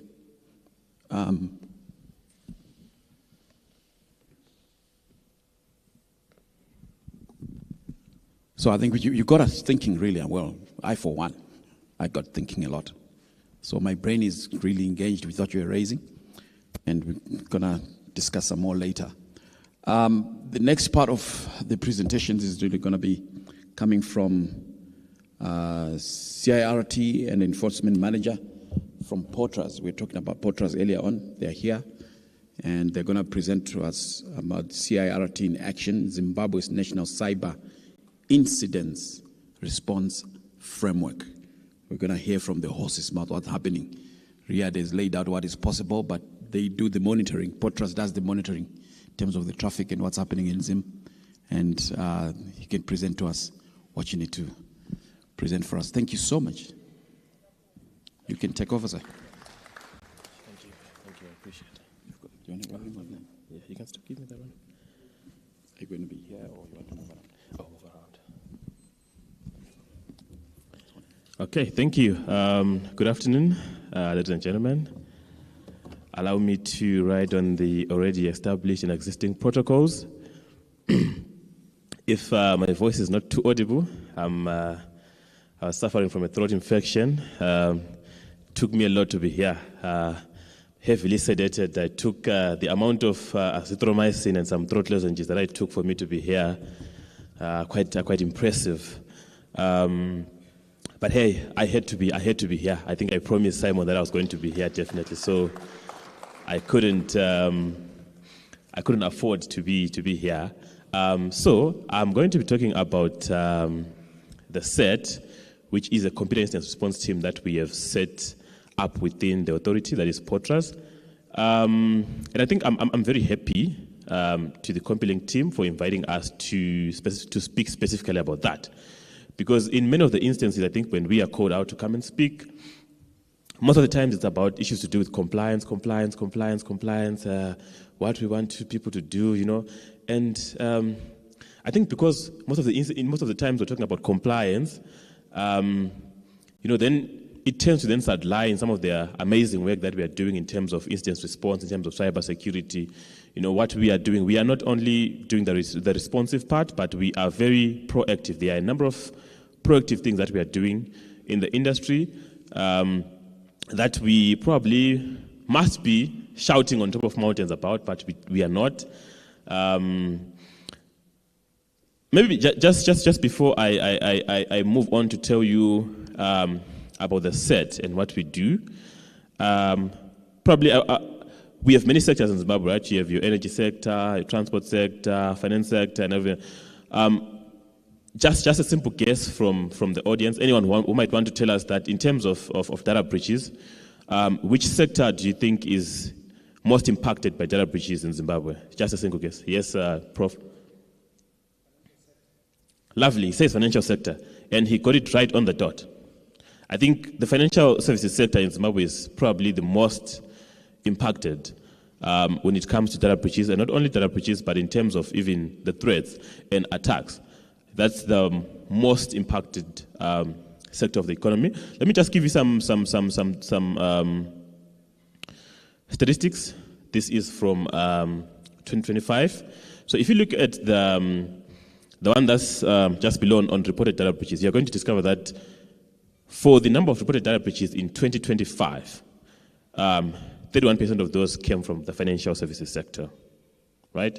So the financial services sector is definitely one that is most impacted by data breaches in Zimbabwe. As of these are records from 2025, because remember, as the authority, we receive data breaches from all the entities we have suffered a data breach. They are mandated by the law to report. So this is what we have for 2025. I think the transport sector is very interesting for me because I would never have really thought that most data breaches or attacks would actually go to that particular sector. But yeah, you have the transport sector there at 15%. The energy sector in 2026 was somewhere there, around 8%. But I like that the previous speaker made a mention on issues to do with ransomware. I can tell you with all my confidence that for the energy sector, more than 95% of all of those reported data breaches were coming from ransomware. That is in the year 2025. More than 95% of theirs were just ransomware, which is not really surprising, because if you look at our at the energy sector, really, if you are going to look at, they make use of many industrial control systems, your SCADA systems, really, and they do make use of legacy protocols, your DNP3s, for example, and these are legacy protocols which were done way before internet. So these are systems which were created for functionality. They were not really created for issues to do with security, with security in mind, right? Okay. If the financial services sector got 31% in 2025, 2026 would actually shock you. This is just for Q1. The statistics for Q2 are going to come through when Q2 concludes. We have a significant jump there. If you look here, we're at 31% for the financial services sector, but just for Q1, we are at 50%. Financial services sector.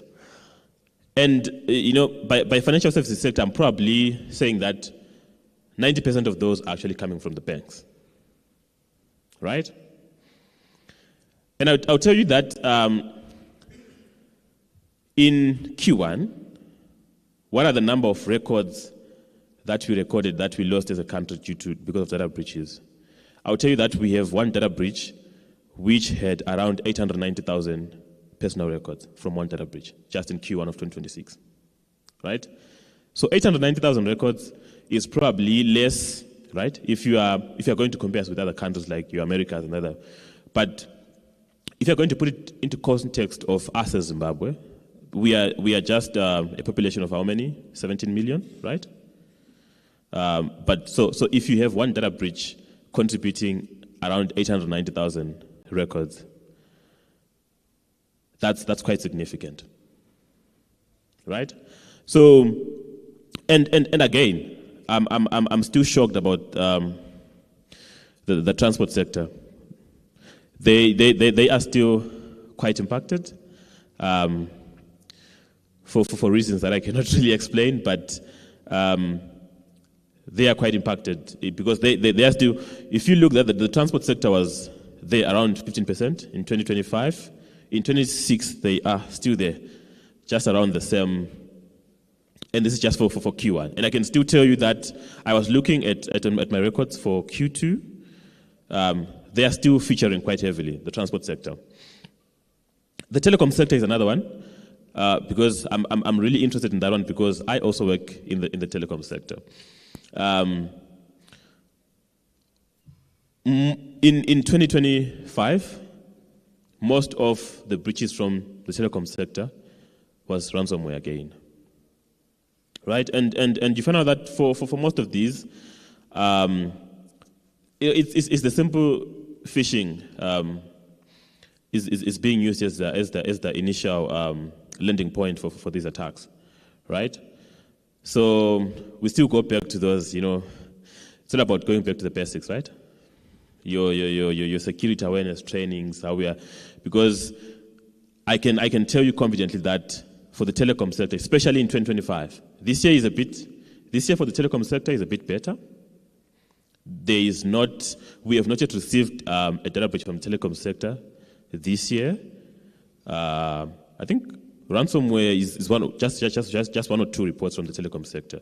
But I'll tell you that last year, the majority of all of the reports from the telecom sector was ransomware.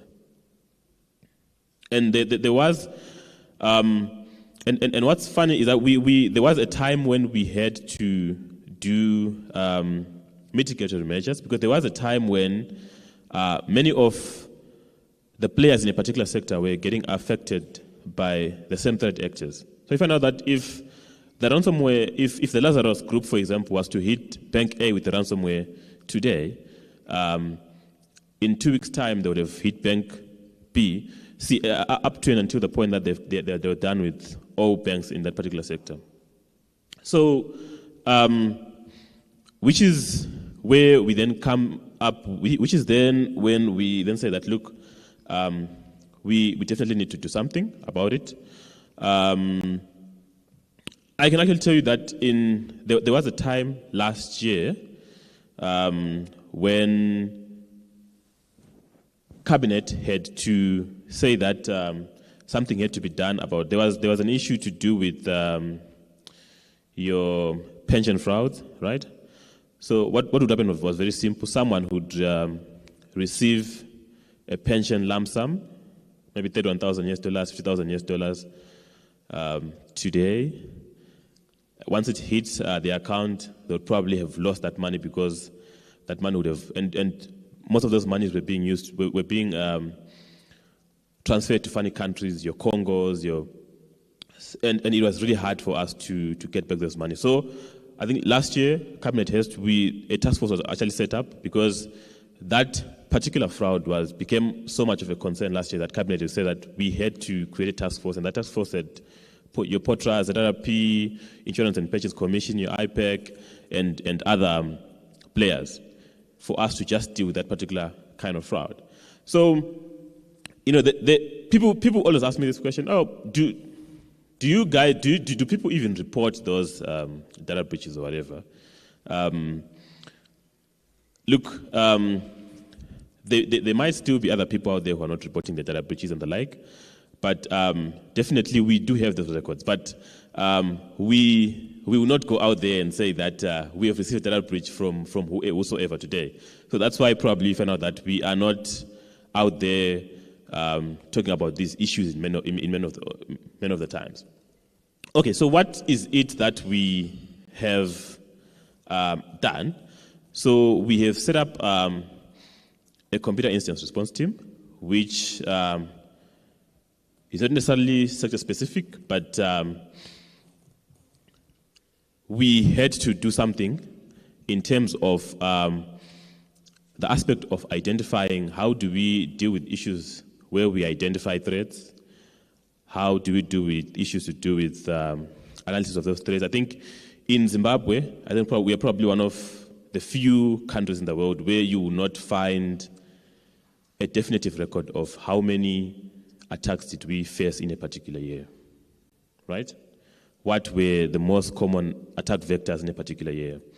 So I think some of the work that we are doing as of this year, I think probably by end of this year or very early next year, we are going to publish a report where we are going to tell you the number of attacks that we've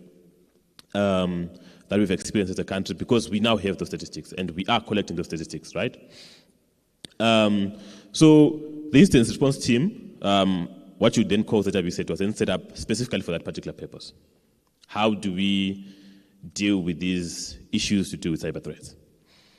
And now, because if you then look at our Cyber and Data Protection Act, its object is basically to increase the confidence,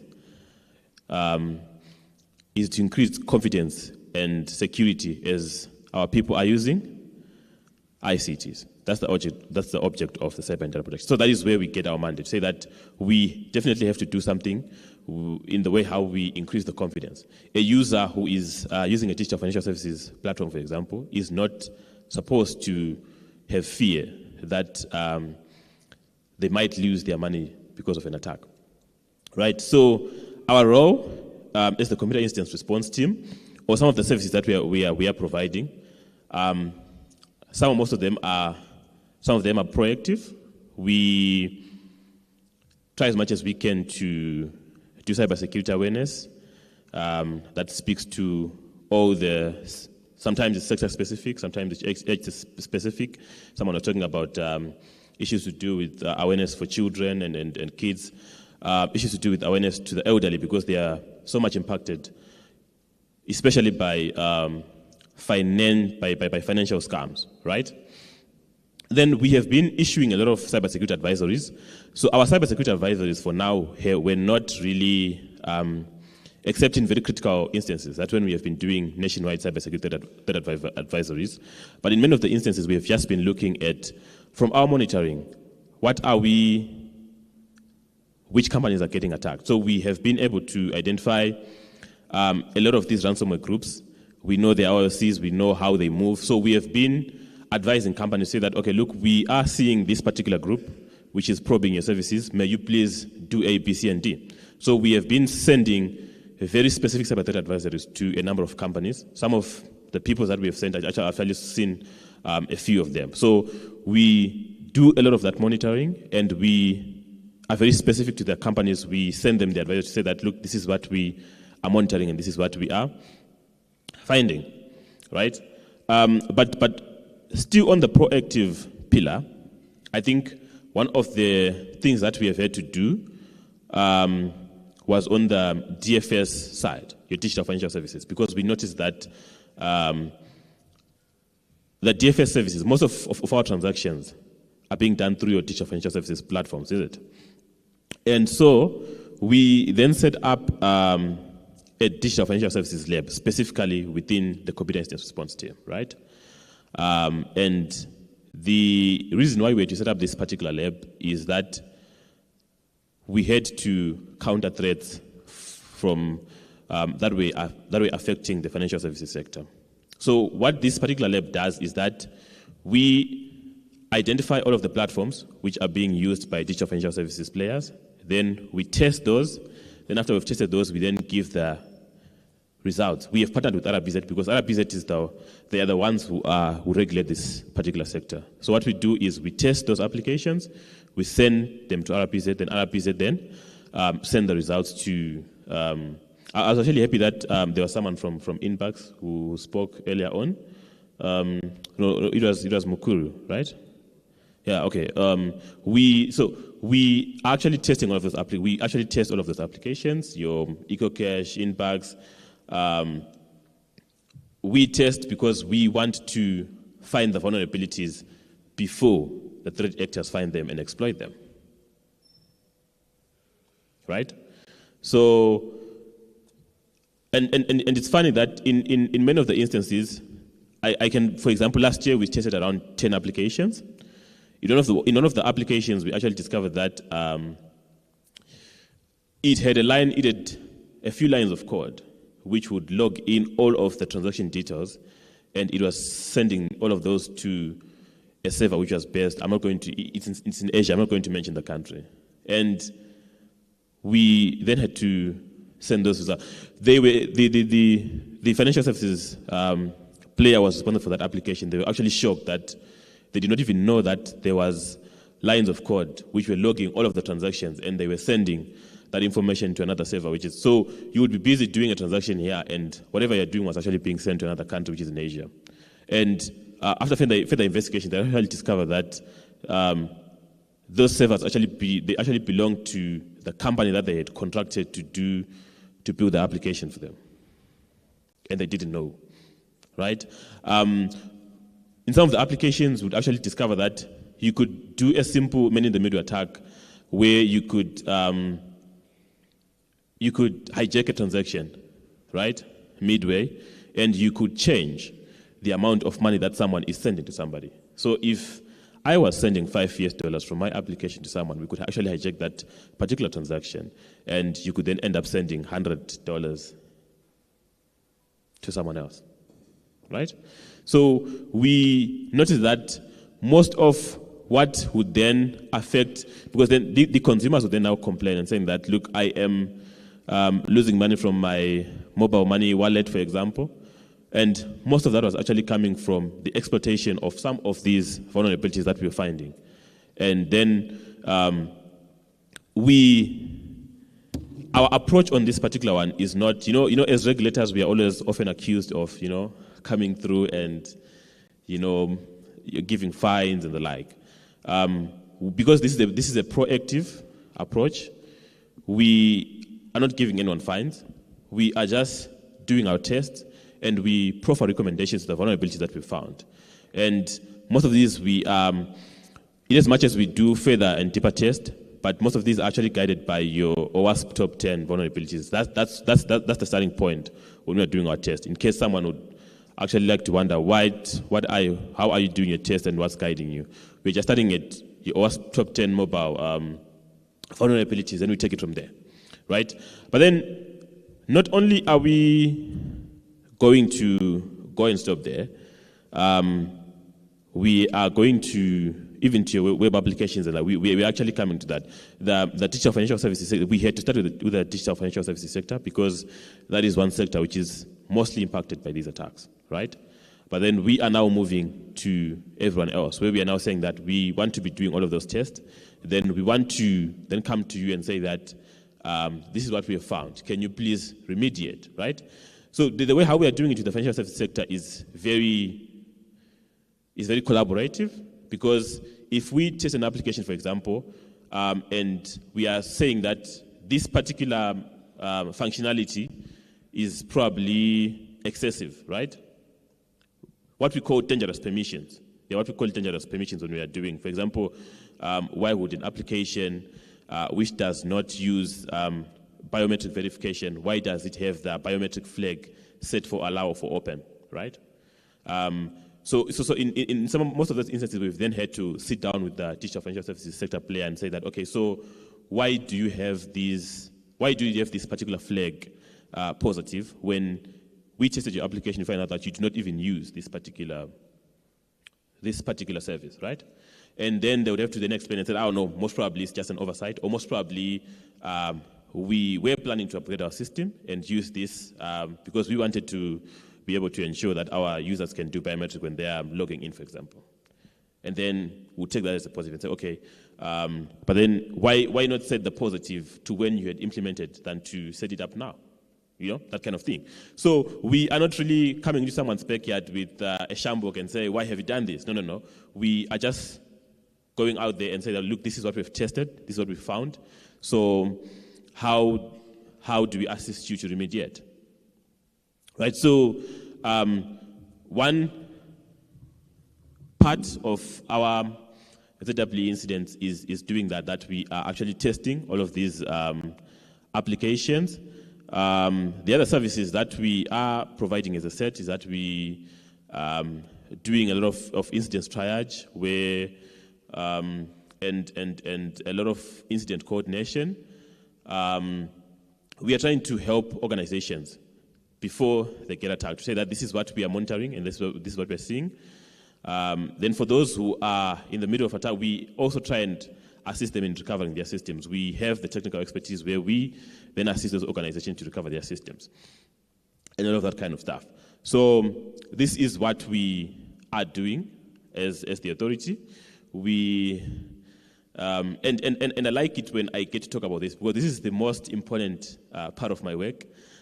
In as much as we do many other things, but as a cybersecurity person, I really get happy when I get to test applications, find vulnerabilities, and I get to advise the organization. So one of the things that we're going to have done probably by end of year or early next year is that we are also going to be introducing a responsible reporting program.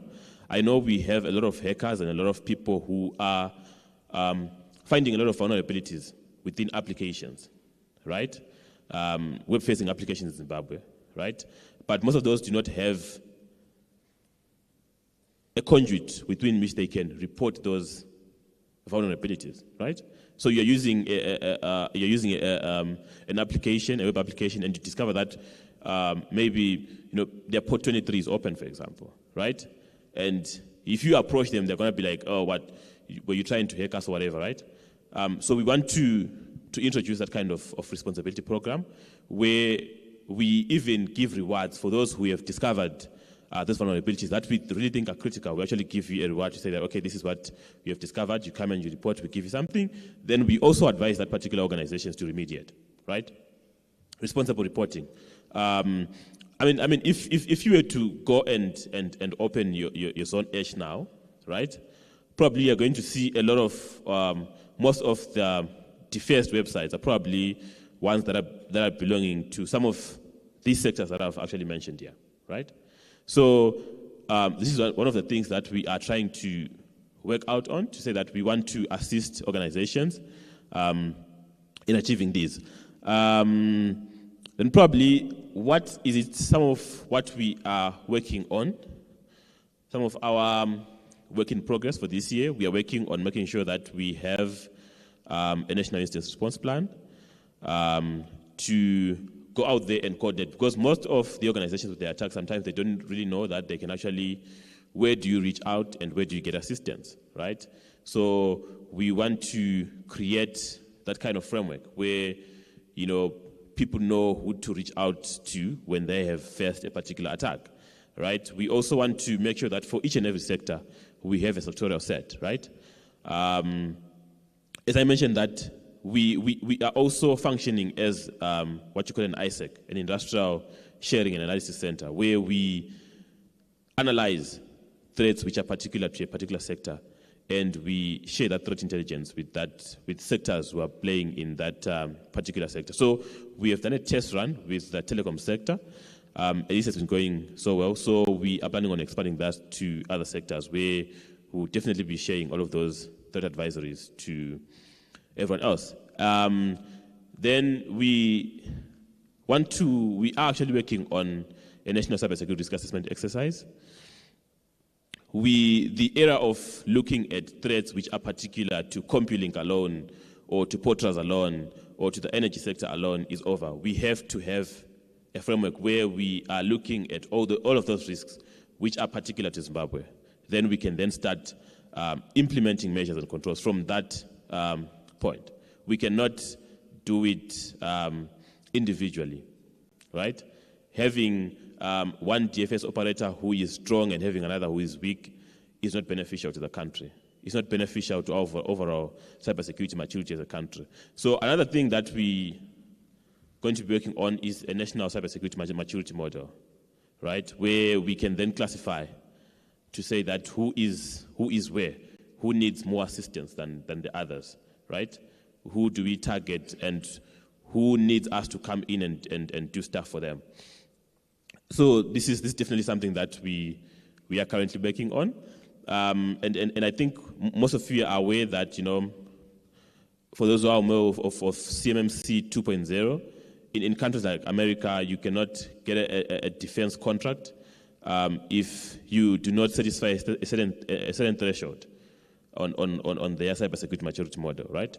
So I think we are definitely going to be getting to that particular point as a country, where we are saying that for you to be able to get that tender, we need to have classified you according to a particular maturity model.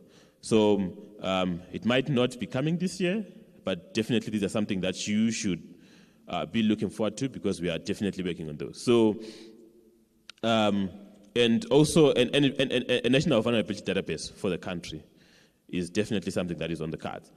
Then the last one is probably we do have a Cyber and Data Protection Act, but definitely work is also going on national cybersecurity law. We do not have a national cybersecurity. The reason why even incident response is not really coordinated in our countries, because we do not, as of now, we do not have a national cybersecurity law. We have a Cyber and Data Protection Act, but it is mostly leaning towards data protection. We definitely need to have a cybersecurity law. In fact, the best time for us to have had a cybersecurity law was yesterday. The second best time is probably today. So that's one of the things that we are currently working on. I am not going to go on and on and on because I'm not feeling so well. I might end up falling on the stage, but I will take any questions if there are any. Thank you.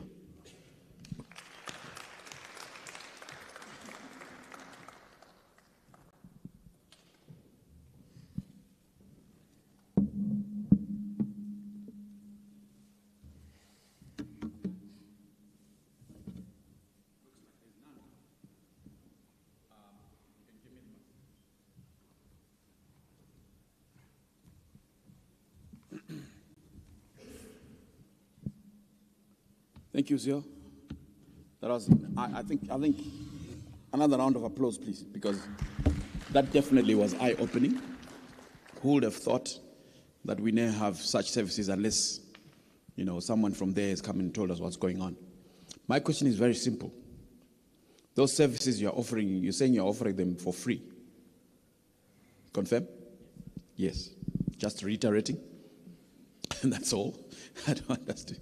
And when you're testing the platforms that you're testing, are you installing them in your environment, or are you using let's say, the financial institution environment, or what? Okay, for mobile application. Behind you. Okay, thank you. So for mobile applications, it's very easy because most of those are on Google Play Store. The ones that are on iPhone are on the iStore. So it's very simple for us to just we get it from there, because they're out there in the public. So we just download the APK from there, then we do the test. Yeah. So we are not we are doing it in our environment. Awesome. Yes. Okay. And then I think even for the other tests that we're going to be doing, be it your web-based, we are not going to be doing where I don't think we are going to be doing mostly where we are going to be coming to someone's environment. We have not yet done that before.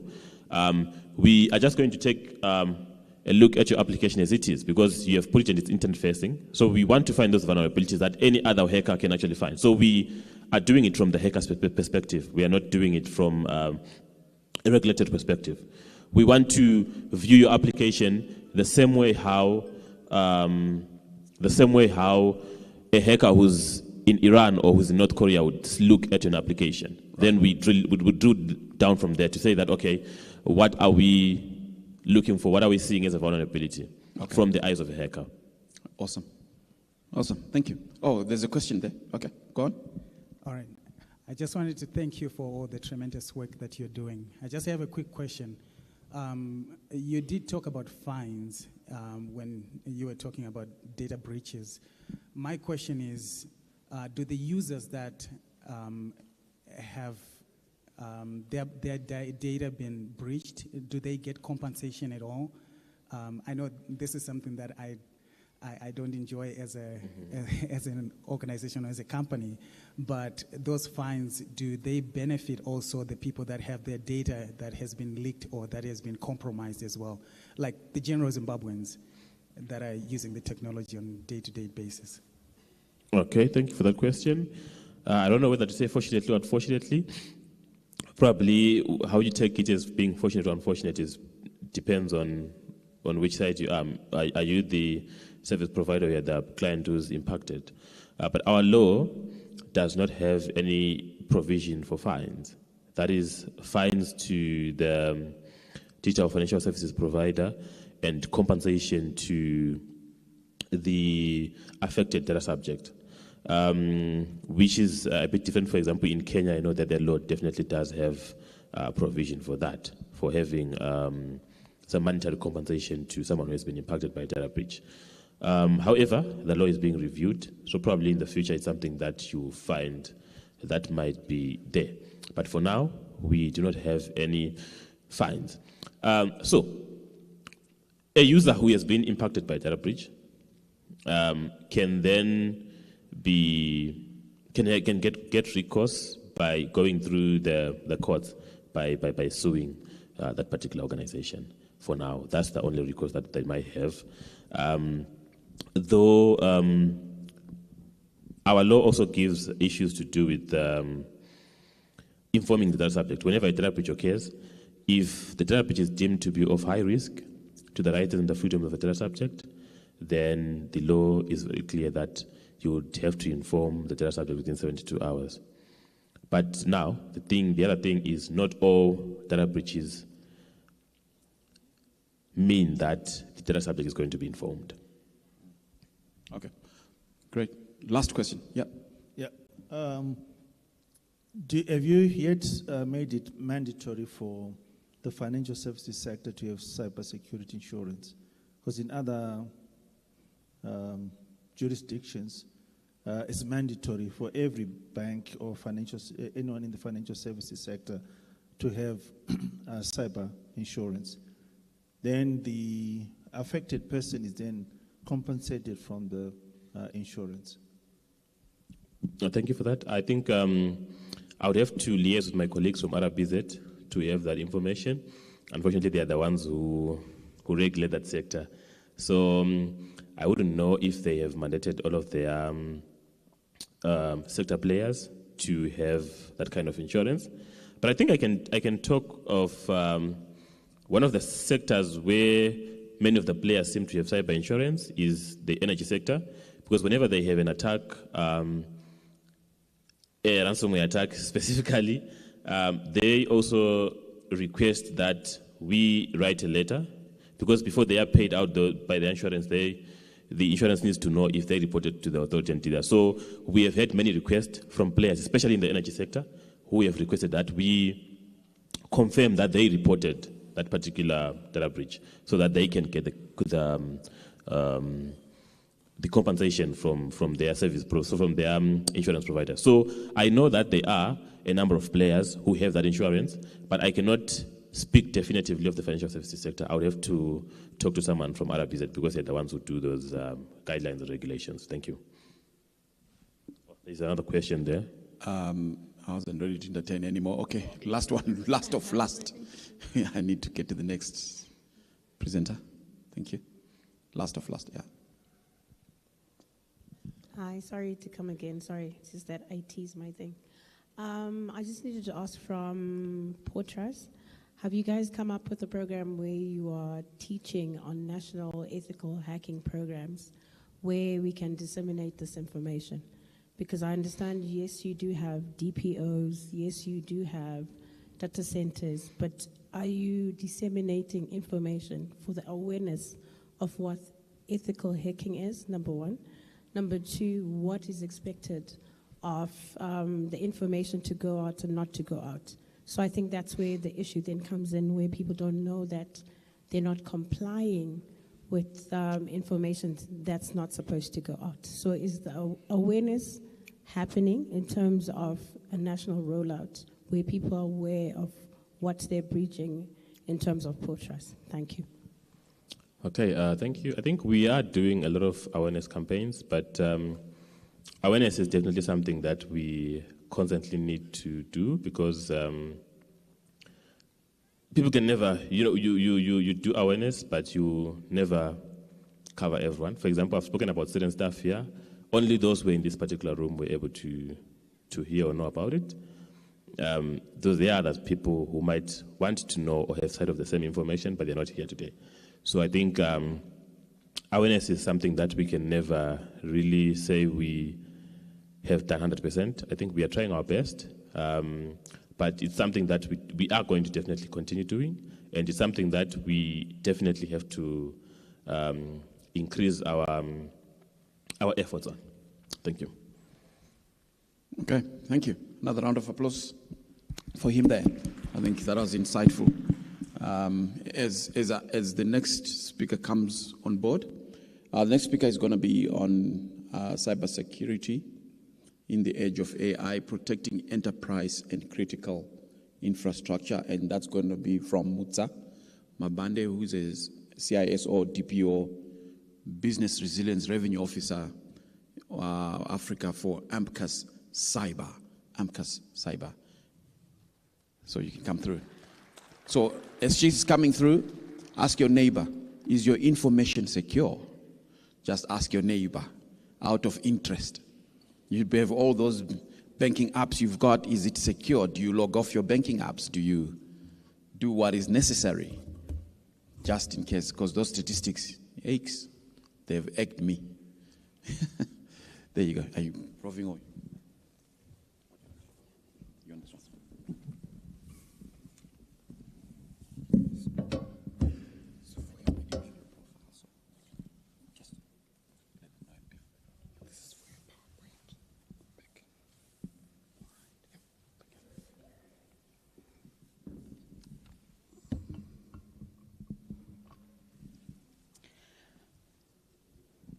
Thank you very much. People are too quiet. I almost asked the DJ to play something. Since we came back from lunch, I wonder whether it's been like this since morning. Hi, everyone. Hi, everyone.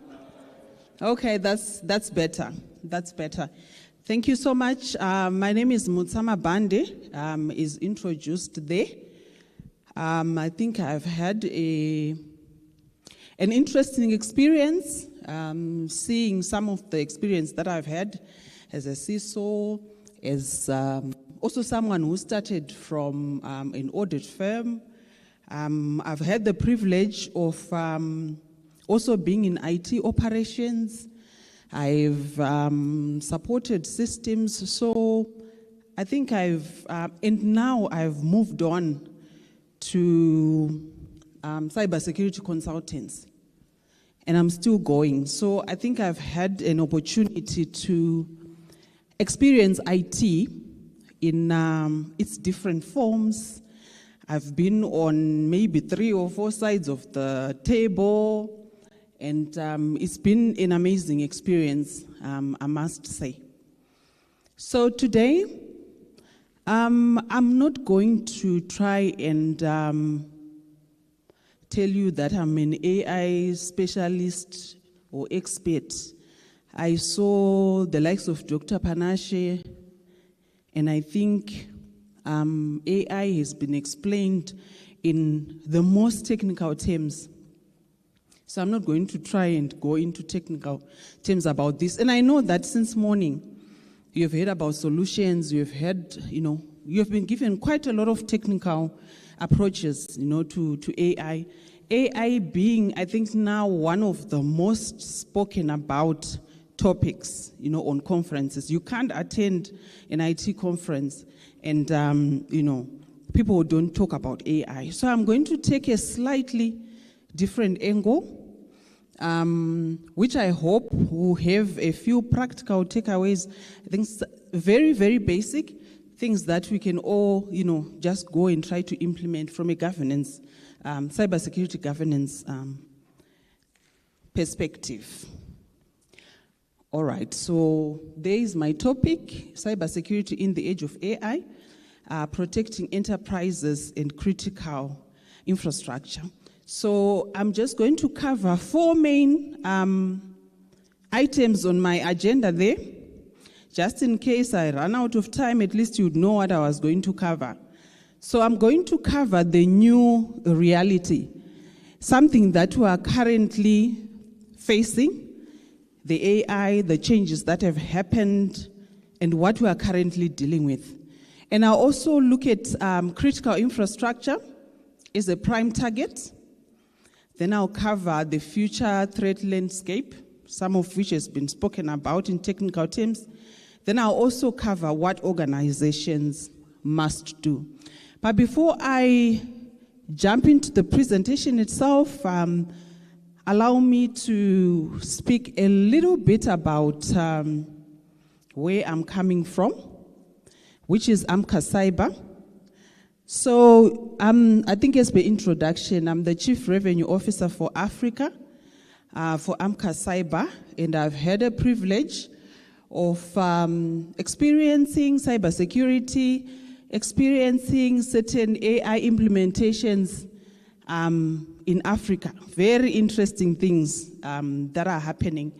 So just in terms of the services that we offer as your partner for cybersecurity, resilience, we've got managed services. I'm not going to go technical into this.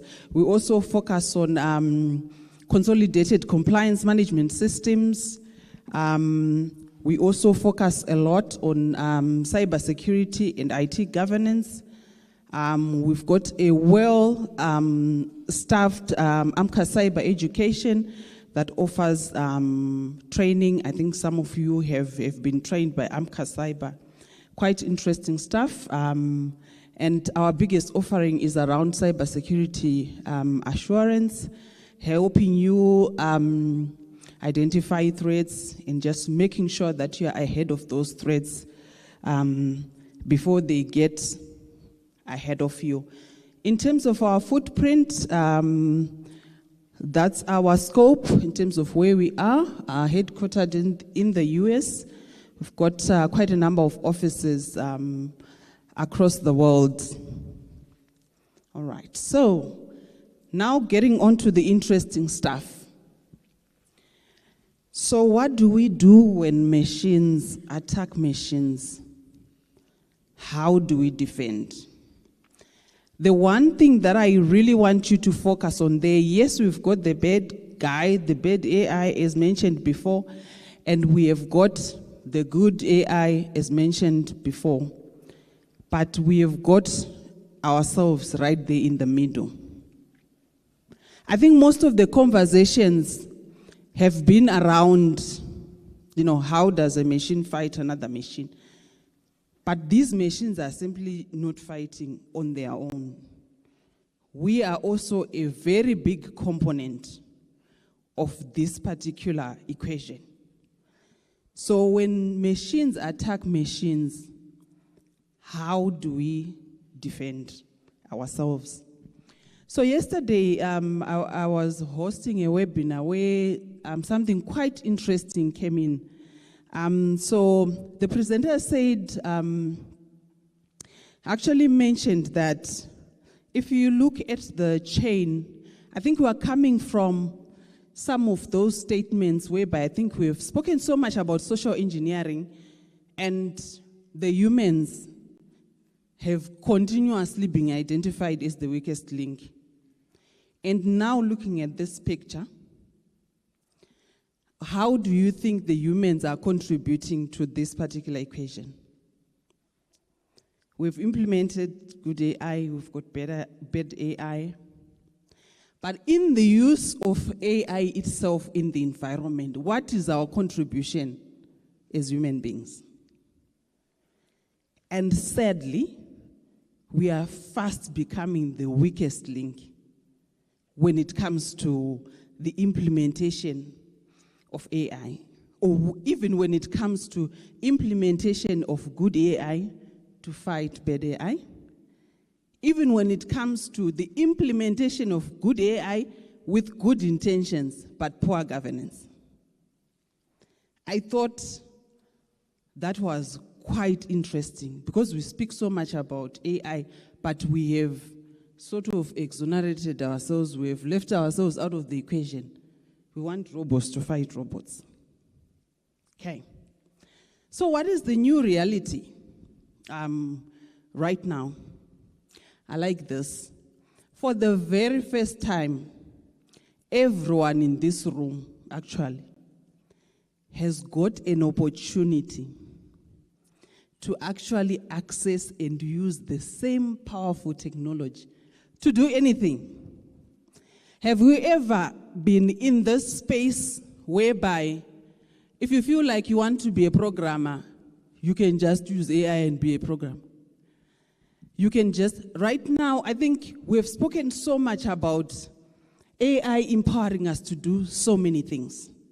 And now you look at this and you realize that nations, anyone, even any of us here, can use AI to do anything. So those in defense can use it to do anything. Those that want to, to perpetrate crime can use it to do anything. So for the very first time in history, all of us, including the bad guys, the good guys, have got opportunities to actually use AI, to do anything. So can you imagine if attackers can actually scale their capabilities 100 times or 1,000 times using AI?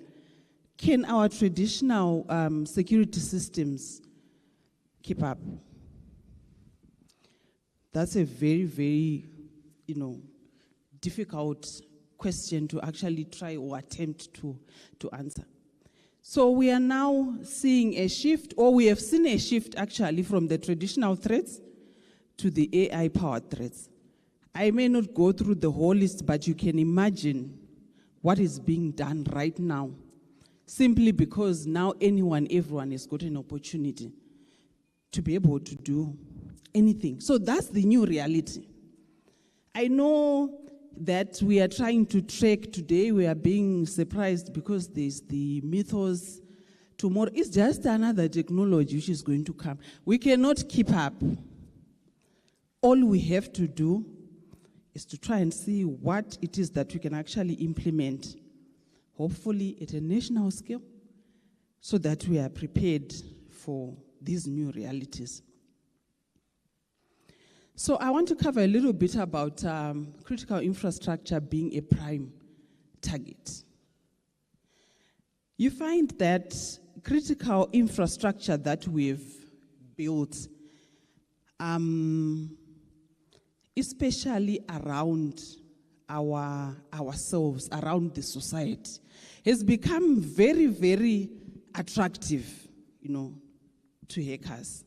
Whether it's going to be because of financial gain or anything. But you find that, I think from Zivo's presentation there, he spoke about the financial sector right now being the top, in terms of statistics. So banking systems are part of the critical infrastructure, which is actually supporting the society or our entire ecosystem right now.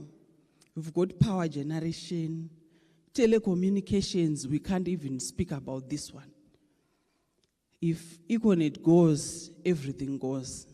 If Net One goes, everything goes. We are trying to automate our water treatment, we are trying to healthcare. I think in some countries we have heard about AI now being used to perform certain, sensitive, very critical operations and so forth. So why is it that these are being targeted? Because that's where the highest impact is. Just like I mentioned, to say if Econet goes, if ZESA goes, if anything goes, and there is maximum disruption. So this is why we find that they are being targeted the most. There is also public visibility.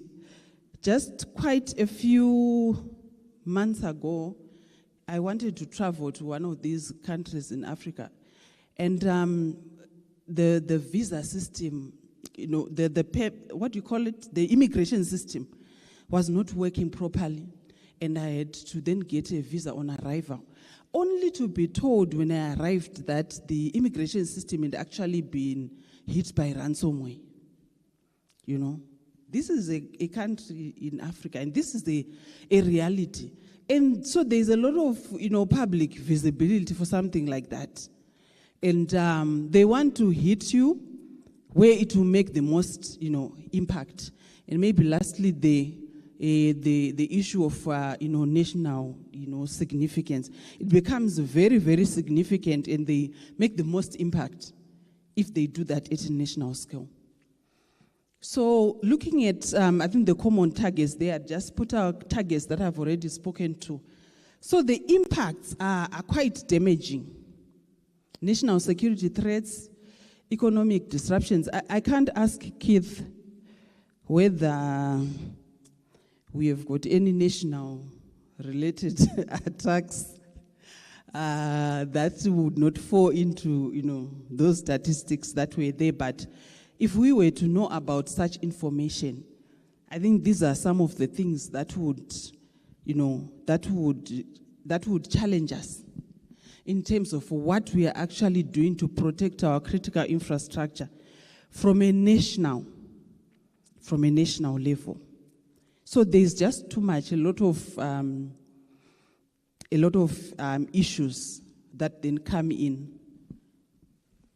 Then I want to quickly move onto something which is probably fueling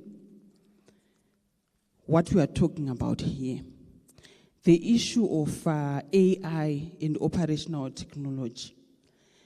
We find that we have automated so many operations. Right now, I just spoke about a machine being able to perform an operation. Machines are assembling cars, machines are doing all sorts of things. So we have automated our operations, and we have made the cyber attacks have physical consequences. So where Internet of Things related structures are attacked, the consequence is something that we can actually see, and it's actually physical. I know sometimes when we are watching, movies, we get to see power plants being shut down. Yes, I know they are movies, but that's a reality that we are quickly moving on to. Right now, if someone is thinking of attacking Zimbabwe, they are going to think of what we've automated, where we are actually using AI, or where they can actually use the AI to cripple the nation itself, no longer just trying to target, one bank, one institution. So we have built smart grids. We have also implemented a lot of, smart manufacturing. And I know now we are using drones to spray our fields and things like that. So if those things are going to be manipulated, it's some level of impact that is imaginable that we are not able to reverse. And to a certain extent, we are not even prepared to be able to, to deal with right now. There are a lot of remote operations that are currently happening. So I want us to challenge ourselves to say, for all these IoT-related and AI-related projects that we are working on at a national level, what are we actually doing to protect that infrastructure? I know right now we're probably very much focused, and today we came in to get the few things that would apply to our organizations. To say, when I go back, this is what I'm going to implement. This is what I'm going to implement. But I also want to challenge to say, at a national level, what steps, or what is our contribution, each one of us sitting here, at a national level, to look at this? All right. Then moving back, I think, a little bit to the enterprises, the AI risk explosion. Right now, how many of us are able to track the AI applications that our users are actually using in our environment? Anyone, just by show of hands? Can you safely say, right now, if I click a button, I'm going to tell you that my users are using 130 or 200 AI applications in my environment? This is some level of visibility which is lacking on the adoption of AI in our environments.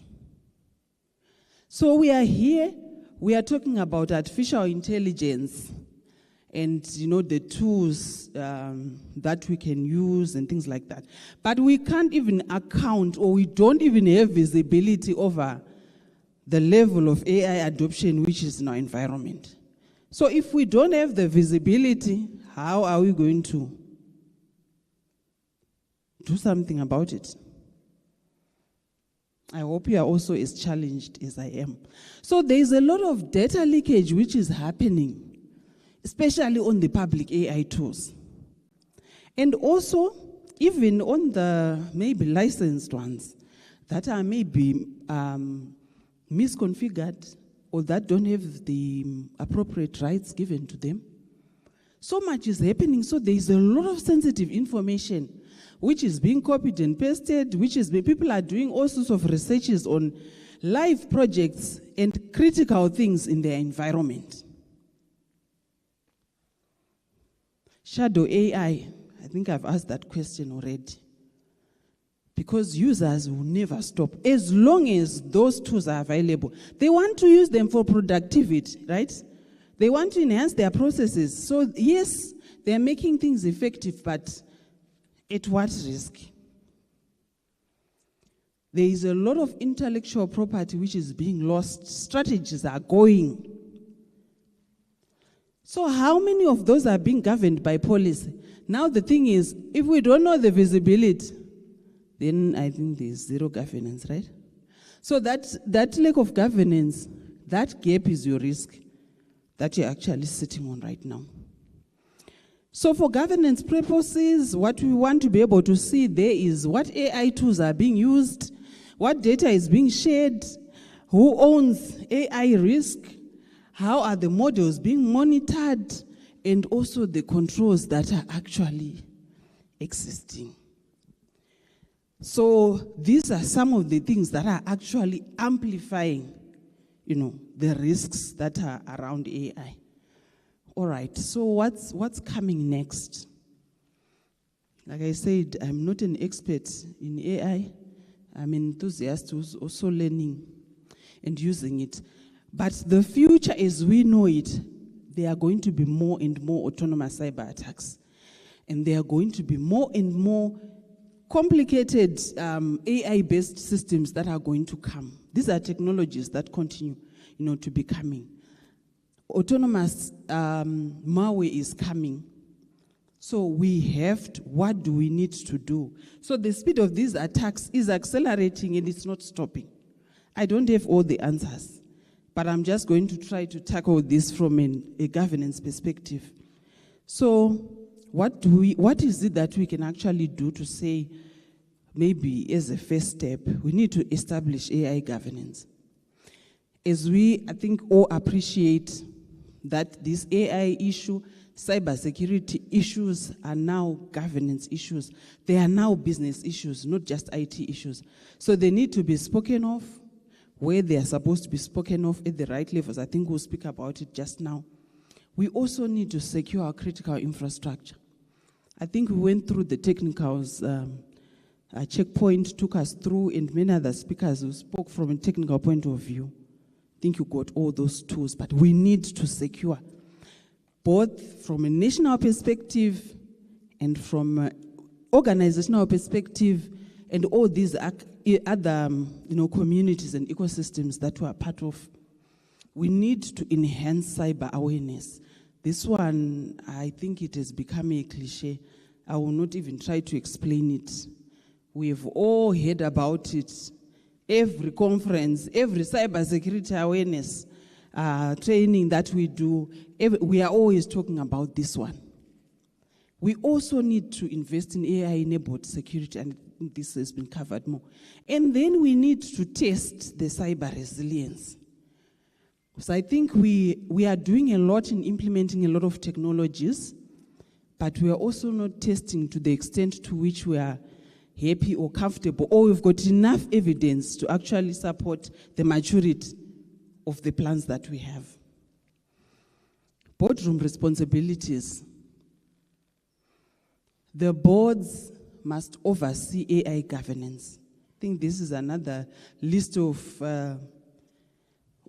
statements that we already know about, that I think we need to, continuously remind each other that cyber resilience is an issue. The board needs to take care of it. The board needs to cover third-party risk management. The board needs to speak about data protection that has been, spoken about. Funny enough, in as much as we've got DPOs, in as much as Potras is doing so much, I don't know how many can actually attest to having a data protection related reports in their board reports. I think that's another story. Then also the issue of incident preparedness. So moving forward, what do we have? I was looking here at the winning formula that we can actually try to implement, which are the processes of what we need to do.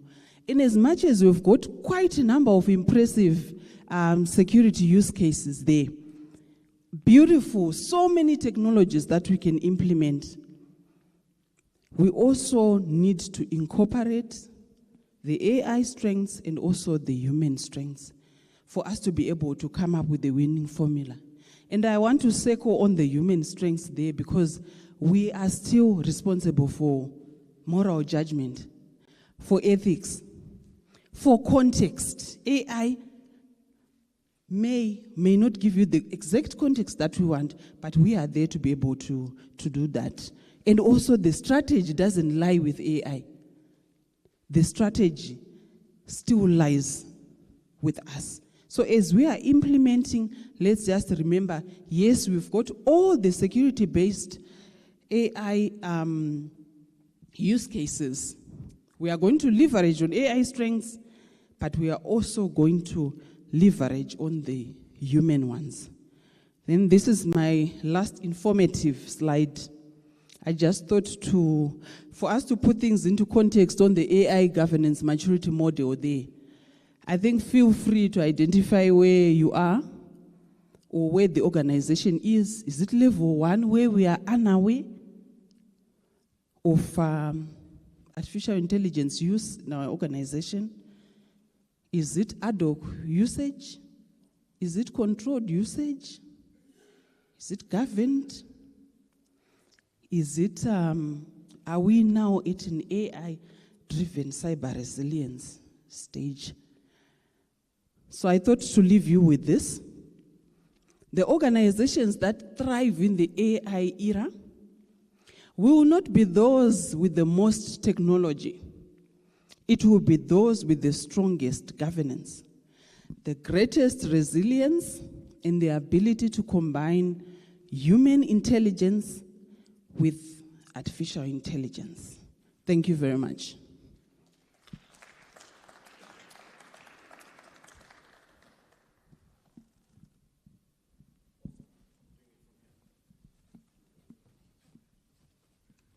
I want to be closer to the people.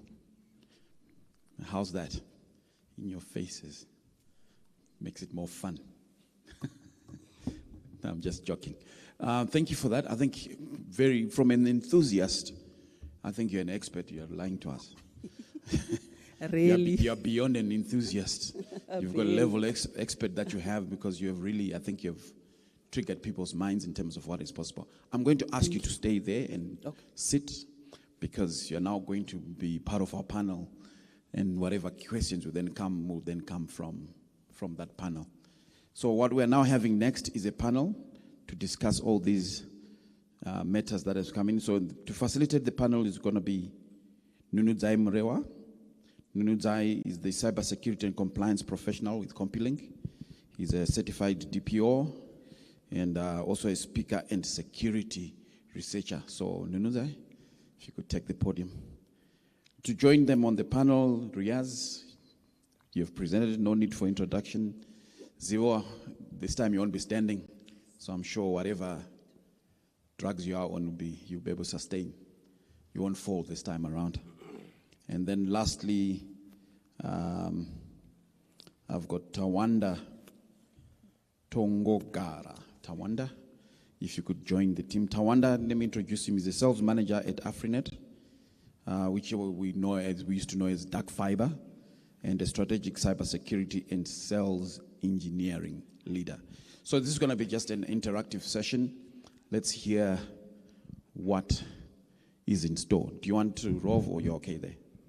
But we need to give the other one panel guys? No, I think I'm good here for now. Thank you. All right, so if there's something I've seen when it comes to cybersecurity, yes, there's AI. AI is advancing. There are more sophisticated attacks. But the cyber criminals are also smartening up. It's not just about having, the most sophisticated and well-crafted vulnerability, but it's also about tricking people. So these attackers have changed from being, these hackers to psychologists, right? And they're hacking our minds. So that's why we're here to talk about the human firewall. So my first question, I'll just start with Mutsa and go towards the end, is when you hear the phrase human firewall, what comes to mind? When I hear the phrase, human firewall, what comes to mind is the contribution of a human being in protecting information or in upholding data privacy and any of the components that we want to uphold when we are speaking about data integrity. Mr. Chamba? Okay, thank you, Nilzai. I mean, it's a very popular saying in cybersecurity that the human is the weakest link. Okay? So, I mean, the only way that we can then get to mitigate against these threats is making sure that we have a user who is well aware. A user who is well aware of what is it that's supposed to happen. I can tell you that. Let me just bring it to the context of what I do on a day-to-day basis, right? One of my job responsibilities is to receive the data breaches that come from the industry. And I'll tell you that, do you know that one of the signs of a mature cybersecurity or a mature privacy program in an organization is shown by an organization which actually reports more data breaches? Understand it? That is one testament to the fact that we have a proper human firewall. We now have a user within an organization who is aware that if I have sent an email where I had attached, say for example, some title deed to a wrong client, that is actually a data breach. Okay. So rather than just recalling the email, they are going to recall the email, but they are also going to inform the DPO to say that, look, this has happened and this is actually a data breach. Right. So for me, a human firewall goes back to the fact where we are saying that this is the first line of defense to the organization is your human being. Oh, okay. So that's it to me. Thank you. I think it's one of the most controversial topics, if anything. Yep. And the human firewall in itself, like the gentleman says, it's your first line of defense. Because good technology can really become bad technology if the human firewall is not up to speed, not educated, or not enabled. Mm-hmm. So it's a very, very important part of cybersecurity, and I think I mentioned in my discourse, especially in this domain, we find that there's not enough of enablement spent on educating the human firewall and keeping them competent. And for me, I think and believe it's absolutely imperative that this should be a priority. And I think for far too long, people have actually invested in technology and hoping technology would, solve all the problems, but that's not the case. So that's my take on it. Okay. Yeah, thank you, Nunuzai. And, being the last to answer a question, everything would have been taken, especially if you started with Mutsa there. So I think what I would just add on is the way human firewall is, we tend to think that it's the experts within our organizations, your CISOs, your cybersecurity experts, but it's actually everyone within the organization who makes either a conscious and informed decision. They can either block threats or they can either also allow threats to pass through, because that's the purpose of the firewall. It then filters what then goes and what's not supposed to go. And if you look at the stats, Checkpoint director has actually touched on it. 80% of the data breaches are by the actual human. The machines are working perfectly fine, but it's us who then make the conscious decision to say, I'll click this link, I'll not click this link. So I think that's my take on that question. Thank you. All right, thank you. So it's clear that when you talk about the human firewall, it's the human, right? It's the person, it's you and me. But we always talk about security awareness, right? Yes, we need enablement, yes, we need training, but where do we go wrong?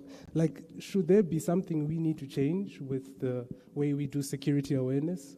Or should we do it completely differently with a different approach, right? Because most people say, oh, when you fail the phishing assessment, and then you do training, but they still fail it, right? They still click those links, they still fall for scams.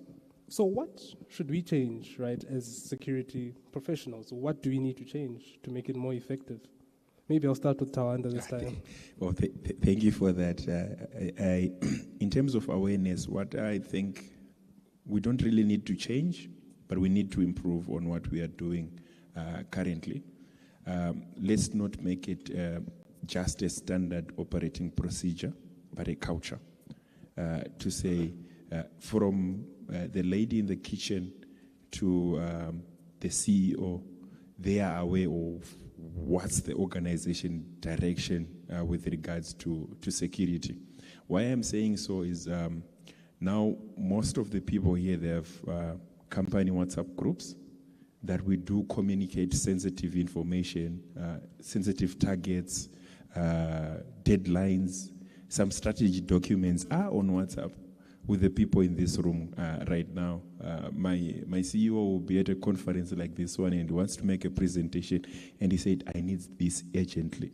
I'll download and send on WhatsApp. But if he's hacked via social engineering, it means that document is now a threat to the $1 million organization. So that awareness should be a culture within an organization, so that I can make a decisive decision to say, is this ready to share via a social platform, or is this a strategic company document that I don't need to share? If I see a link on my email, yes, I have won something very nice, or right now they are using deepfake. Yes. Your boss can actually call you and say, join the meeting in the next 5 minutes, but I've just sent you something to approve. Approve it quickly. Then money is lost there and then. So I think awareness should be a culture. That's my take. Yeah. Any other responses? Yeah, I think it's, I had a look at some stats, and unfortunately what we found that security awareness training is not the one size kind of fit all, you know. If you look at training, it has to be very contextual, and if you break it down into regions, those trainings are never the same from region to region. So what we feel we're pushing out in terms of cybersecurity awareness training might not necessarily meet the expectation or meet the requirement for a specific region. And I believe that this is where we kind of lose the effectiveness of it. And I think it's also impacted by various different sectors and the ability for them to fund, you know, this type of training as a continuous loop.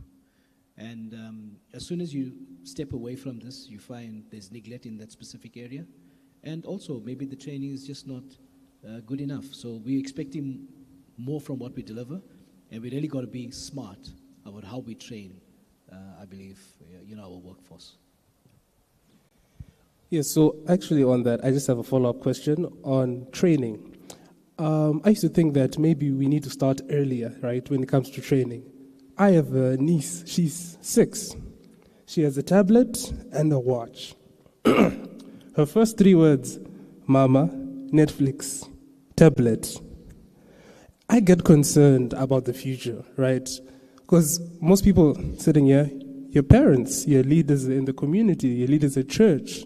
And I always wonder, should we be going into schools right? Should we be doing more of this, maybe at a younger age? Maybe should the regulatory body step in and make it mandatory?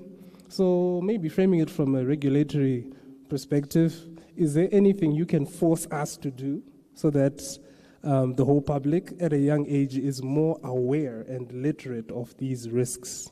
Mr. Chamba? Thank you, Nunzai. I think you raised very valid points there. Do you know that we did child online protection survey, I think in 2024, right? And do you know that from that particular survey, we discovered that the average age to which a child in Zimbabwe is exposed to sexual content is at 7 years. What? Sexual content. What? 7 years? Yes, around 7 years. So that definitely needs a lot. So from that particular point in time, that's why you then have seen that we then, through the ministry, spearheaded issues to do with a child online protection strategy, which was released recently. So we then had to come up with all of those mechanisms because we are quite aware and quite alive to the risks that our children are facing online. I think to anyone who has time, I think I would really encourage you to go through and have sight of that child online survey. It's on our website, the portal's website. It covers really a lot of things in terms of even the aspect of how many teachers are giving child online protection lessons to students and all of that kind of thing. What was the average age to which a child? How many children who participated in the survey answered the question to I have an online friend who is of a different sex, for example, right? So we have many of the children who are in this country, they actually answered yes to the question that they have an online friend whom they have not yet met who is of the opposite sex, right? So these are children who are within the age range of around 11 to 15 thereabout, but they now have online friends. Some of these people were, so you then try and contextualize and look at that particular risk to say that what are these children talking to those online friends of the opposite sex? So our children really are at risk, and I think with the kickoff of this strategy, we are now ramping up efforts to try and raise awareness to the children, to the parents, and also to the teachers, because we did also realize that teachers do play a significant role in local parenting, right? And most of them were not giving, they did not answer yes to the part where we're asking about, do you give specific teachings or training to the children on what they are supposed to recognize when they are going online? So that's also one of those issues that we are looking at the authority to say that we should continue to do more on that particular aspect. Then in terms of forcing, this is a very controversial one. I know that other countries, New Zealand, they have set up a minimum age of when should a child have a social media account, for example, right? So we are definitely going there. We are still facing a lot of resistance, you know. When we tell you these statistics and say that your children are being exposed to sexual content at the age of 8, you say, oh, wow, that's bad. But when we then come to you and say that we now want to enforce something which says that your children should only have social media when they get to 16. Some of you then come around and say, no, I want to talk to my child when they're at school. I want to, you know, that kind of thing. But we are definitely working towards having that mandatory age as a nation, and very soon. Thank you. All right, Mutede. Okay. All right. I think I want to take a bit of a different contribution. So, when it comes to cybersecurity awareness training, what I've actually realized also is that I think we are trying to train people who don't know what they are protecting. So we launch very interesting, very good programs on cybersecurity awareness. Don't click this, don't click that. But they actually don't know what they are protecting. I'll give you an example. On a normal day, you probably find that your own CEO, has not come to the realization that the biggest asset that they have is actually information about the company. If it's a bank, it's the customer records, the transactions, the everything. They are still thinking of assets in physical terms, whereby they can quantify to say we've got so many buildings with this and that. So even if you look at insurance that someone spoke about, that's where they are investing their insurance on. So for them to actually conceptualize, to say, you are saying that this server right here is what is storing the entire bank's information, and if something happens to it, whether physically or virtually, the bank is closing, right? So if you tell them to, without that realization, or without them quantifying how much they will lose if they lose that box, you can tell them to click, to do whatever. They will come back to you and saying, this training is too long, I actually don't have 5 minutes to do this. And we have gotten to points of reducing some training to 2 minutes, but still they won't pay attention. It's because our users that we are trying to, onboard on these training platforms, they do not know what they are protecting. It's interesting, I had an opportunity to take executives to the server room. This was their very first time to actually, number one, go to the server room and start saying, okay, so that year when we said we were buying, this is what we were buying, and this is how many years later. And then to think, so you are saying the core banking system that we talk about, so you are saying this small thing is where it's sitting. And these are the executives. So you can imagine if we can't tell the owner, if we can't explain to the owner the importance of what we are trying to do with cybersecurity, I think we can do all the training that we want. But I think our biggest job for the training to actually be impactful is for us to get them to own that asset and realize that if this happens, this is what it means. So next time you tell them not to click on something, they will understand the impact of that. So I think that's one thing that I think we need to do more of for us to be able to then have impact. If the CEO, if the management can see the value, I tell you, next time you send your cybersecurity statistics to say that finance is 50% complete, the CEO himself will go to finance and he will deal with the problem. Thank you. Oh, wow. That's a very interesting point. Yes, go ahead. So it starts with you, right? It starts with, yes, there's a server we need, but do you understand how important it is? Do you understand what's on that server, right? From a top level view, just having a full understanding, as well as not blaming us users who are,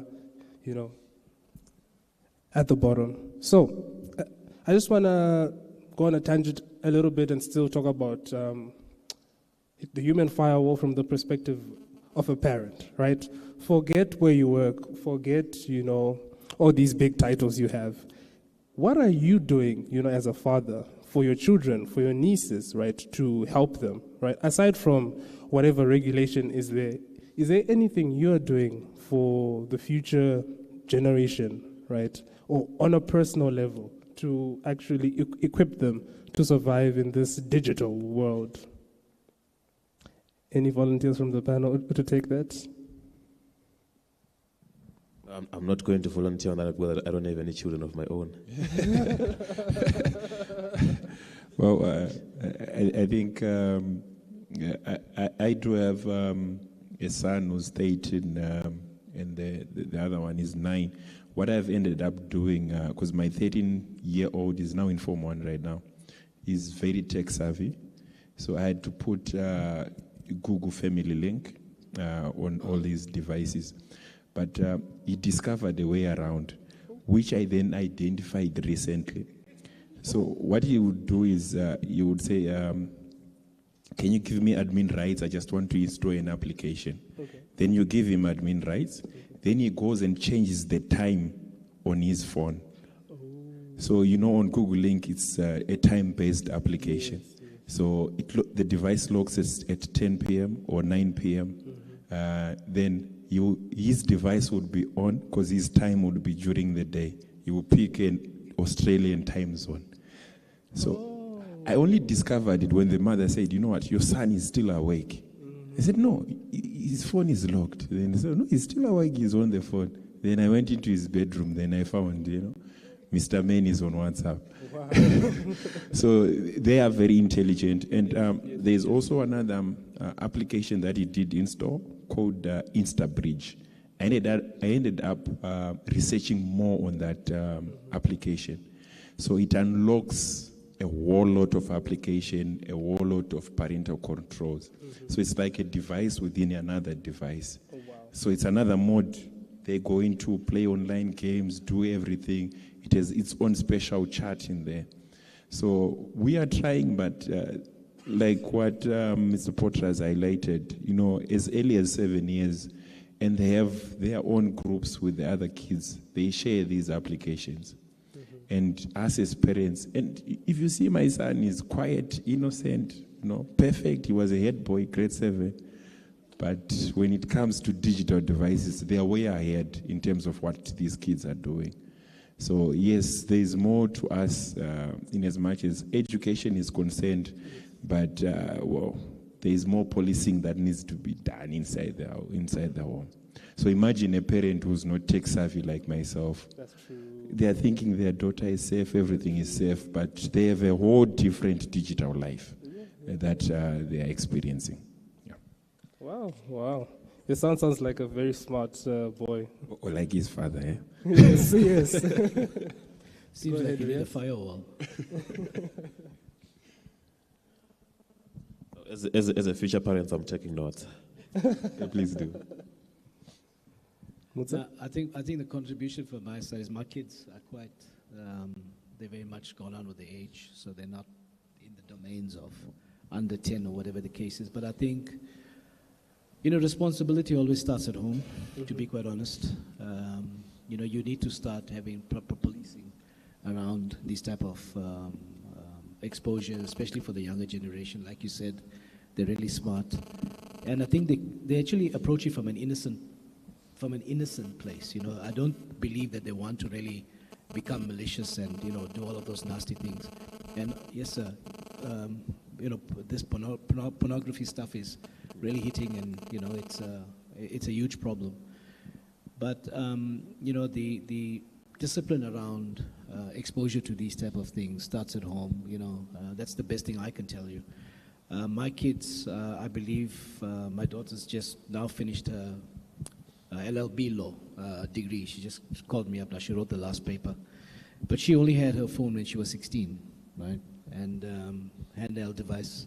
And so too did my son at that age. But I know, definitely, they've had exposure somewhere else with it. And I just think, you need to guide them along that. I think technology kind of stops somewhere. And then the real old kind of principles of, discipline comes in. Yeah. That's what I think. Thank you, Riaz. Maybe just to add on what to Riaz was saying, I think he mentioned issues to do with pornography. Maybe some of you might actually not know that I think it was last year, we actually took down a child pornography site which was being hosted in Zimbabwe, of other places. That's something that should not really tend to associate with Zimbabwe, but we actually took down a site. And, that was actually a very professionally run site because it even had a payment gateway where people who would actually pay to get access to that material. Of course, most of the clients were not from Zimbabwe, but it was actually being hosted here in Zimbabwe. You won't believe it. Wow. Yeah. I wish we had more time, but I have 3 more questions.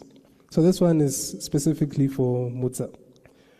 As the only lady on the panel, the human firewall is always made up of a team, male counterparts and female counterparts. What can us as male counterparts do to support, the ladies, and just to make sure that they are empowered as well as they are able to lead the future of these organizations and human firewalls in different regards?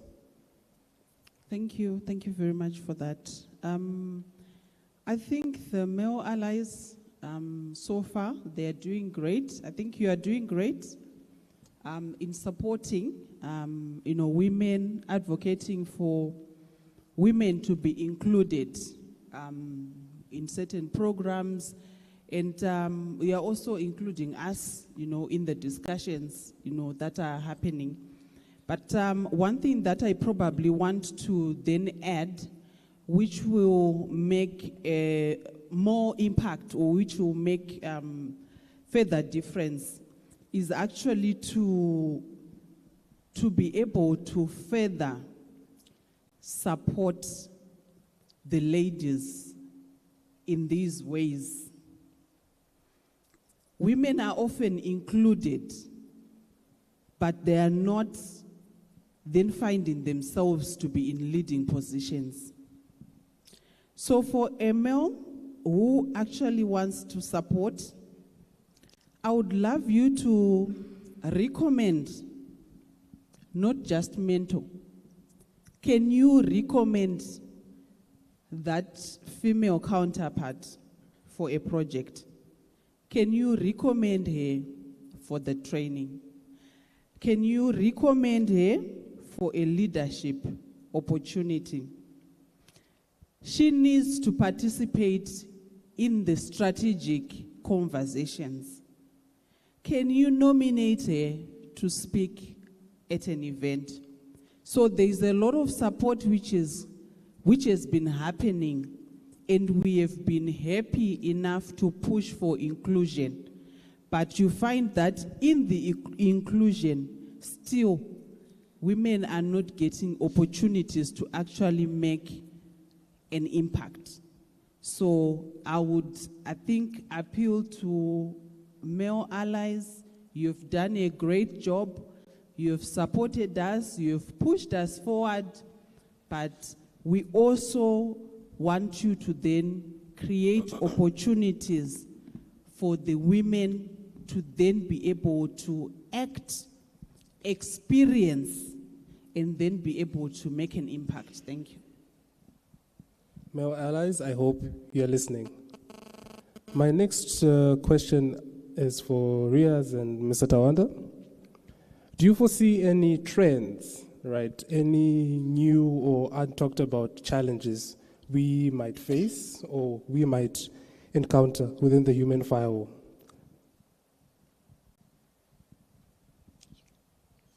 Well, yeah. Thank you for that question. Yes, the main one, the most talked about is AI. The adoption of AI seems to be pretty much faster than we are adopting it, especially here in Zimbabwe. You find, yes, the government has launched the AI strategy. That is it's a policy document. But what are we doing in terms of implementing it? And we are relying mostly on third parties to do the implementation for us.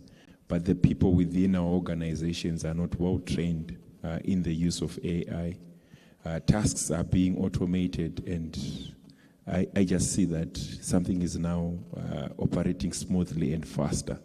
But I don't have the background understanding of how it's being done. So I think that's where most of the breaches are going to come.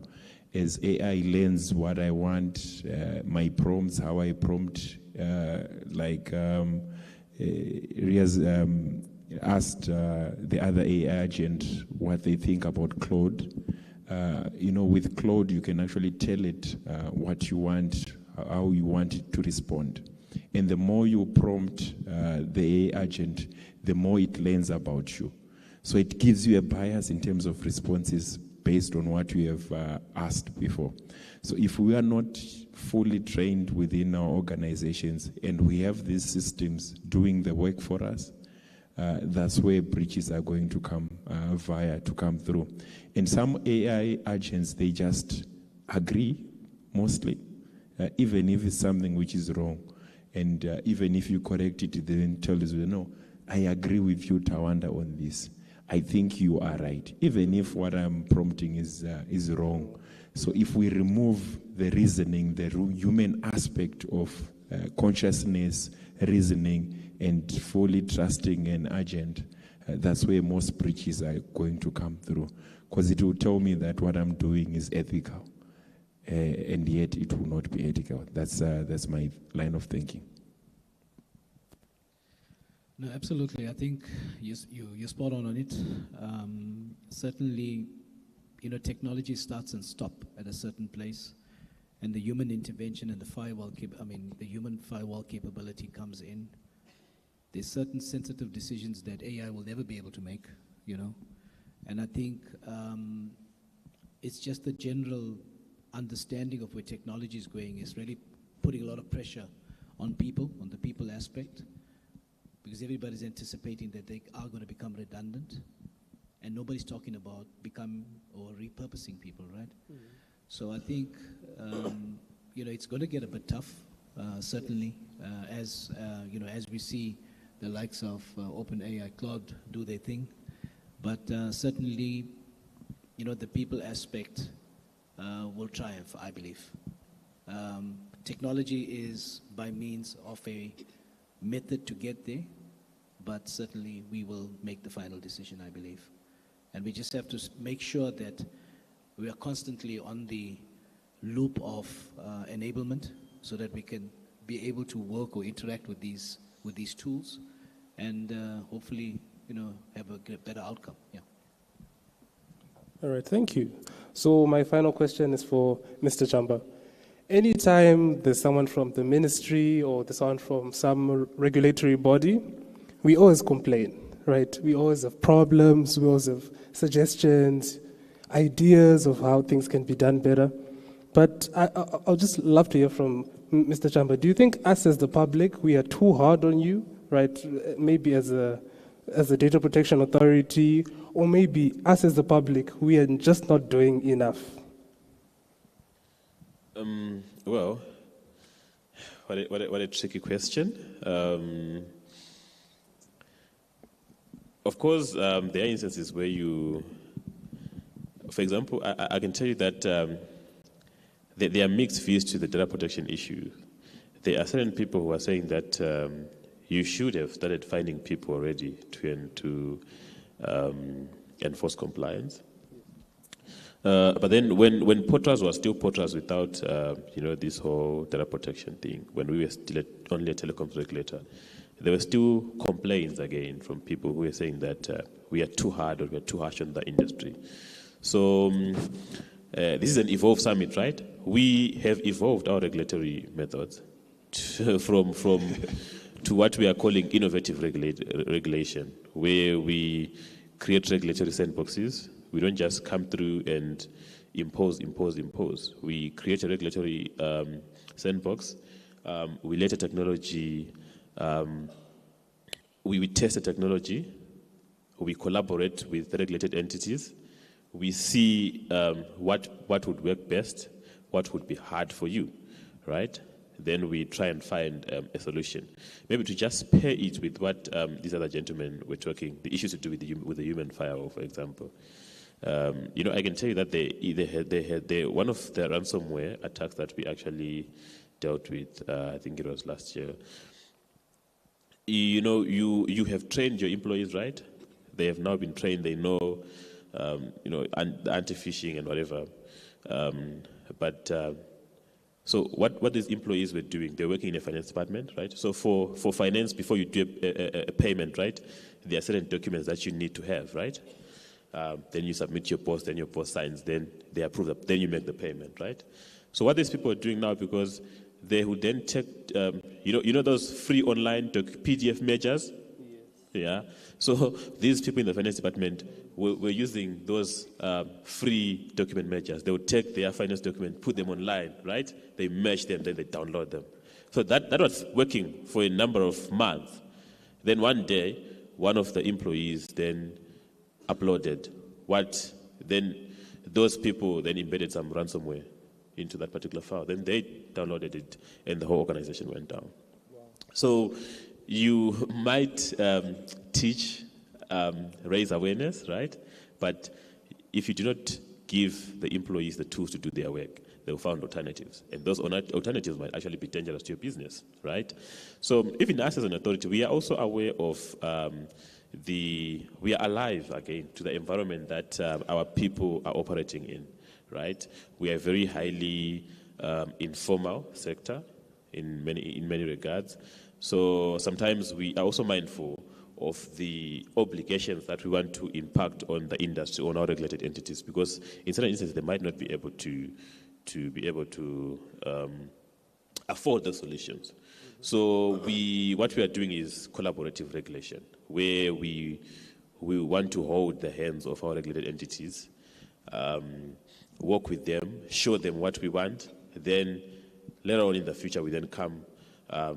We are putting, the carrot first. Then we will come with the stick later. We can't always be leading with the stick. So that's our thing as a regulator.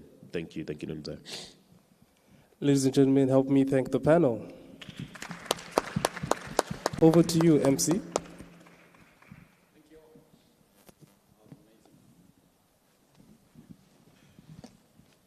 I've got a good one. As you all walk down, you don't have to answer it, because it's a bit of a twist. Whilst we are faced with the challenges with our children, regulating them, etc., but at the same time, Minister of Education will tell you that at the age of around about 9, 10, sex education kicks in. What does that do to a child? So I'm not surprised when they now start exploring and start utilizing those things and those tools and wanting to understand it, because on one hand, we want to protect them, but on the other hand, we're giving them sex education at an early age. So it's a bit of a conflict. Where's my regulator? He's gone. It's a bit of a conflict that we're dealing with, a conundrum, but we have to do what we have to do. It's just a twist that I thought I should add on there. So don't ask me how I know. I've got a daughter. And there's things, I think I'll tell you this. This week they're writing their exams or whatever they're writing. She's in grade 6. She's the last born. And I was going through with her the content to say, okay, have you revised your stuff and stuff like that, on one of the subjects. And then going through that content was a shocker for me. Because in some of the content that they are learning in class is quite explicit. And there you are as a parent saying you want to protect a child from the internet and so on and so on. But on one end, you want to protect them and get them to understand what HIV and how it's transmitted and so on and so on. So it's a bit of a, caught in between. Okay. Without further ado, I think I just want to allow one of our sponsors, as we relax and we come to the conclusion of the day, the live streaming company, who is one of our key sponsors. I'm sure you have all received something on your desks. In case you haven't done so, have a look at that. I've already utilized their services and abused them. Or should I say, utilize the service, because it's quite a good service in terms of they did offer that you can have your LinkedIn profile for free, which is something they are offering. 5 minutes, not more. Oh, thank you very much for abusing our services. We really appreciate it. Because they're good. Thank you. Something for free. Thank you. Good day, everyone. It is an honor to stand before you today. Look around this room. We are all here sharing this exact space and this exact moment. But in today's interconnected world, some of the most important people in our lives, our businesses, or our communities can't always be in the room with us. That is where we come in. We are the live streaming company, a premier video production and live streaming agent based here in Harare. We help people stay connected to the moments that matter most. We provide high-quality live streaming services to corporate events, conferences, weddings, funerals, and public gatherings. Our mission is to bridge the gap between physical distance and emotional presence, allowing anyone, anywhere in the world to experience your event in real time. But we don't stop at streaming. To ensure your story is told with utmost clarity and creativity, we also offer professional video production for crisp and high definition. Now you might ask, why choose the live streaming company? We choose to look beyond the lenses, the cables. We don't just broadcast events, we understand their deep value. For us, it's not about the technology we use, it's about the connections we forge, the memories we preserve, and making pivotal moments accessible to absolutely everyone. When you work with us, you are choosing absolutely reliability, flawless quality, and a team dedicated to sharing your story in a meaningful way. We are also a company that believes in looking forward and giving back to the community. Right now, at the moment, we are incredibly excited to be working on a new initiative called the Stream Fund, which is worth 250,000. I repeat, it's worth 250,000 of streams.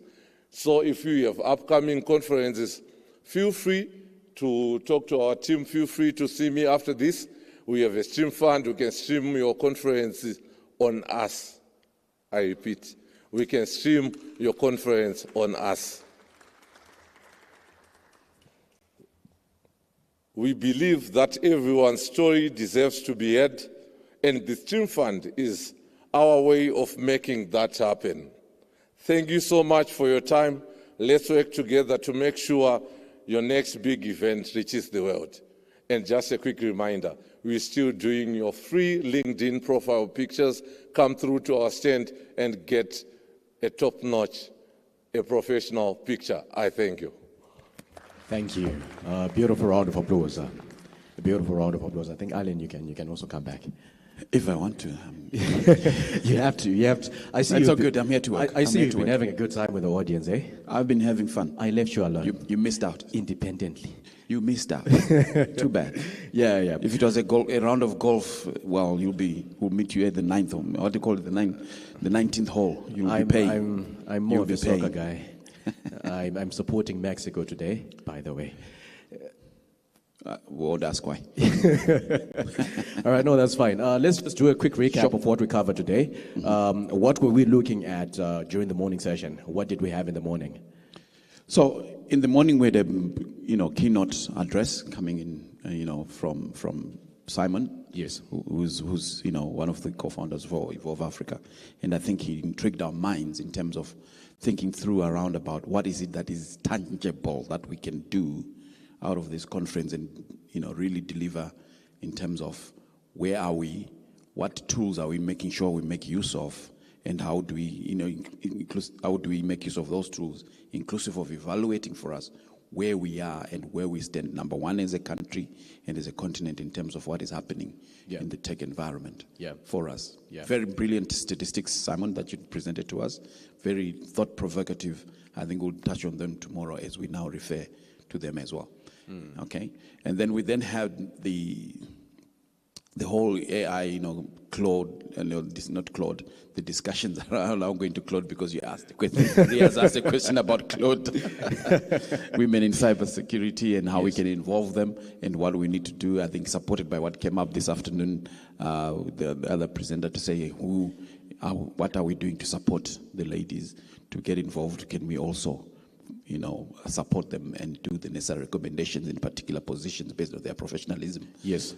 Top of others. But obviously, there's so much that we covered. Yeah. And coming up to this moment now, where we also had the statistics of the penetrations that are happening, security, the breaches that are taking place. Yeah. And which sector is, obviously, the financial sector is taking a knock. I was surprised, I must say I was surprised about the was it logistics or transport sector. That transport was a surprise for me, for reasons best known to me. Because I didn't think there's nothing much, that's going on in that area. But surprisingly, I think it's got to do with the clearances and the cross-country, cross-border trading that is happening globally, and the risks that are coming in with that. Yeah. And how much are we really supporting? And of course, last but not least, how are we protecting ourselves back home, to say the least, in summary. Yeah. I think you also left out the presentation that was given by the Honorable Minister of ICT I didn't leave it out. Telecommunications. That's for you to deal with. Wow. I wanted to see if you're paying attention. Well, I was. I think she touched a lot on the importance of triple Ps, which are your public-private partnerships, which speaks around how the government is coming up as a support system for the private organizations to make sure that they participate in everything that is digital related with regards to Zimbabwe and the future of AI. And I think we had quite a number of statistics. I had numbers, 200,000, 1.5 million, and all of those. And like I had alluded in the morning, those numbers, they tell a story. Yes, they do. A story about the digital sovereignty of Zimbabwe. Correct. Yes. So before we jump straight about what we expect tomorrow, I think it's very important that we also thank our sponsors that helped us to make sure that this day was as successful as it is, including the day that is coming up tomorrow. So our sponsoring partners, we had CompuLink, we had Net1, we had Econet Wireless, we had Samsung, we had ZimSwitch, we had Checkpoint, and HP. Yes. We also had our media partners. ZFM Stereo was here. Yep. We had the Financial Gazette, 3K TV was here. We had TechZim, we had the Daily News, we had Technomag, correct, and the live streaming company. And we also had our exhibition partners that were exhibiting outside.